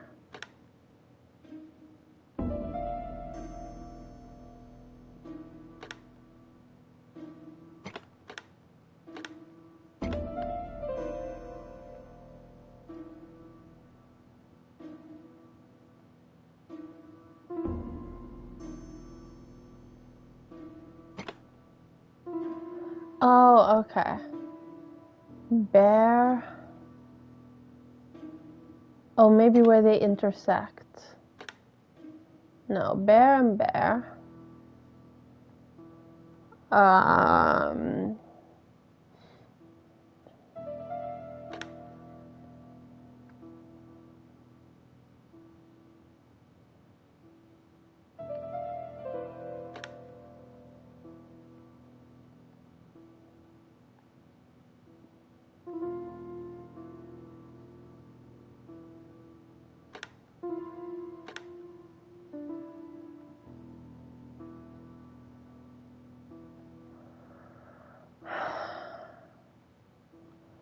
I don't quite get it.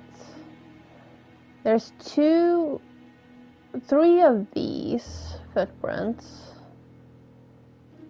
And there's two of these.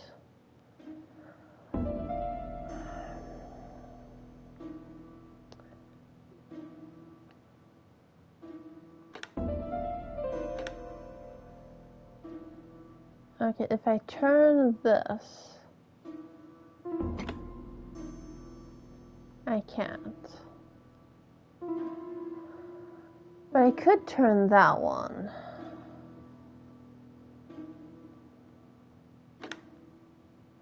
And I can turn that one. Okay, now those two match. And this one, I cannot. This one, still no.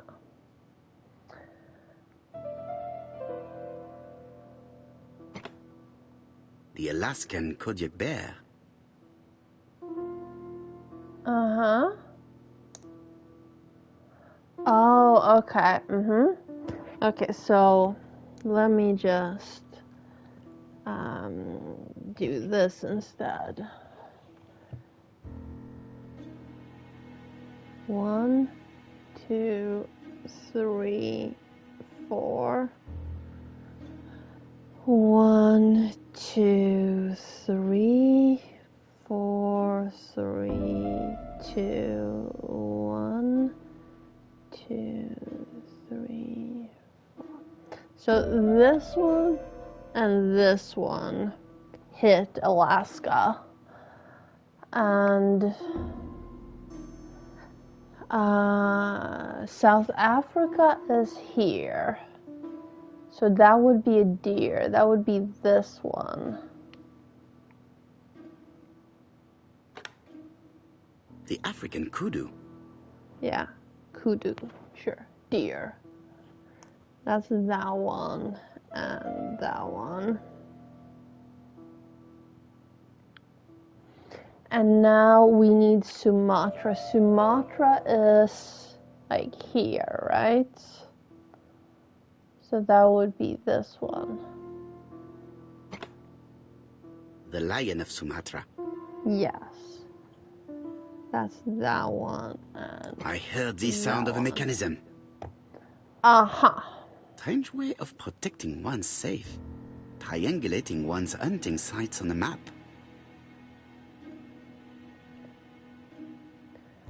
And now 19.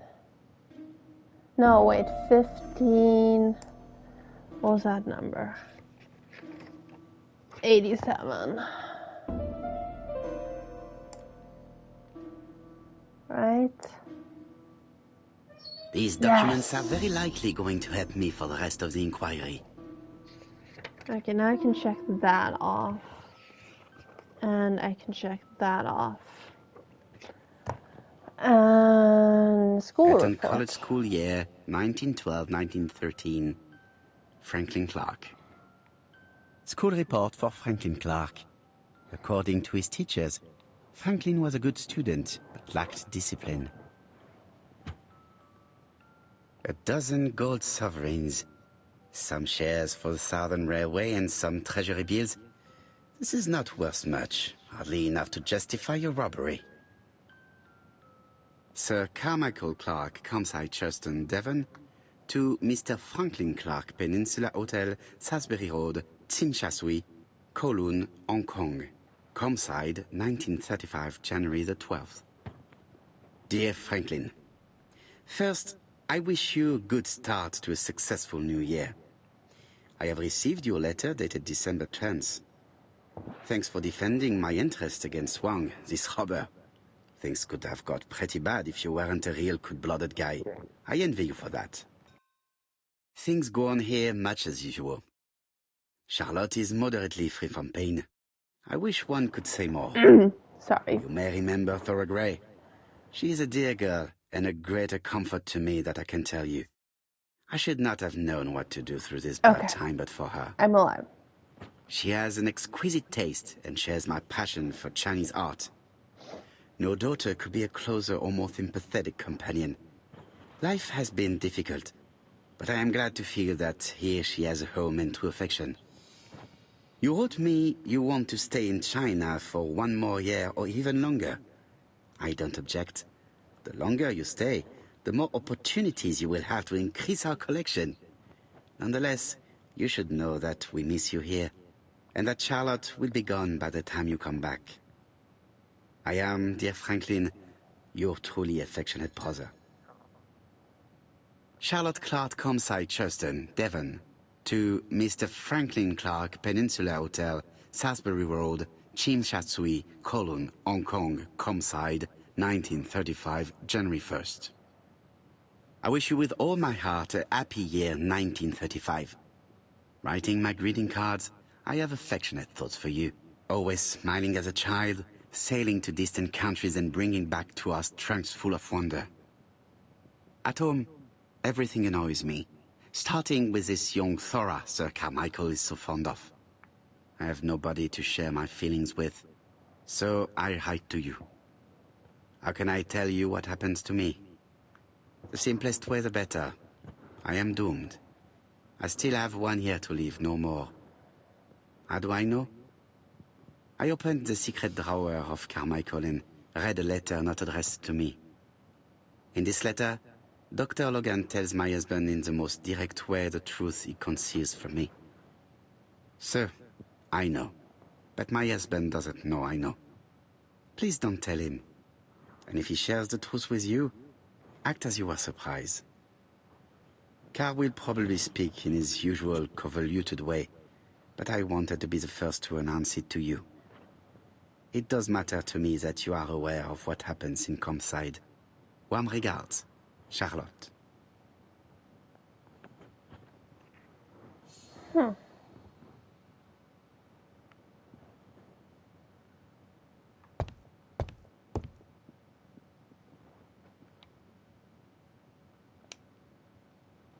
That still wasn't investigating the manor enough.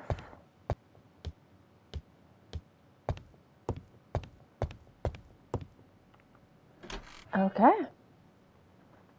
Ugh, these are driving me crazy today. I do not need to make a telephone. Okay. Can I go up and see her? Best to leave. No? May I exit now?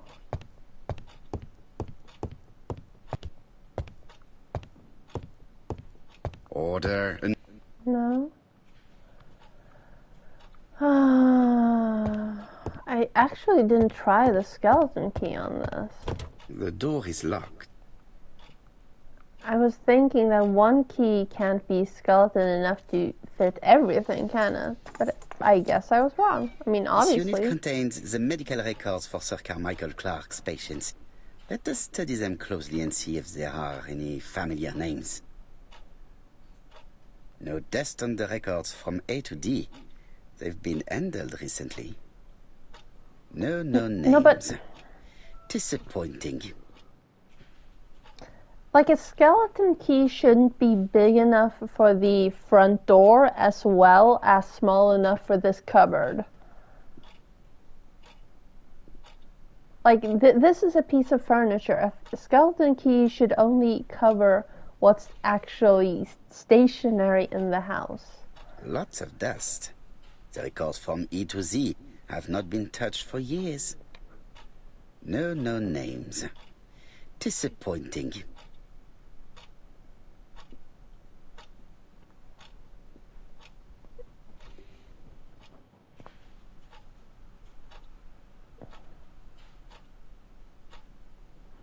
Okay, now I may leave.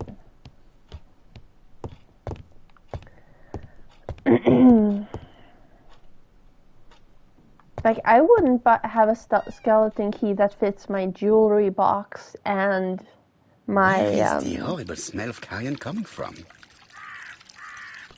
My whatever. Like, I have a jewelry box, I have a, like, money box, safety, little Something metal makes safety me box. feel uncomfortable. And then I have, Brown pellets. Revolting. Tut-tut. The gardener does not follow the alignment. like, I can There, think of at that's least better. 4 things. It is symmetrical. You won the award for leaf clover. There, that's better. It is symmetrical.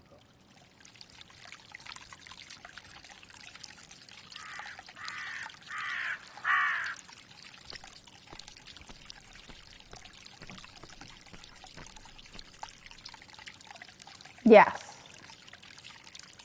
Brown pellets. Revolting.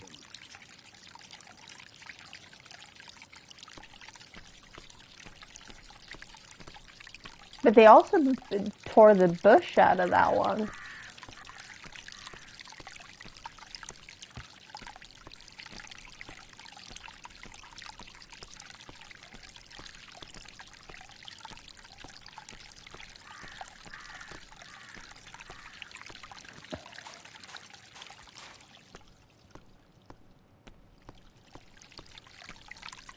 It was probably the gardener who lit this fire. Look here. I wonder if someone wanted to get rid of these papers. This Can I object would puzzle them probably together? be useful to me. Let us now try and get our brain cells to work. Yes. I can puzzle them together.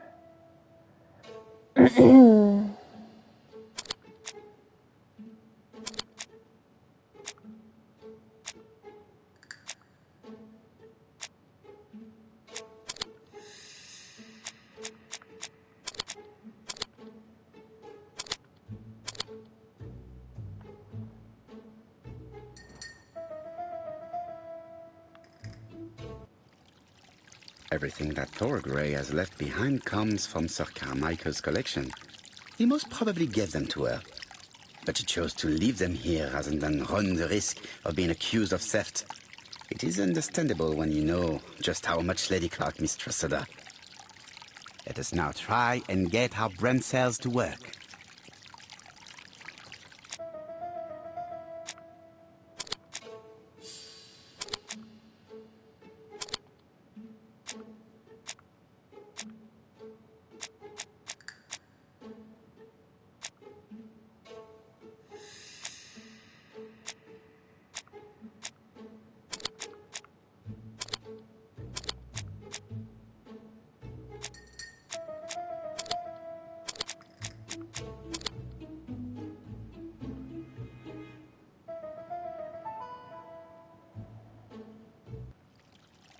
Thorgray had no reason to kill someone who only had a few months left to live.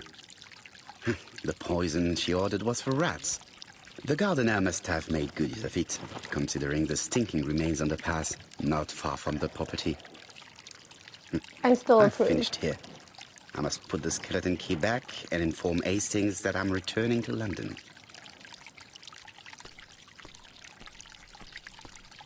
I want to look in the greenhouse.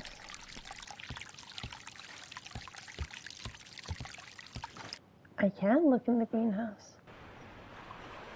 Oh! Oh! Oh dear. That's not the greenhouse, but okay. May you have peace, Carmichael. Charlotte.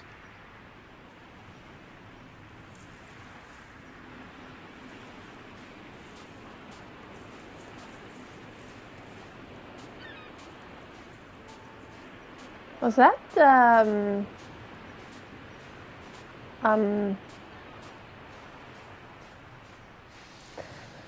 oh, Gates there earlier.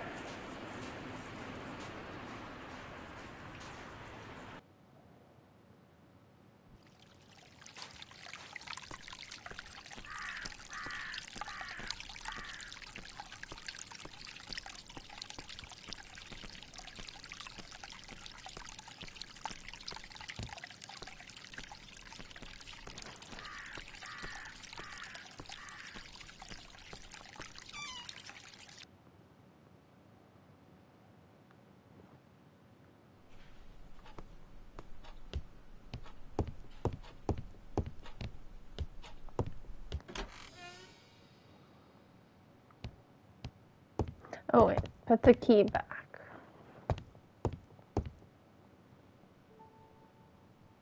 April 1925, No, Aceh Province, Sumatra.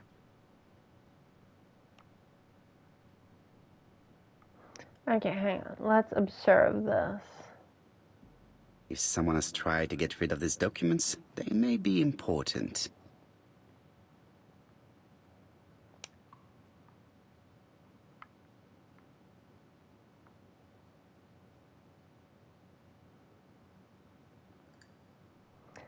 Guess not.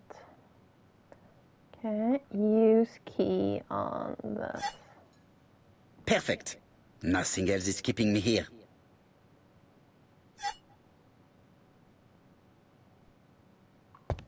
Now I shall call Hastings. Hello, Hastings? I have finished in Sherdston. I will take the first train. Tell me, do you know how to restore writing on a burned document? Yes, you just have to soak a cloth with a hydrochloric acid solution and rub the sheet of paper. Then the characters appear. Bien. You have been of great assistance, Hastings. Could you please order the solution as soon as possible? Of course, but what documents do you want to read? You will see, my friend. À ce soir. I just got a Discord notification that I need to let Ash know about. Sorry. Donald Fraser is here. He insisted on waiting to see you.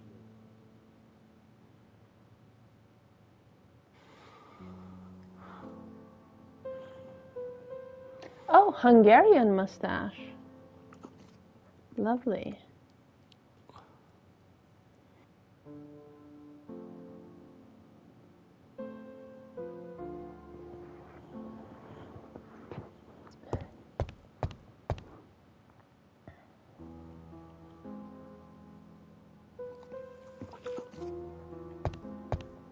Plus 3 ego points. I lock my revolver in this drawer. I've not used it in a very long time.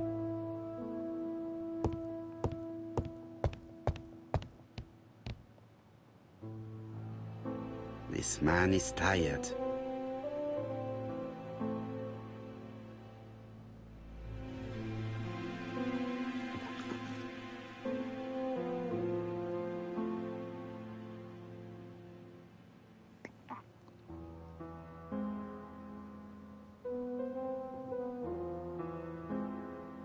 Okay. Donald is short of sleep. No. As if it didn't even bother It was to just undress a before going friend to that's bed. streaming a video game that Ash loves.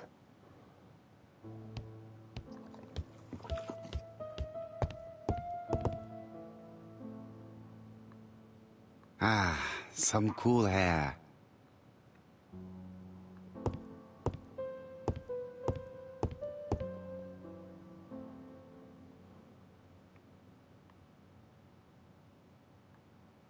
Daily Blag, August 31, 1935. Moustache at half-mast. Poirot's repeated failure in ABC case.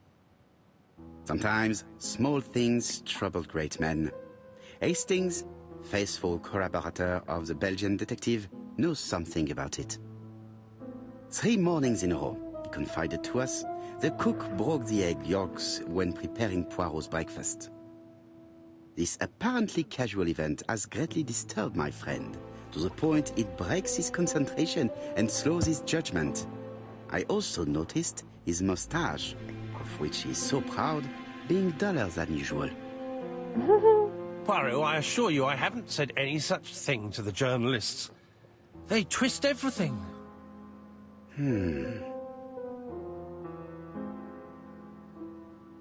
Royal Mathematical and Statistical Society's Bulletin, September the 9th, 1935. The alphabet murder, a methodical madman. It's highly probable that the alphabet murderer will kill again. Could we possibly estimate the number of victims in his next crime? Yes, and it is easy. As soon as we know the ratio of towns, cities and villages whose names begin with a D, and the ratio of English people whose names are spelled the same. On the one hand, the ratio of towns, cities and villages in England with a name starting with D, and on the other hand, the ratio of English people with a name also starting with D. After this initial calculation, it is easy to deduce the likelihood of actually being murdered if you belong to the target population.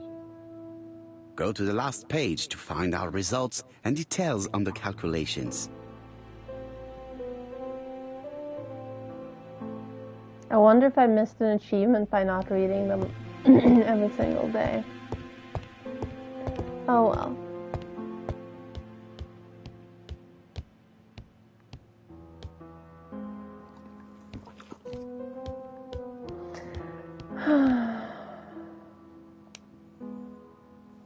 Fine, I guess I'll talk to the man. This bottle is for our visitors.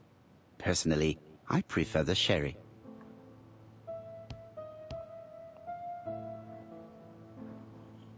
Mr. Poirot, I don't know why I'm here.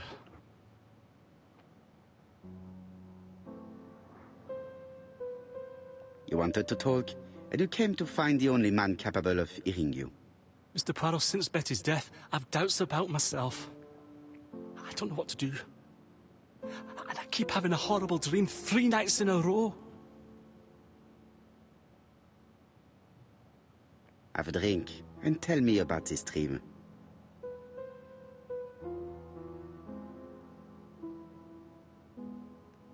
It's always the same. I'm on the beach with Betty. I grab her round the throat, and I squeeze, and squeeze until she's dead. Her head falls back, and I see that it's no longer Betty. It's Megan's face. Have you seen Megan Barnard recently? Yes, our grief has brought us together. I never really knew her before. She's really quite a remarkable girl. but I would never tell her about my dream. Why not? Is it her you are attacking in your dream? No, it's Betty. And once Betty is dead, it's Megan's face that appears in its place. Very interesting. Let us now try and get our brain cells to work.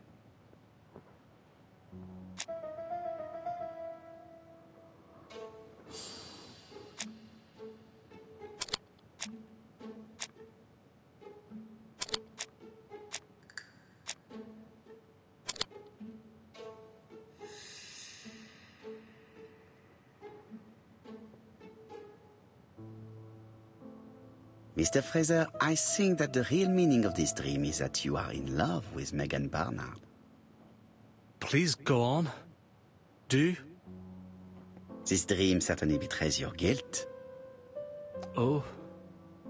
But what do you feel guilty about? Having killed your fiancé? Possible. Or forgetting her very quickly for her sister? Certainly. And this forgetting is perceived as a second death. So you don't really think I was the one who killed Betty? I do not exclude this theory. I am simply saying that I do not need to know that fact to explain your dream and your guilt. Thank you for being frank, Mr. Poirot.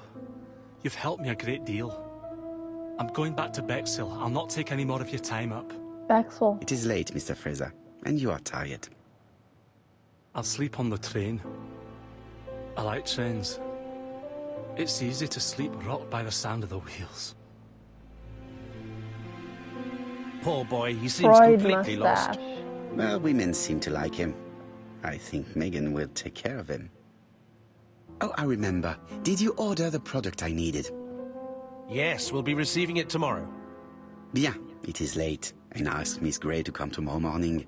I have a few questions I wish to ask her. My nose is still itchy.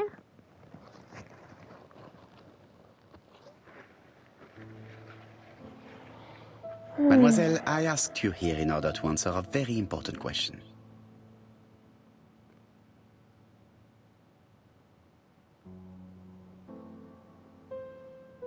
Am I right in thinking you said that you did not speak to anyone on the day Sir Carmichael was murdered? It's the absolute truth.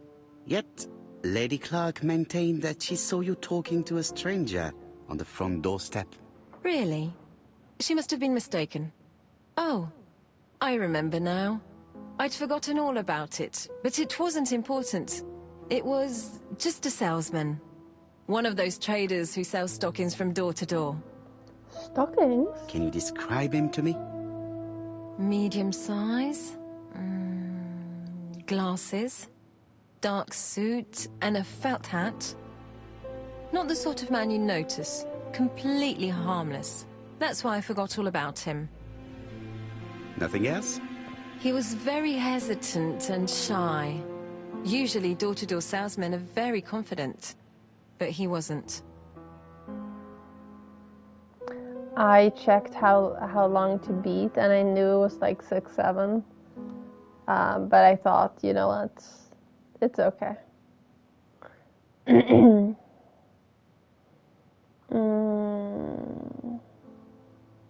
You did not leave Churston willingly, I believe. I don't wish to lie. Lady Clark did not appreciate my presence. And Franklin could not go against the wishes of a sick lady. He is a good man, and he worries a great deal about his sister-in-law. I noticed that you left some personal belongings behind at Churston. It was too risky for you to keep these objects, am I correct? Risky? What was the risk? You know very well what Lady Clark might have said if you had kept these objects. Indeed. These objects were gifts. But Lady Clark would have been convinced that I'd stolen them. By returning them, I put an end to such evil gossip. Bien. I must ask you one last question. Please reply frankly with either yes or no. If Lady Clark had died, would you have agreed to marry Sir Carmichael if he'd asked you? How dare you ask such a question? Sir Carmichael treated me just like his daughter. And all that I ever felt to him was affection and gratitude, nothing else. Thank you, mademoiselle. I will not keep you any longer.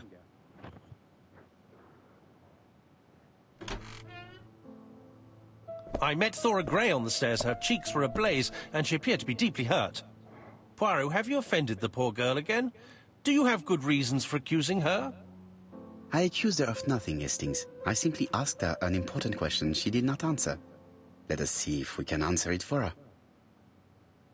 What is on the table? Let us Are now those try still and get cookies? our brain cells to work. Um...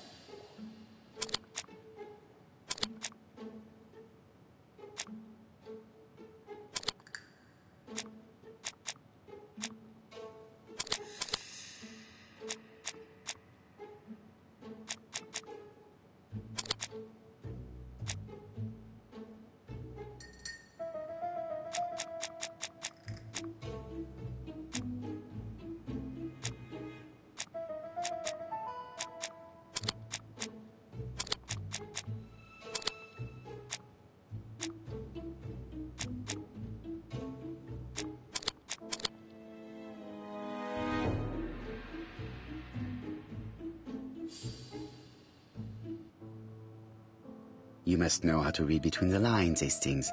When Sir Carmichael refers to paternal affection, he's lying to himself. Read this engraving on the brooch. A dark dragon for an angel with glossy hair. These are the words of a lover, not a father. Lady Clark was not wrong. What if Sir Carmichael had fallen in love with his secretary? That doesn't mean that she forced him to do so. True, there are extenuating circumstances. She is a penniless orphan. But she's calculating. Just look how she avoided it when I asked if she would have married Clark. I see. You think she seduced Sir Carmichael for her own gain, and that now she is doing the same with his brother. Poirot, your world is a very dark place. Do not get carried away, mon ami. We have another more important matter to Mon settle. ami. Really? Yes, would you believe that Miss Grey taught me something new? Let us now try and get our brain cells to work.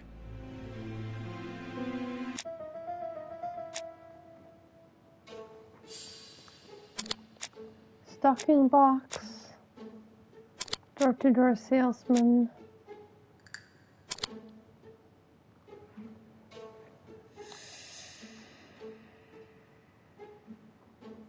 Ego. It's perfectly clear, Hastings, perfectly clear. Indeed, a stocking seller visited Andover, Bexhill and Churston on the day of each murder.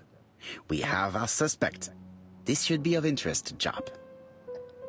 Thor's hammer.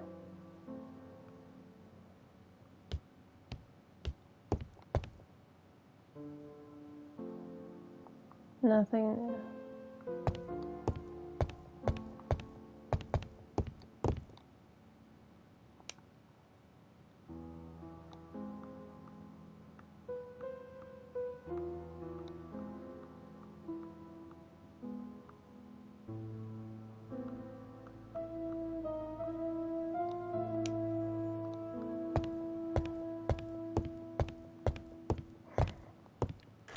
I do not Chief know. Inspector, we are looking for a stocking salesman.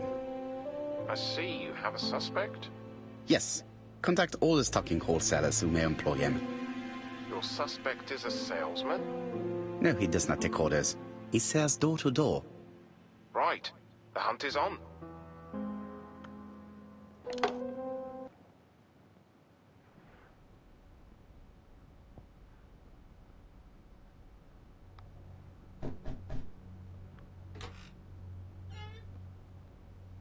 Are you leaving, Mr. Cust? Yes, I'm going to Cheltenham. You shouldn't travel today. You don't look very well. I have to. I have engagements. I must respect them.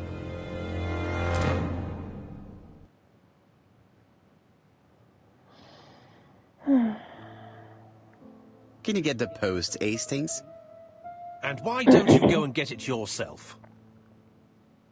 Très bien. What's going on? I've never known Hastings to be so disagreeable. Because you're standing up, you fuckhead.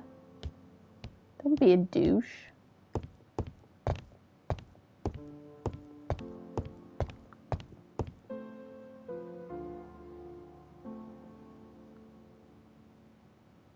Poor Mr. Poirot.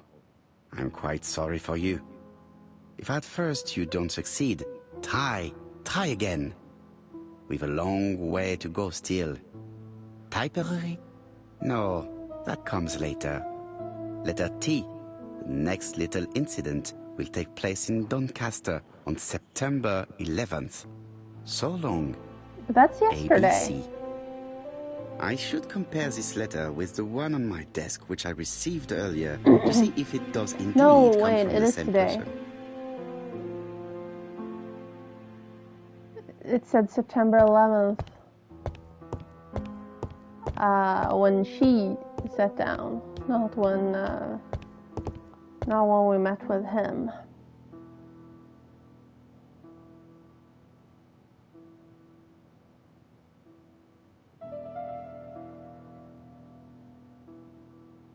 Let us examine this more closely. And now with this, I need to use the Certain characters right in the two stick. letters may have similar defects. Yes, this I is weird. Yes, the I characters in the two letters do indeed have the same defects. I have to find some other similar defects. Yes, the A. That's right, the A character. I have to find some other similar. Oh, come on.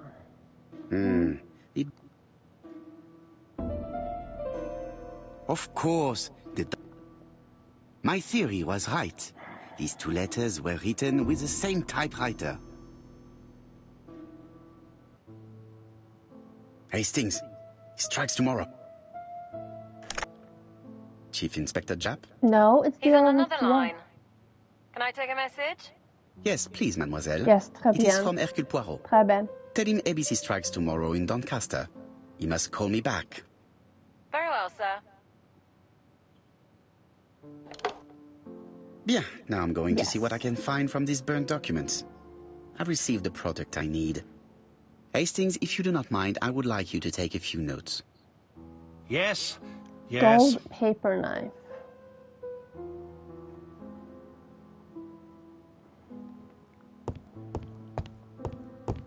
I've finished with this subject.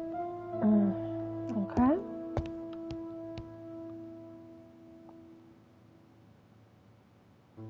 If someone has tried to get rid of this document,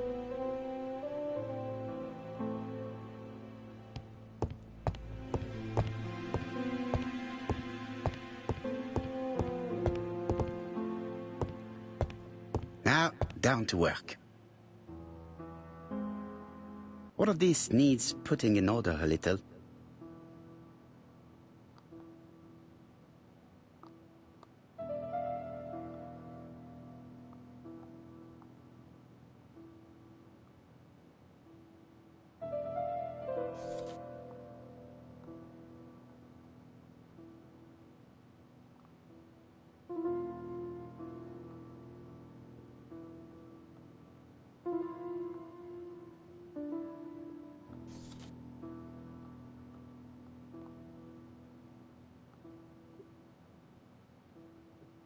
This piece should be placed here.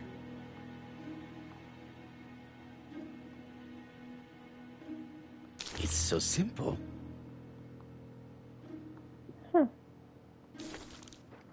I wasn't expecting him to have sorted them all by... This page is finished. That's done. 3 more to go. by the correct letter already. So I was thinking I needed to do that as well. But I guess this fits right here. This page is child's play. Even though it looks terrible. This page is finished. And that's 2 done. It's easier than I thought.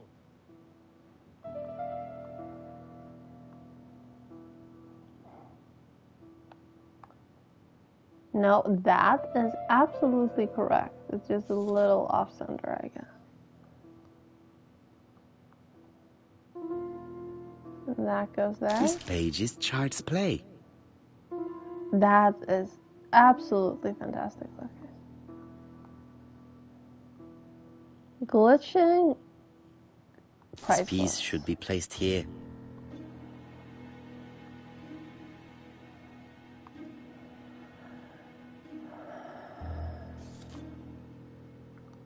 I really am starting to get annoyed with how everything needs to be so super pixel perfect.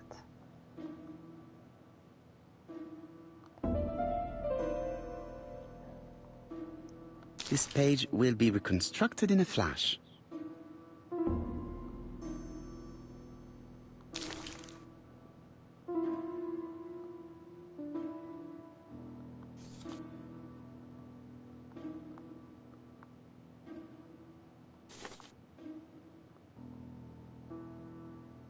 This page is finished. All the pages are reconstructed.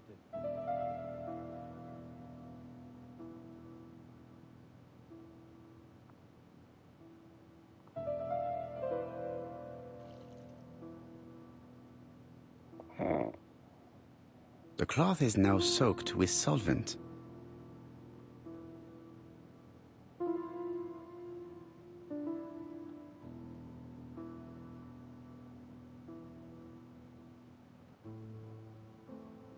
Got it! Make a note, Hastings, make a note. Mrs. Alice Asher, shop owner in Andover. Tracheitis, hemoptysis, prescribed laudanum. I got it. Look. Poirot, where on earth did you find these files? On a fire at the bottom of the garden at campsite. All right, but where did the person who burned them find them?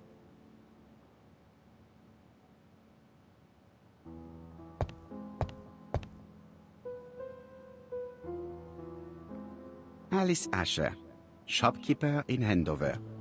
Tracheitis, hemoptysis, chronic cough with loss of blood. Prescribed laudanum-based cough medicine. Betty Barnard, waitress in Bexhill. Chronic bronchitis, causing dysphonia.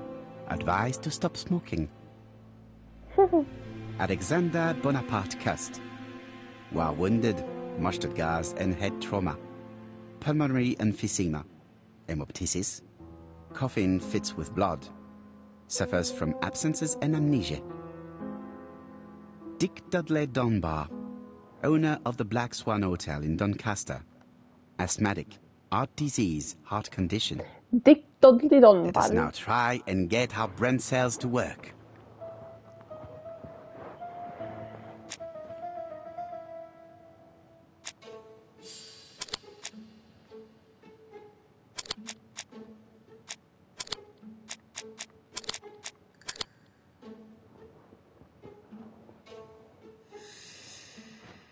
Dick Dudley Dunbar. Trophy earned Cortex. The burned documents are medical records, and without a doubt they come from Clark's archives. First of all, because all the patients have throat conditions. And secondly, their name starts with either A, B, C, or D, and it is precisely the files that match these letters that have been tampered with. But why burn these files? How come the names of the two victims appear on them? And who are the two other patients? These are very good questions.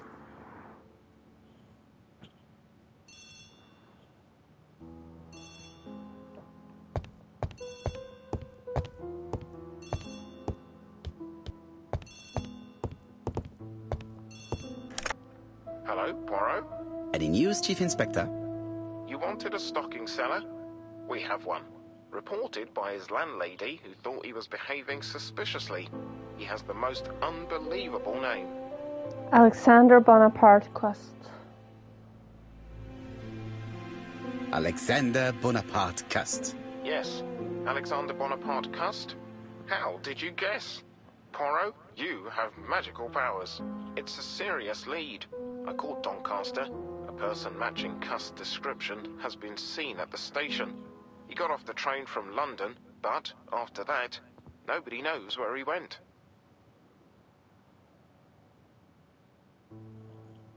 Look for him at the Black Swan Hotel. What? How do you know he's there? Trust me, Chief Inspector. You appear to be very sure of yourself. Very well. I'll call the Black Swan straight away. The owner is going to get a shock when he learns that there's a murderer under his roof. Do your best, Jap. You can count on me. How very encouraging. Hastings, everything is at stake. With a little luck, our main suspect will soon be under lock and key.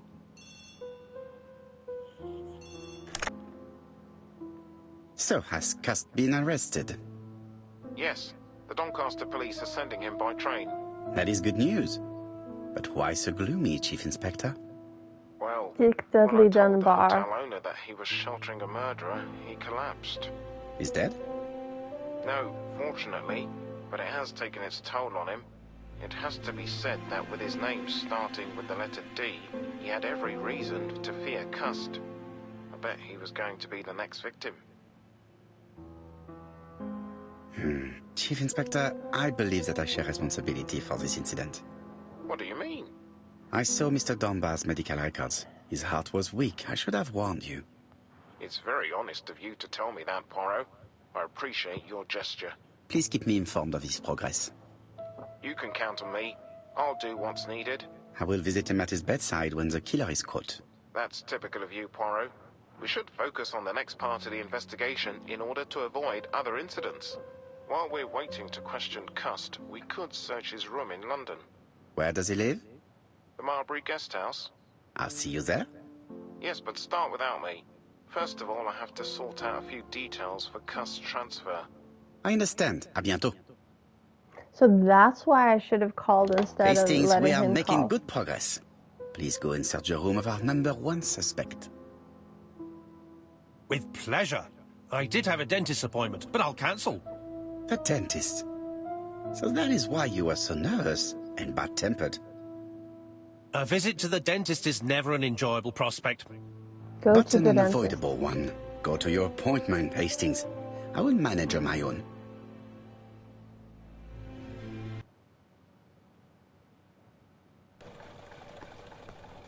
To Marbury Guest House, please.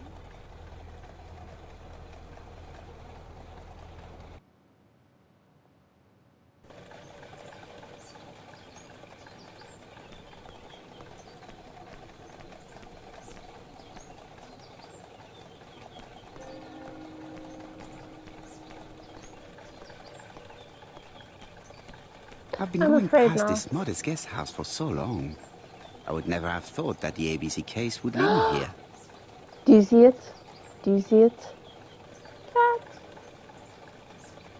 Cat, cat, cat. Marbury. There is a very pretty village by this name, in Cheshire.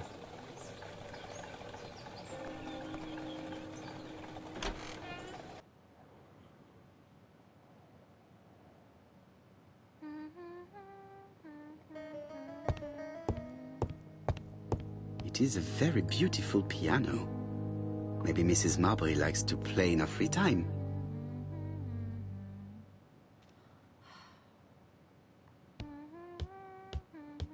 Was there something else there?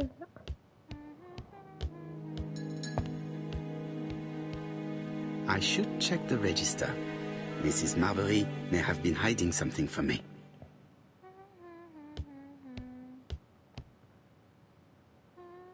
It looks like I've found the real master of this house. Cat.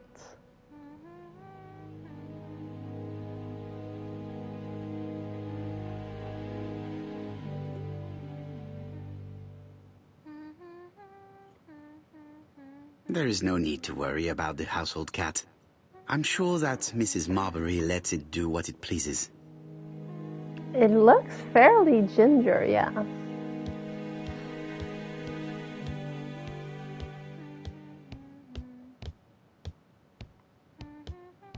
I'm trying to talk to you, woman. You're fine. How do you do? You must be Mr. Hercule Poirot. Chief Inspector Jupp told me that you might be coming. Hercule Poirot. Madame, you may be of valuable help to me. It would be my pleasure to help you. Will there be some journalists there as well? I think you might even be interviewed. You are key witness. I've suspected him for some time, but he appeared so harmless. Oh yes, sometimes he got angry and waved his arms about. But even then, he wasn't frightening. I spilled water on my thumb. Immediately afterwards. It was only this morning that I understood. Notebook. He told me he was going to Cheltenham, but my daughter saw him at Euston Station. It's not the right station. To get to Cheltenham, you have to take the train from Paddington. And what's more, Mr. Cuss left behind an ABC with Doncaster underlined. As you can imagine, when I saw that, I called Scotland Yard. One moment, please. How did you know that Cust had underlined Doncaster in his railway guide? I went and had a look in his room. I see. Do you make a habit of searching through your lodger's belongings? Well, what are you going to do later? I bet you're going to poke around his room too. Tell me, did you have any other reason to suspect Mr. Cust? He's rather queer. He talks to himself. He has a bad cough. Because of the war, he says. And then he was in Churston when that millionaire got murdered. I found his train ticket when I washed his coat. He didn't want me to wash his shirt. He washed it himself. But I did see big brown stains on it. Where were the stains on the shirt? Can't recall. Cust used to travel for his work. Is that correct? Yes. Although he was unwell on trains. Do you know where Cust was at the time of the murder in Andover and Bexhill? On June the 21st and July the 25th? No idea. But surely you keep a register. It won't do you much good. Mr. Cuss rents his room for the year. If he goes away for a few days, I have no reason to make a note of it. Ah! I remember one thing. Bexhill by the sea, right? Indeed. It is a large seaside resort. Well, as it happens, at the start of July, Mr. Cust asked me to repair his bathing dress. Suspicious, huh? Very interesting. Please continue. I also forgot to say that he started buying newspapers that talked about the case. Which newspapers? The evening ones and the daily ones. That will be all for now. I'm going to take a look at his room. Take the key on the counter. Thank you.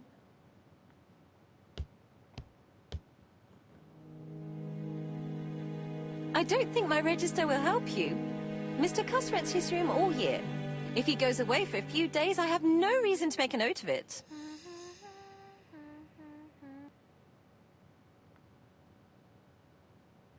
The truth is becoming apparent, and I have something to say to Mrs. Marbury.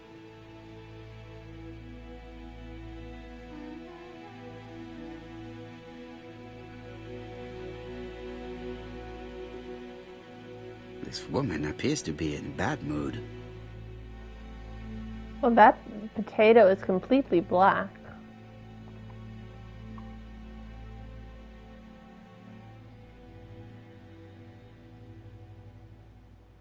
Mrs. Marbury is taking out her bad mood on the evening meal's potato.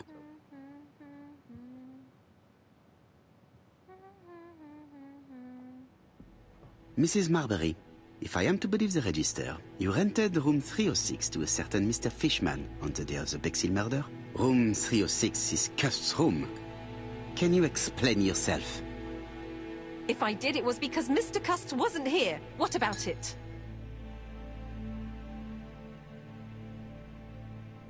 It doesn't matter, provided that you remember to change the sheets. Of course I changed them. I keep a nice clean establishment. I'll have you know.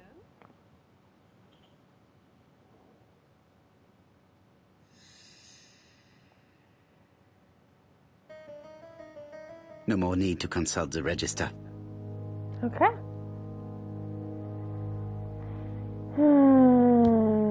have the key now?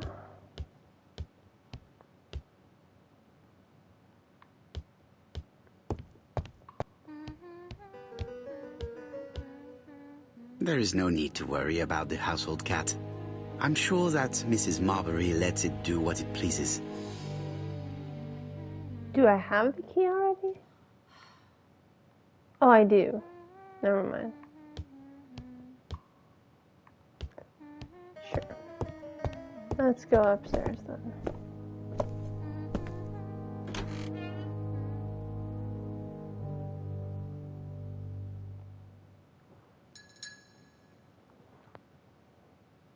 The Bexhill Daily paper, dated from the day of the Bexhill murder. Most probably the basting dress repaired by Mrs. Marbury's expert hands. All the main articles referring to the ABC case are here, from the Churston murder onwards. Nothing before that date.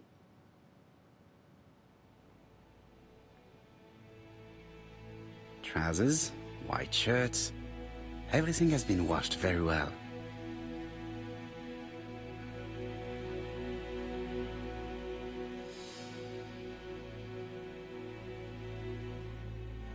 How hopeful. This place is a real mess.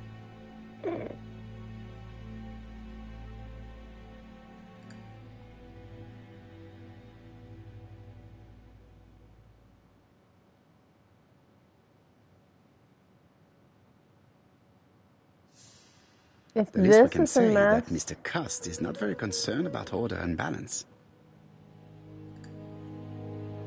well, then I will never invite Monsieur Poirot to my house. John Milligan, Managing Director, Silky Legs, Frederick Street, Leicester. To A.B. Cust, Marbury's Guest House, 1935, May the 21st. Dear Sir, further to our letters dated 5th and 10th of the month, we confirm we are you as door-to-door salesman, according to the conditions stated in our previous letters. We will send you the articles by mail and also a Redfield typewriter you will be using for every business letter. Regarding the schedule of your rounds, please do as following. June 21, Andover. Arrive by train the 20th in the evening and get a room at Station Hotel. Start your turn in the north part of the town. This letter establishes that Cust went to Andover, but the ink has hidden the destinations of his other trips. I know from Mrs. Marbury that he went to Churston. I just have to show that he went to Bexhill, and I will have proved that he was present at all the crime scenes. I mean, I live in a 2-room apartment. It's an ABC. Bedroom and living room, and that's it. A long-bladed Well, knife. I obviously have a kitchen murderous and weapon. a bathroom too, but This subject would probably be useful to me. it's very messy.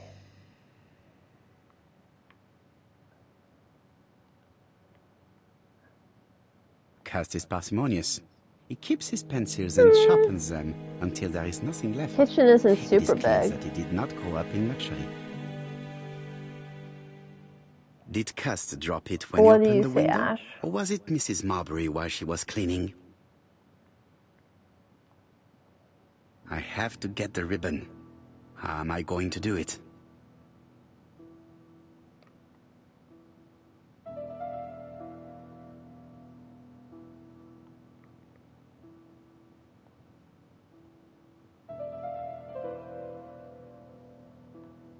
Can I not just cut right there?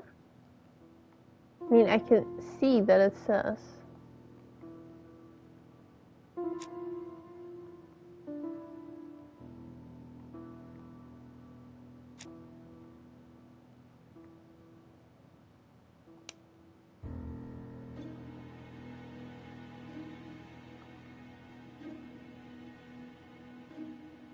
Something is blocking the ribbon.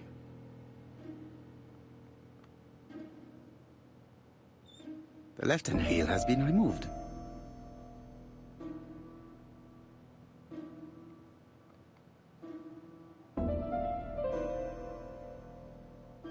The right-hand reel has been removed.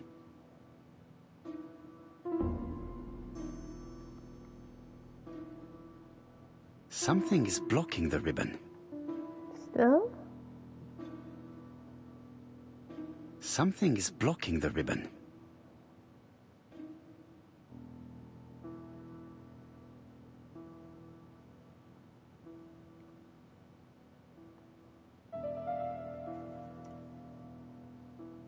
And here is the ribbon. Let us see if it was indeed used to write the letters sent by ABC. I only need the ink ribbon for my inquiry. I will let Jack clean the keyboard if he wishes. Quadruple gear. All the letters announcing the murders were written on Cust's typewriter.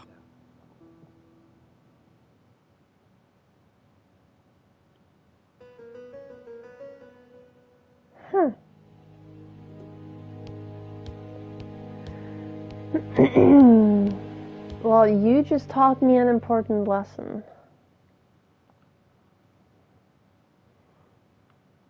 Never let go of my label makers. And Laudanum Cameron's Chemists.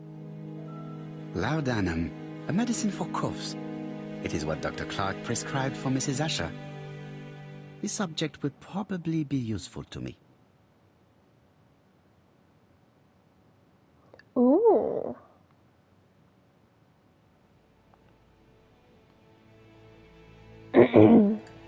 Diethyl barbituric acid, Johnson Company. I know this medicine. It is a powerful sedative. This subject would probably be useful to me. How am I doing with the trophies?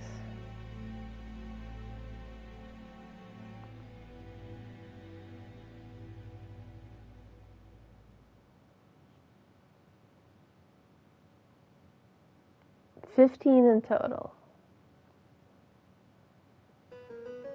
No plat. Okay. This dark stain.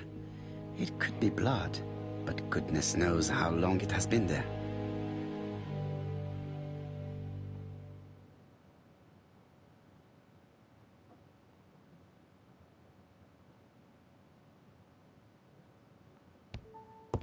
ABC guys, enough to sign about a dozen murders.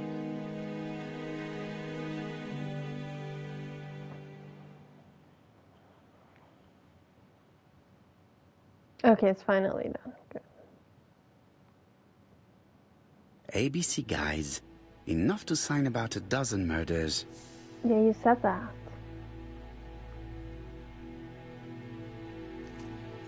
This knife is very useful. Who knows? Maybe it never cut anything other than string. Stockings. Let us now try and get our brain cells to work.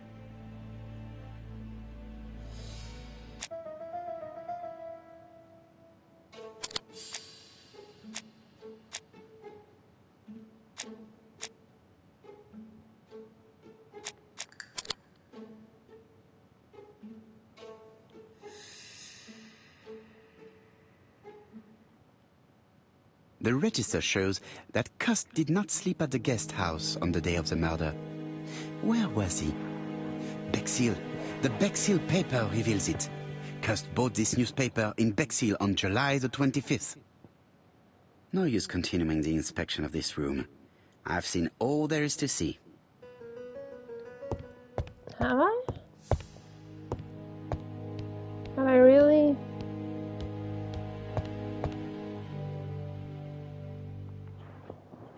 What was that?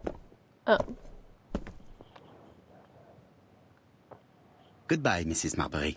Thank you for your help. I look forward to seeing you again, Mr. Poirot. Ah, Chief Inspector. I was about to leave. Good evening, Chief Inspector. Welcome.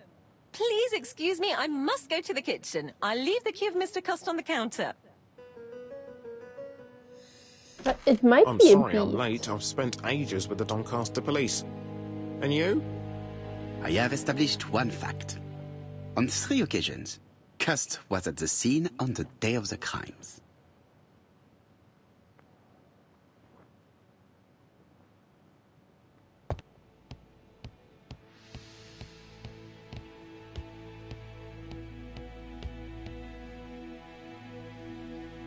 No more need to consult. Okay, fine.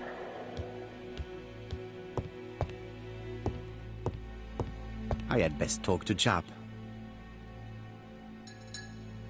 I've listened closely to what you have to say, Poirot.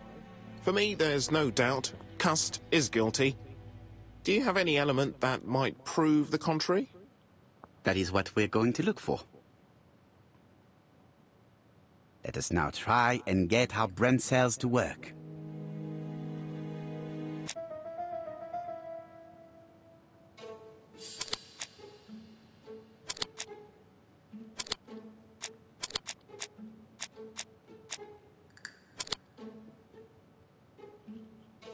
Cust was in all the towns on the day of the murders.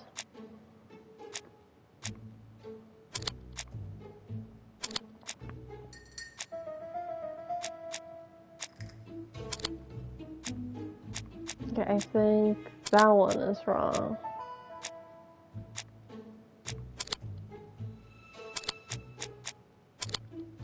Okay, there we go.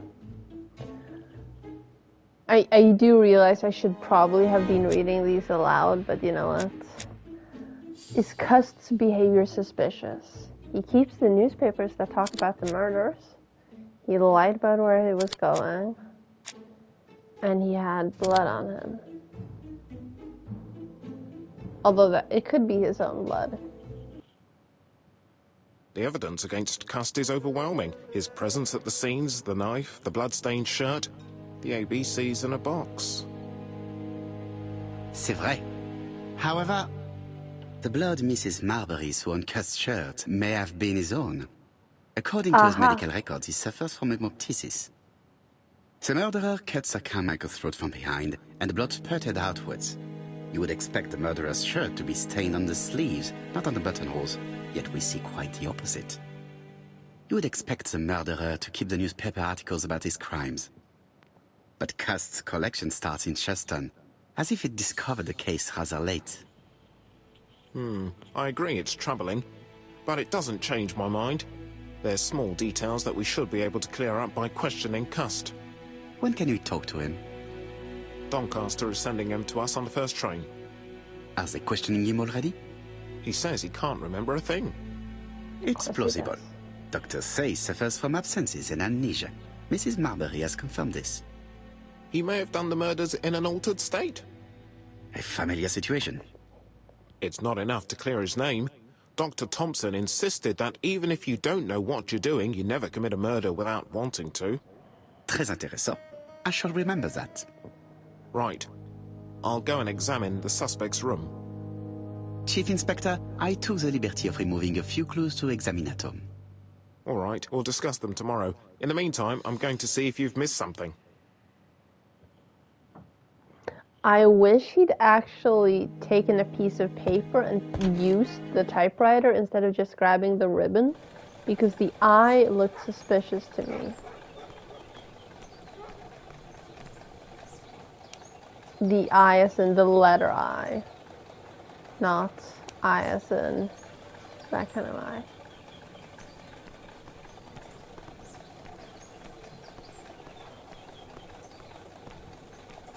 To Scotland Yard, please.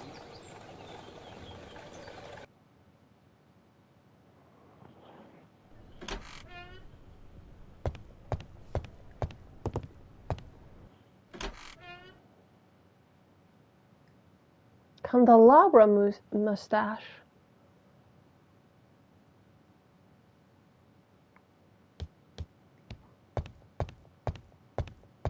I am not going to leave before having finished questioning him.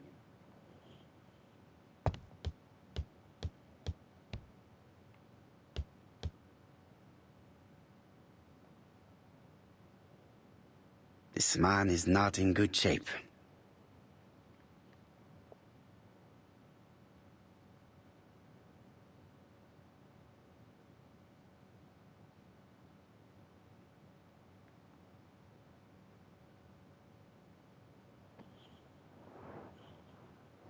He is worried and very tired. Andover police have been hard on him. Andover police? When was he in Andover?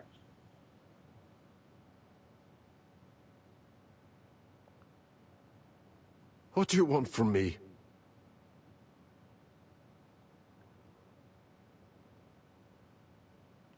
Good day, Mr. Cust. I am Hercule Poirot. Ah, you're the detective. Yes, I am the person you have been sending the letters to. I didn't write these letters. I've already said so.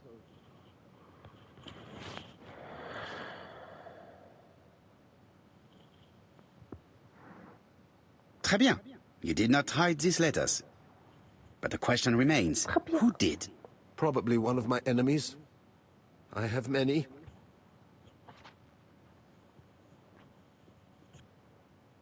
I do not believe that you are capable of murder, Mr. Cust. I hope not.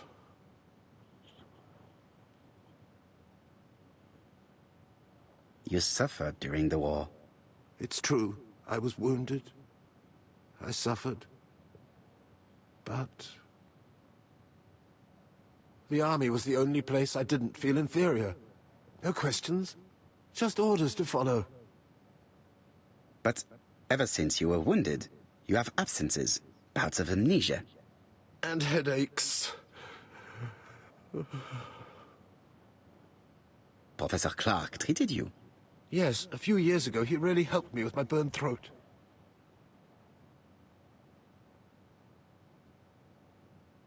Of course, you never considered killing a doctor who took such good care of you. No. No, never.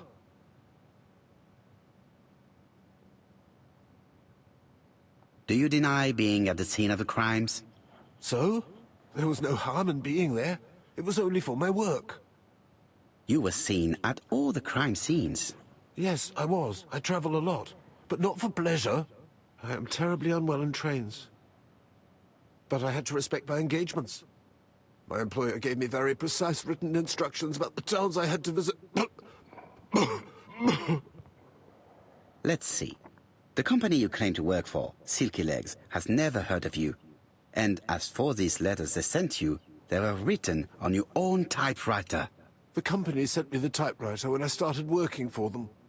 Yes, but the letters were received afterwards.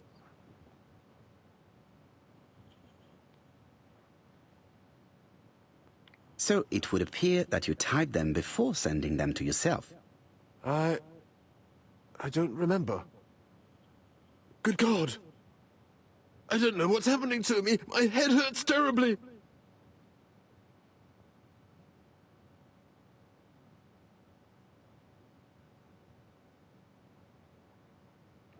Trophy earned. Gothic confessional.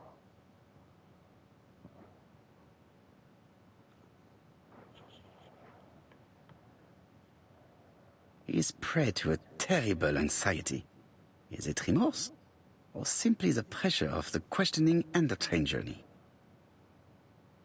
He is in no state to reply. I am not going to leave before having finished questioning him. Ooh. Nice.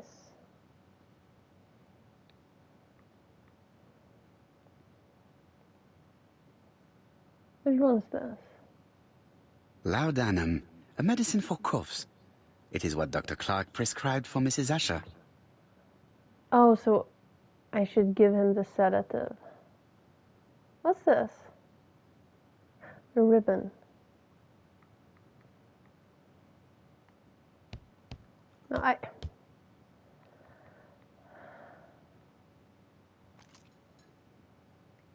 Take this. It will help you.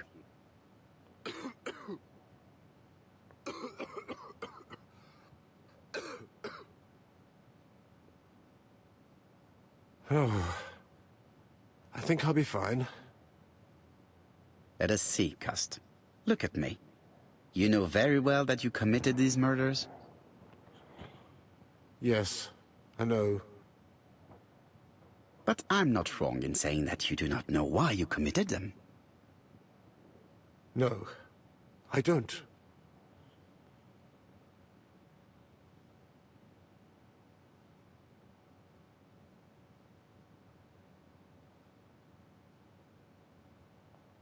Let us leave Cust alone.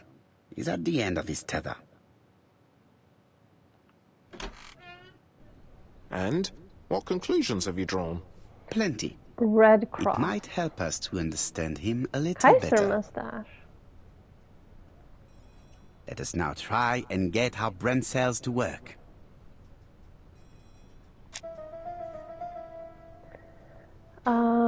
He suffers from that. He has problems with his throat.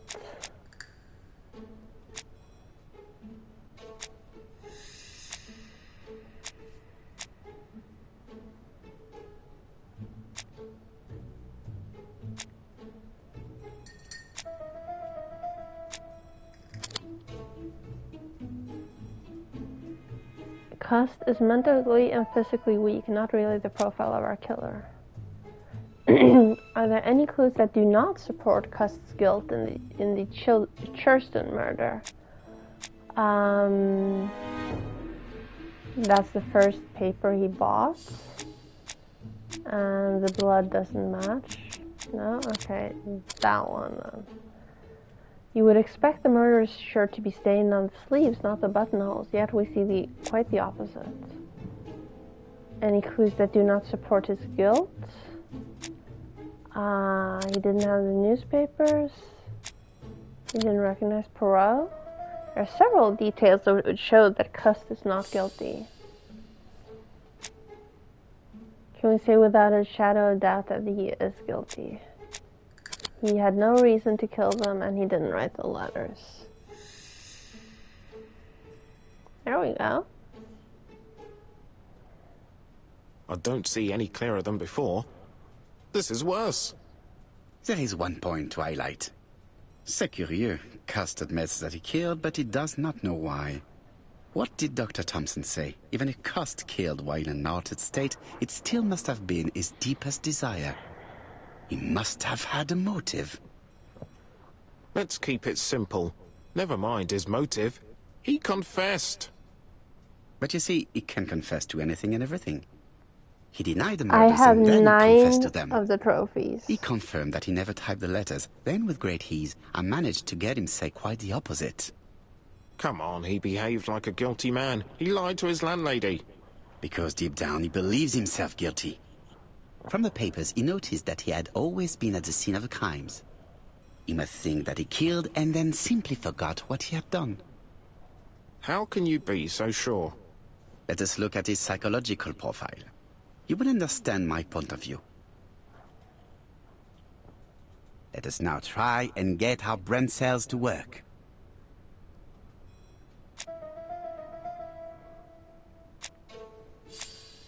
Is Cust clever?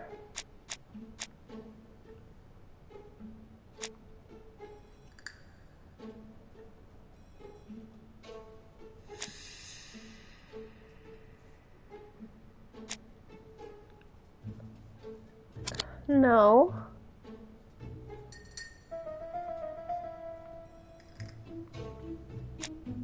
Is he sure of himself? Hesitant and shy.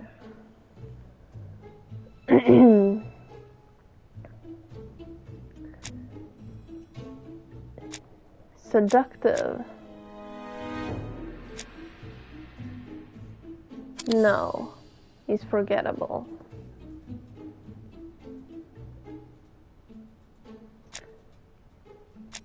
He does not like trains. Yes.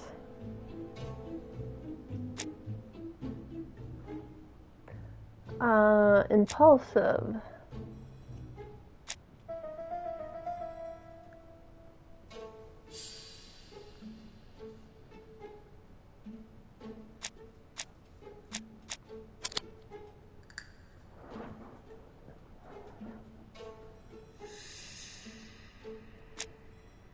Is he generous? Hell no.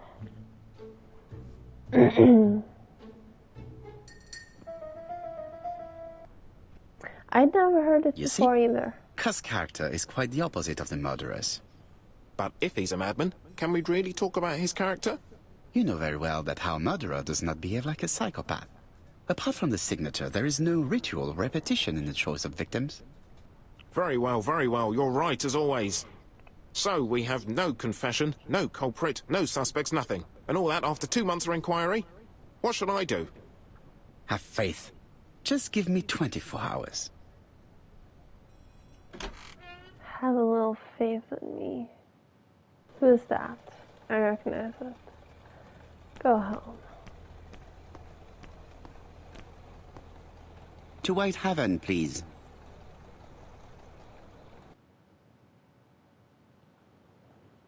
Well, you also have English as your first language. Cust's arrest is a great success for you, Poirot. It's all clear now, except maybe 1 or 2 details. Details. Ah, mon ami. The devil is in the detail. Mon ami means my darling or my friend. Patience, Hastings. Everything will be clear once our guests arrive. Reparian? Yes, be prepared. Slip a revolver into your pocket before they do. A revolver? But Poirot, what are you afraid of? Trust me. It is important you carry a weapon for this meeting. I will lend you mine. What about telling me what you have in mind? Surtout pas. You wouldn't be able to play your role. Oh. Wait 1 moment, I will bring you my weapon.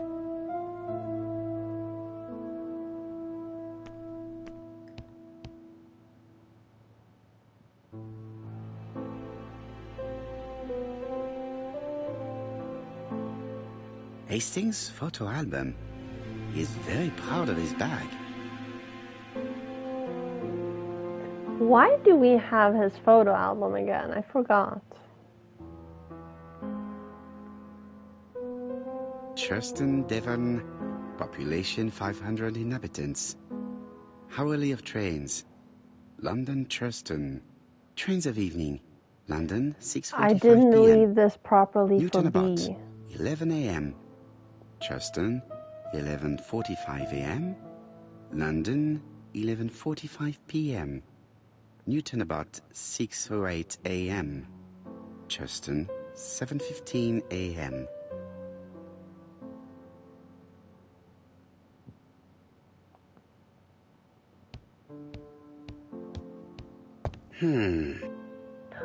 The croc turned around. It was facing the other way before.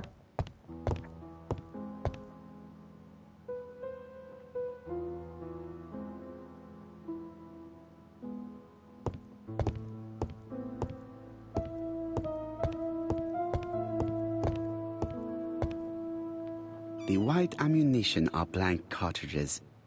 The others are real bullets.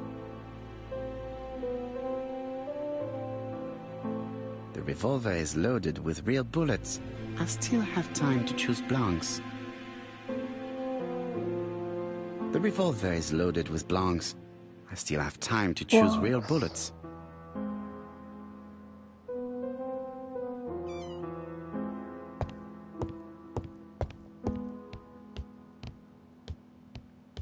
Double cookies. Oh. The Lancet, September 11th, 1935.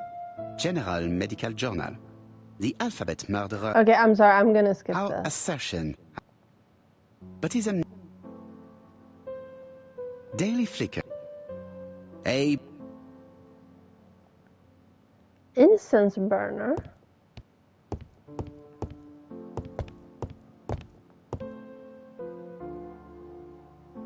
Ah, some cool hair. I love it though. It is not the right time.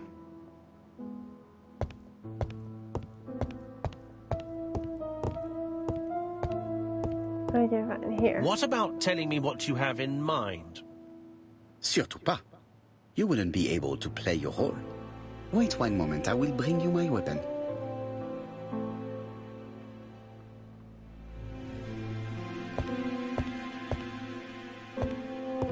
What about... Surtout. What about... Oh, come on. I am just trying to give him the gun, but I keep using the wrong Voila, button. I entrust you with my weapon. It has hardly been used, it is almost new. Gandhi mustache. Oh, I come in peace. Oh no, Chief Inspector, is that you? is the other Sorry, one but we haven't to found choose anything. real Have you bullets? checked the typewriter? And the packaging, the letter, and the ribbon reel. We've only found prints left by Cust and his landlady. Well, never mind, I shall make do. So, are you still Oh, going not to the hold other your one. meeting? Is there a trophy Of for course, Chief Inspector. choosing I the can hear my real guests bullets coming up the stairs. instead of the blanks? Or Why have does you it brought us not here, matter? Mr. Poirot? Since Cust's arrest, I thought Oh, it was all Gandhi done is and just dusted. the gun? Miss Gray formally Doesn't matter identified him, with the as well as bullets? Miss Barnard. Yes, and the stockings he saw are of the same brand as the ones found at my aunt's. This is all true. However, a case is not closed if some questions remain open. And one question is, why did the murderer send me his letters? Why did he challenge me, Hercule Poirot? Perhaps he wanted to play with you, to taunt you. Xenophobia? Maybe he didn't like you because you're foreign. I may be wrong, but maybe by provoking you, he was looking for glory. Okay, I'm sorry, but look at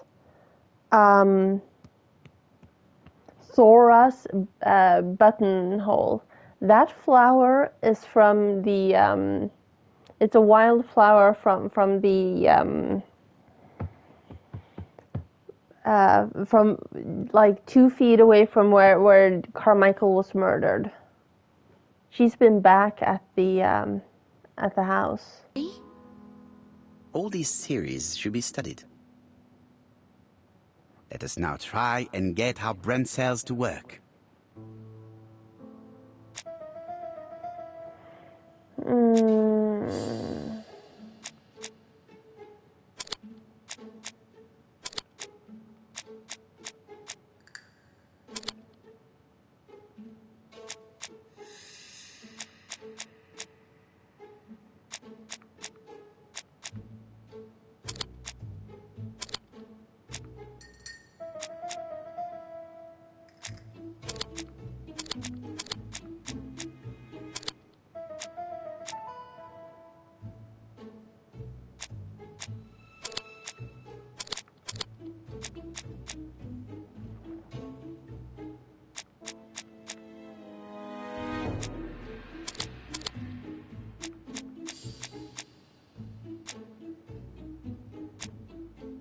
I don't think it was xenophobia.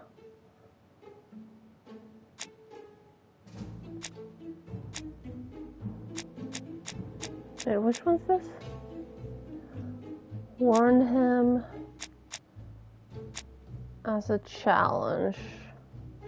But that's not what the question is.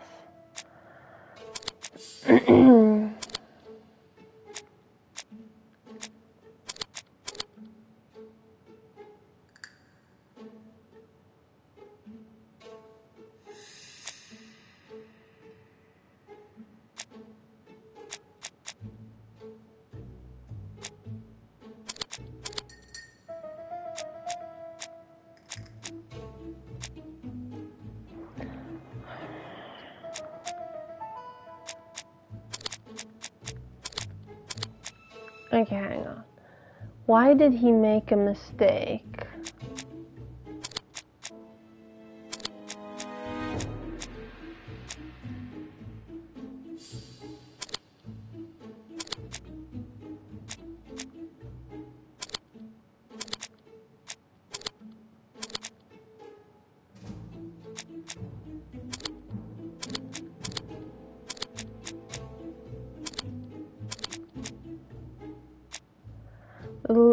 That arrived late.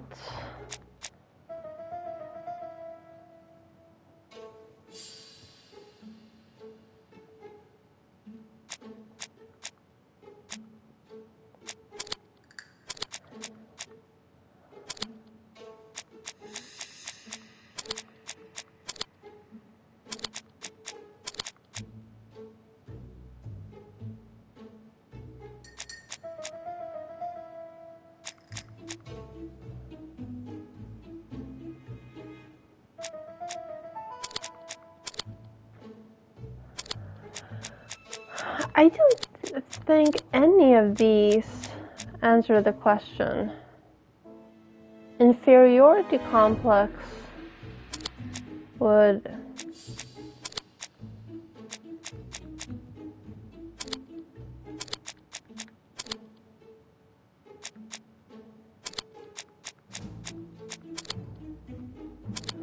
Okay, it's suddenly murder mystery machine again.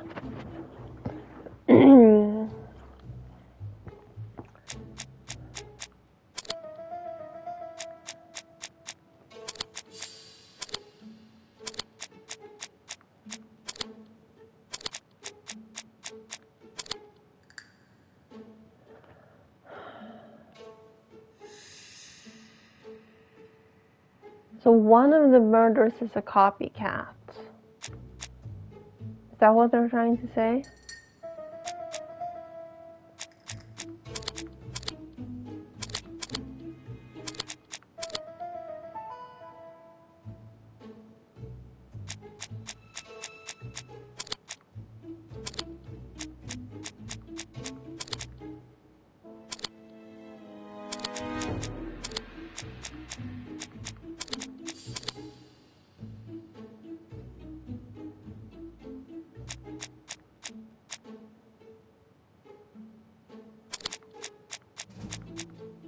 No, not that one. That one.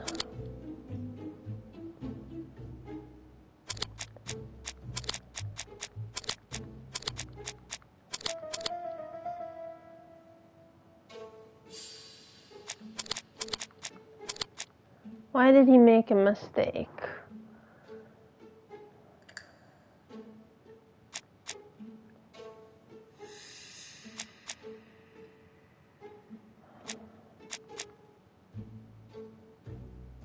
Xenophobia has nothing to do with the typing error.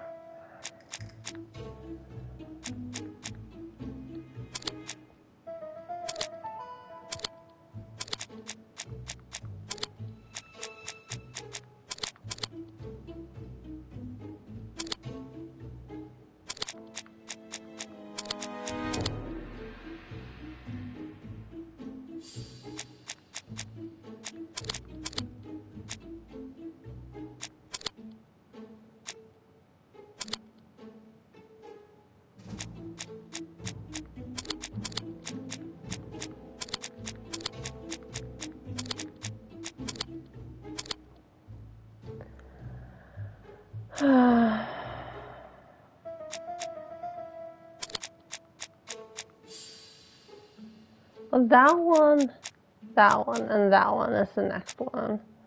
So this one, and that one. No.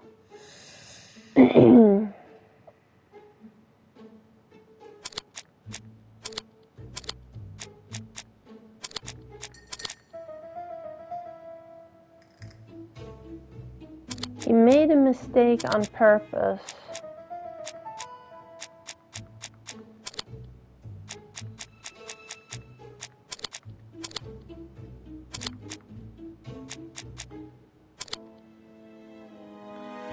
Aha. There we go.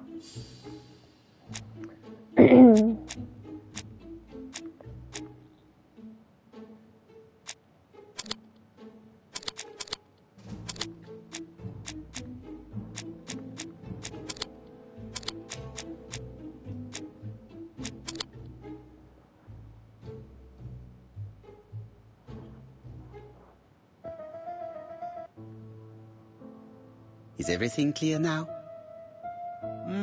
You might like to explain your reasoning again. Of course. First of all, remember that the murderer made it a rule to always post his letter before the murder. He never digressed from that rule. However, in Churston, he encountered a problem. The village has only 500 inhabitants. With advance warning, it would be easy to arrest him.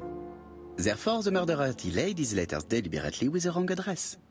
The plan wouldn't have worked if he'd sent it to Scotland Yard or the papers because everybody knows their addresses. The mistake would have been corrected and the letter would have been on time. That is why the murderer chose me as the recipient. Because for his plan to succeed, it was necessary for at least one of the letters to have a wrong address and get lost. See, that's the flower. It was very cunning. Absolument. It is a very subtle plan. It matches the profile we have drawn up of him perfectly. That of an intelligent, daring and calculating murderer. But that's not how you describe Cust. You are quite right, mademoiselle. Like you, I find it hard to believe that this dull character is the clever murderer we are looking for. Do madmen...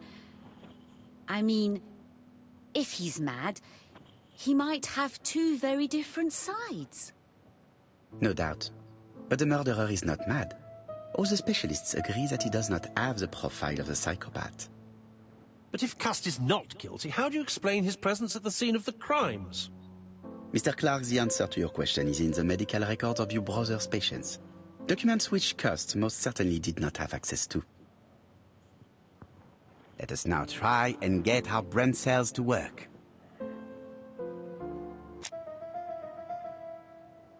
Easily influenced.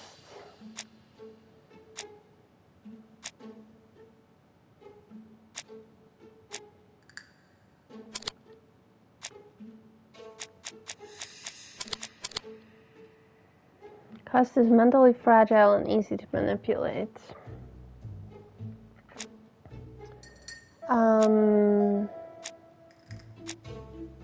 There's a door-to-door salesman, and he went there because he wanted to swim. No?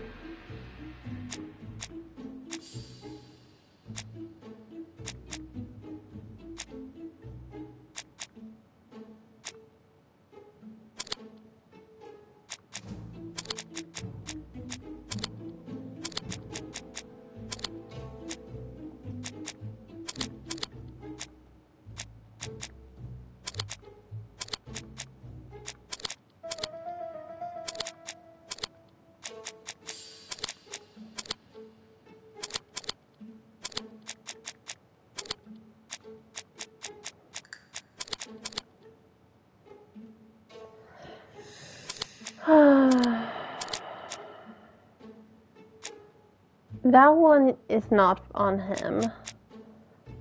That one might be. That one and that one is the actual... No, that one is the actual murderer.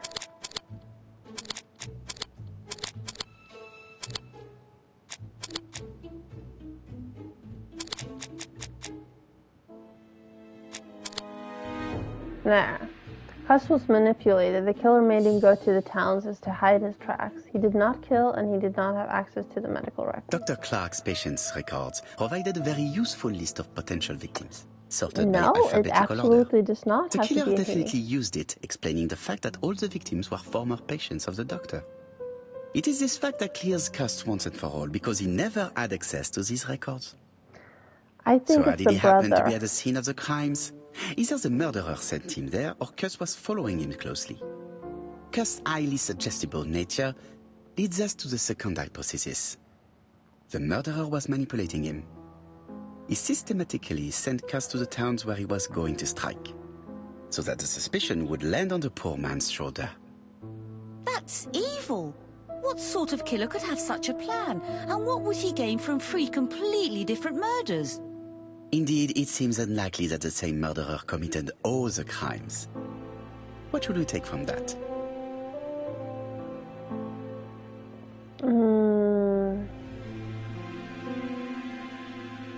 Yes. Just one murder was of benefit to the murderer. The others were just diversions. On reflection, there is only one conclusion. The murderer killed once out of interest and twice to divert our attention. This reasoning points at two potential culprits. Franklin Clark. Donald Fraser? Yes, mademoiselle. That's good thinking. Mr. Fraser may have killed Betty out of jealousy. Mr. Clark may have killed his brother in order to inherit his large fortune. Both have a motive. But Donald did not have access to Dr. Clark's records. Please allow me to disagree with you, mademoiselle.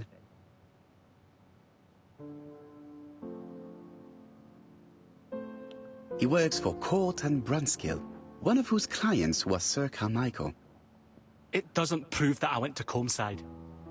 You could have done it, and you may have used the opportunity to take a look at Sir Carmichael's records. You think I'm guilty? You or Mr. Franklin Clark? That's ridiculous. Both of you have a motive. The question is, which of you has the profile that most resembles the murderer? Let us now try and get our brain cells to work. It's the brother, because he knew that the wife was dying. Clever.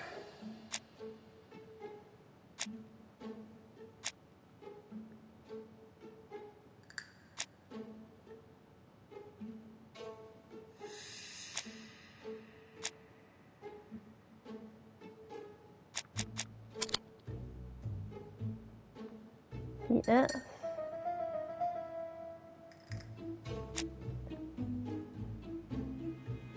Self-confident. No?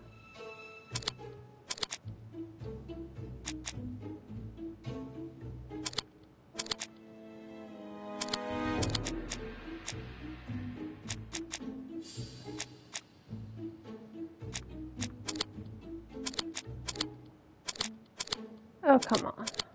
There we go. He's not. He's easy to influence.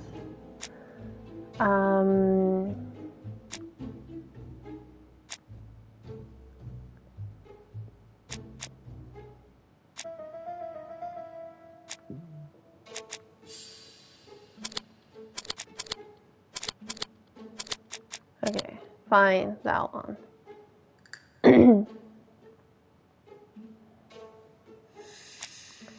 Murderer does like trains.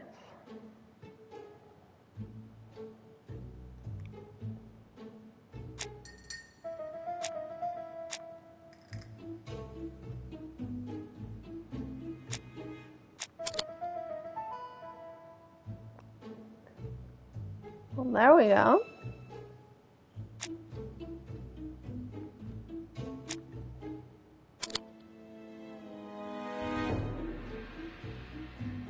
I don't think so, honestly. Ladies and gentlemen, Donald may share many character traits with the murderer, but he does not have his cold indifference. He has a temper. It is hard to imagine him planning anything.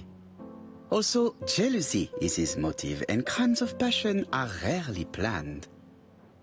Right, I suppose it's my turn to be subjected to the same scrutiny. Absolument, Mr. Clark. Because the wife knew that she was dying, but she also knew that her husband was trying to hide from her that she was dying, while also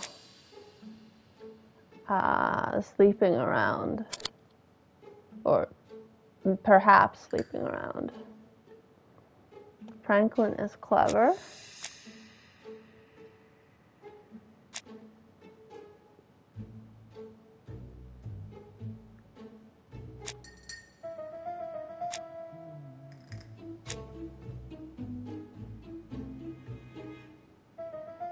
He's generous.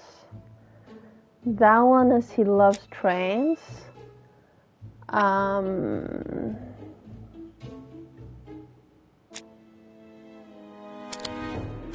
No.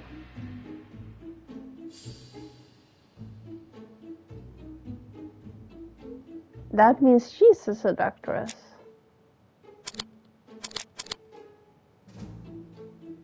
Oh, never mind.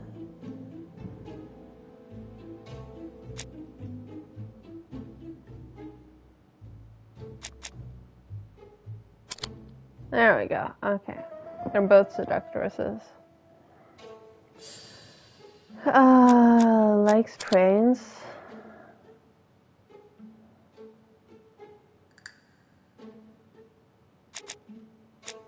Generous.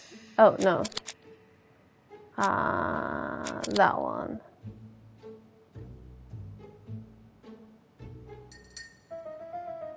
Now, generous as this one. Well, she's seducing him, and he's seducing her right back. As you have all seen, Like they're there is a both disturbing manipulating each similarity other. between Mr. Clark's profile and that of the killer. In actual fact, it is exactly the same. Mr. Poirot, your psychological studies are interesting, but your conclusions do not add up. Why would I have wished my brother's death? The inheritance is lawfully mine. I just have to wait. No, you had to act quickly.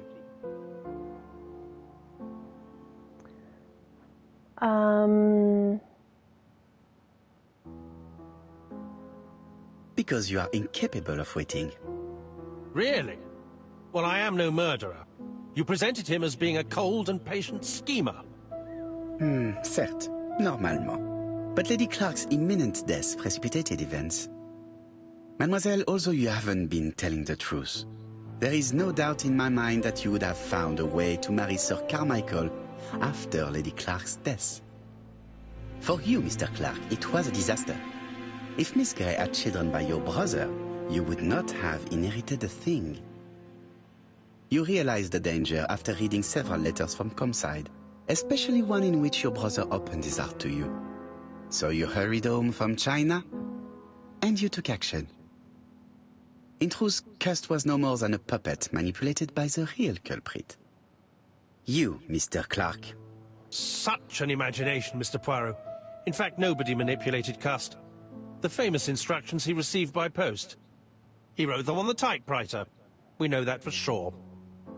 Oh no. You know perfectly well. That is not true. Eh bien voilà. Light has now been shed on the ABC murders. I feel like Your they skipped theories are something ingenious, but you haven't any proof. One point to him. For the moment, I have no material proof. Either I admit to it, or I bluff. Imperial mustache.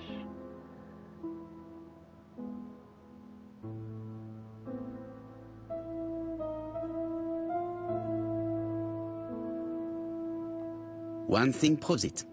A carton of Place cigarettes you stole from Mrs. Asher and found at your home. You have nothing on me. You're bluffing, Mr. Poirot. Come on, Thora, there's nothing for us to do here. Don't touch me. Thora! I understand why you never wanted to lend me your new typewriter, and why you were searching through your brother's things. And the hole you dug on the moors. What did you hide there? The knife you used to kill your brother? All right.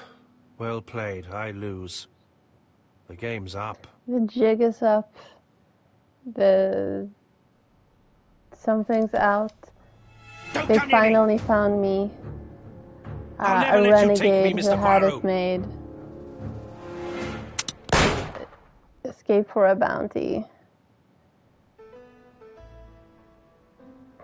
I'm sorry, Mr. Clark, there is no easy death for you. I expected your reaction, so I used blanks. I'm sorry, mademoiselle, but your second chance has been lost. Franklin Clark will never inherit his brother's fortune.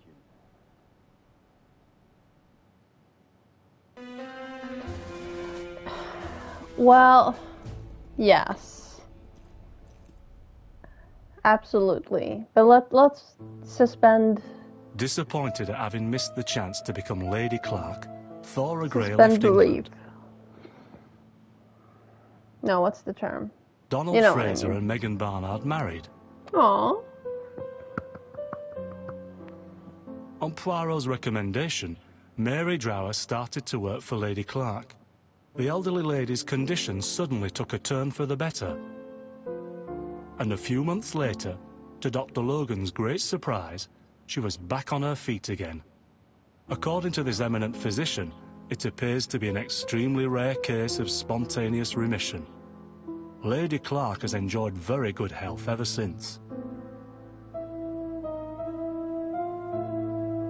They make a cute couple. Journal of an Innocent. The incredible story of ABC. As for A.B. Cust, after being advised by Poirot, he made a great deal of money by selling his story to the press. And as for me, and with business booming, The Black Swan has become the #1 tourist attraction in the whole of Yorkshire, even more popular than York Minster.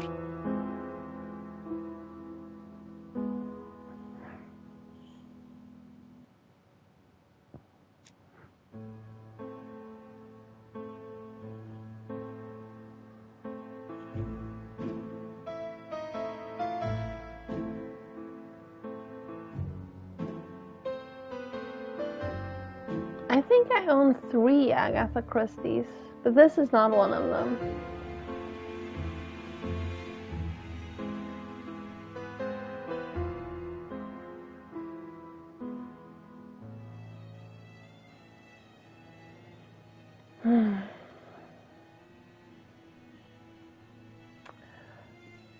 I did enjoy the game, even though it was mechanically a little frustrating.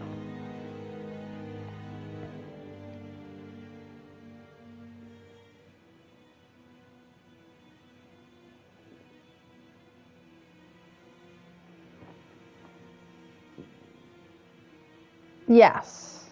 Yes. If I'd actually tried to get all the trophies, it would have been a little longer. But it's been 6 hours, 15 minutes.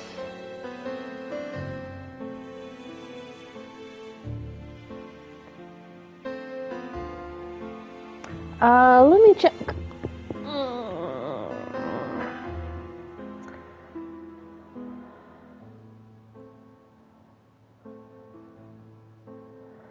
PlayStation app says 11 out of 15. But there might be 1 or 2 more coming. I missed an observation somewhere. And I missed something called Cesium-133 crystal.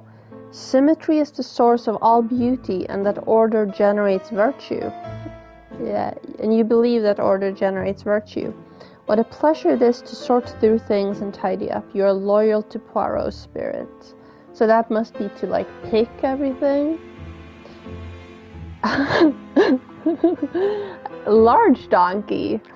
Even Poirot sometimes makes mistakes, but he doesn't make as many as you. Get a grip on yourself before your reputation is tarnished.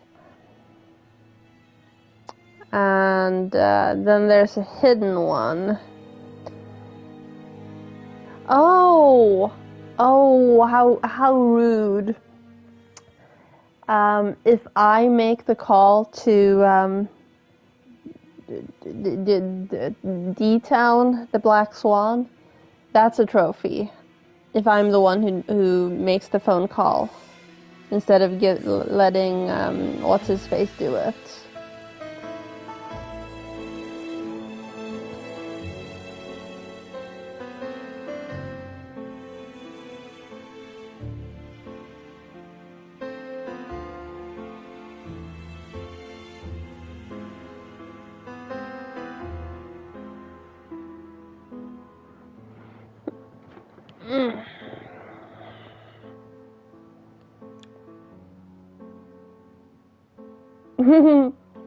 I am unsurprised.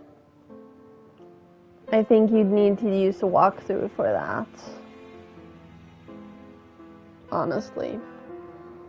And I do not do that when I stream. Unless I get super duper extra stuck. But then I ask you, one of you guys, to just Google and give me a very vague hint. Or a medium hint.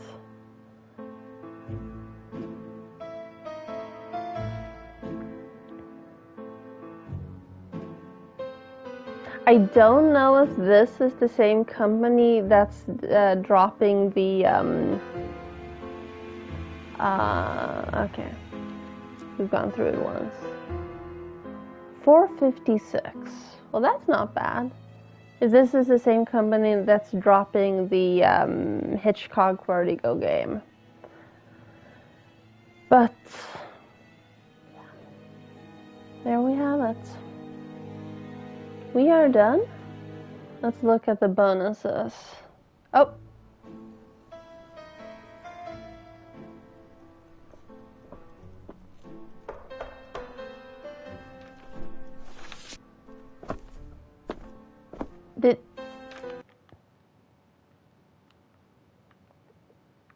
I could have sworn I pressed bonuses. I did not. Oh well.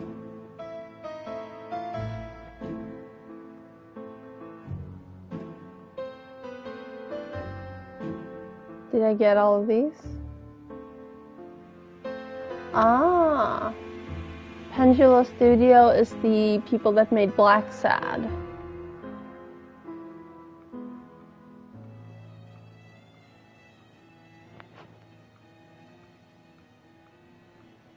So no mistakes ever is one of the trophies.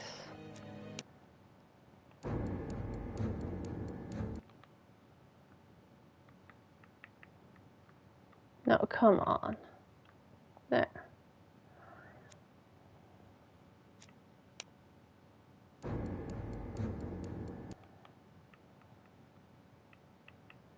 And yeah.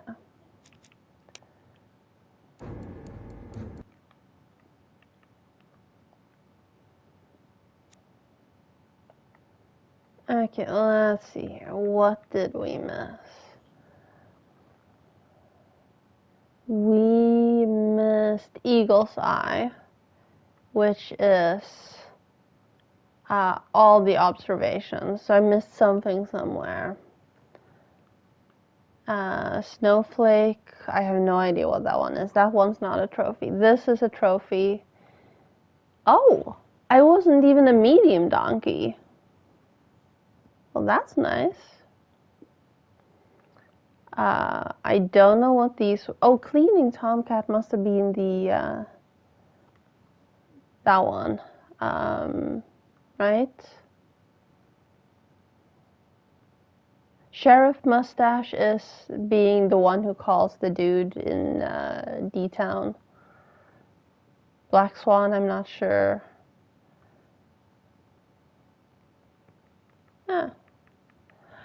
Well, that's it for today. Thank you for hanging out. Next stream is Wednesday. And it's... Ooh, I love Runaway. And I like yesterday's too. I've played those on... One on tablets. I have one on the DS. I have a few on like CD-ROMs. I like those. Anyway, sorry. Ash, stop with the trivia. Throw it in Discord for me. Next stream is Wednesday when we start Kana. I'm gonna buy the digital deluxe edition so that my little friends are gold instead of black. They're adorable. And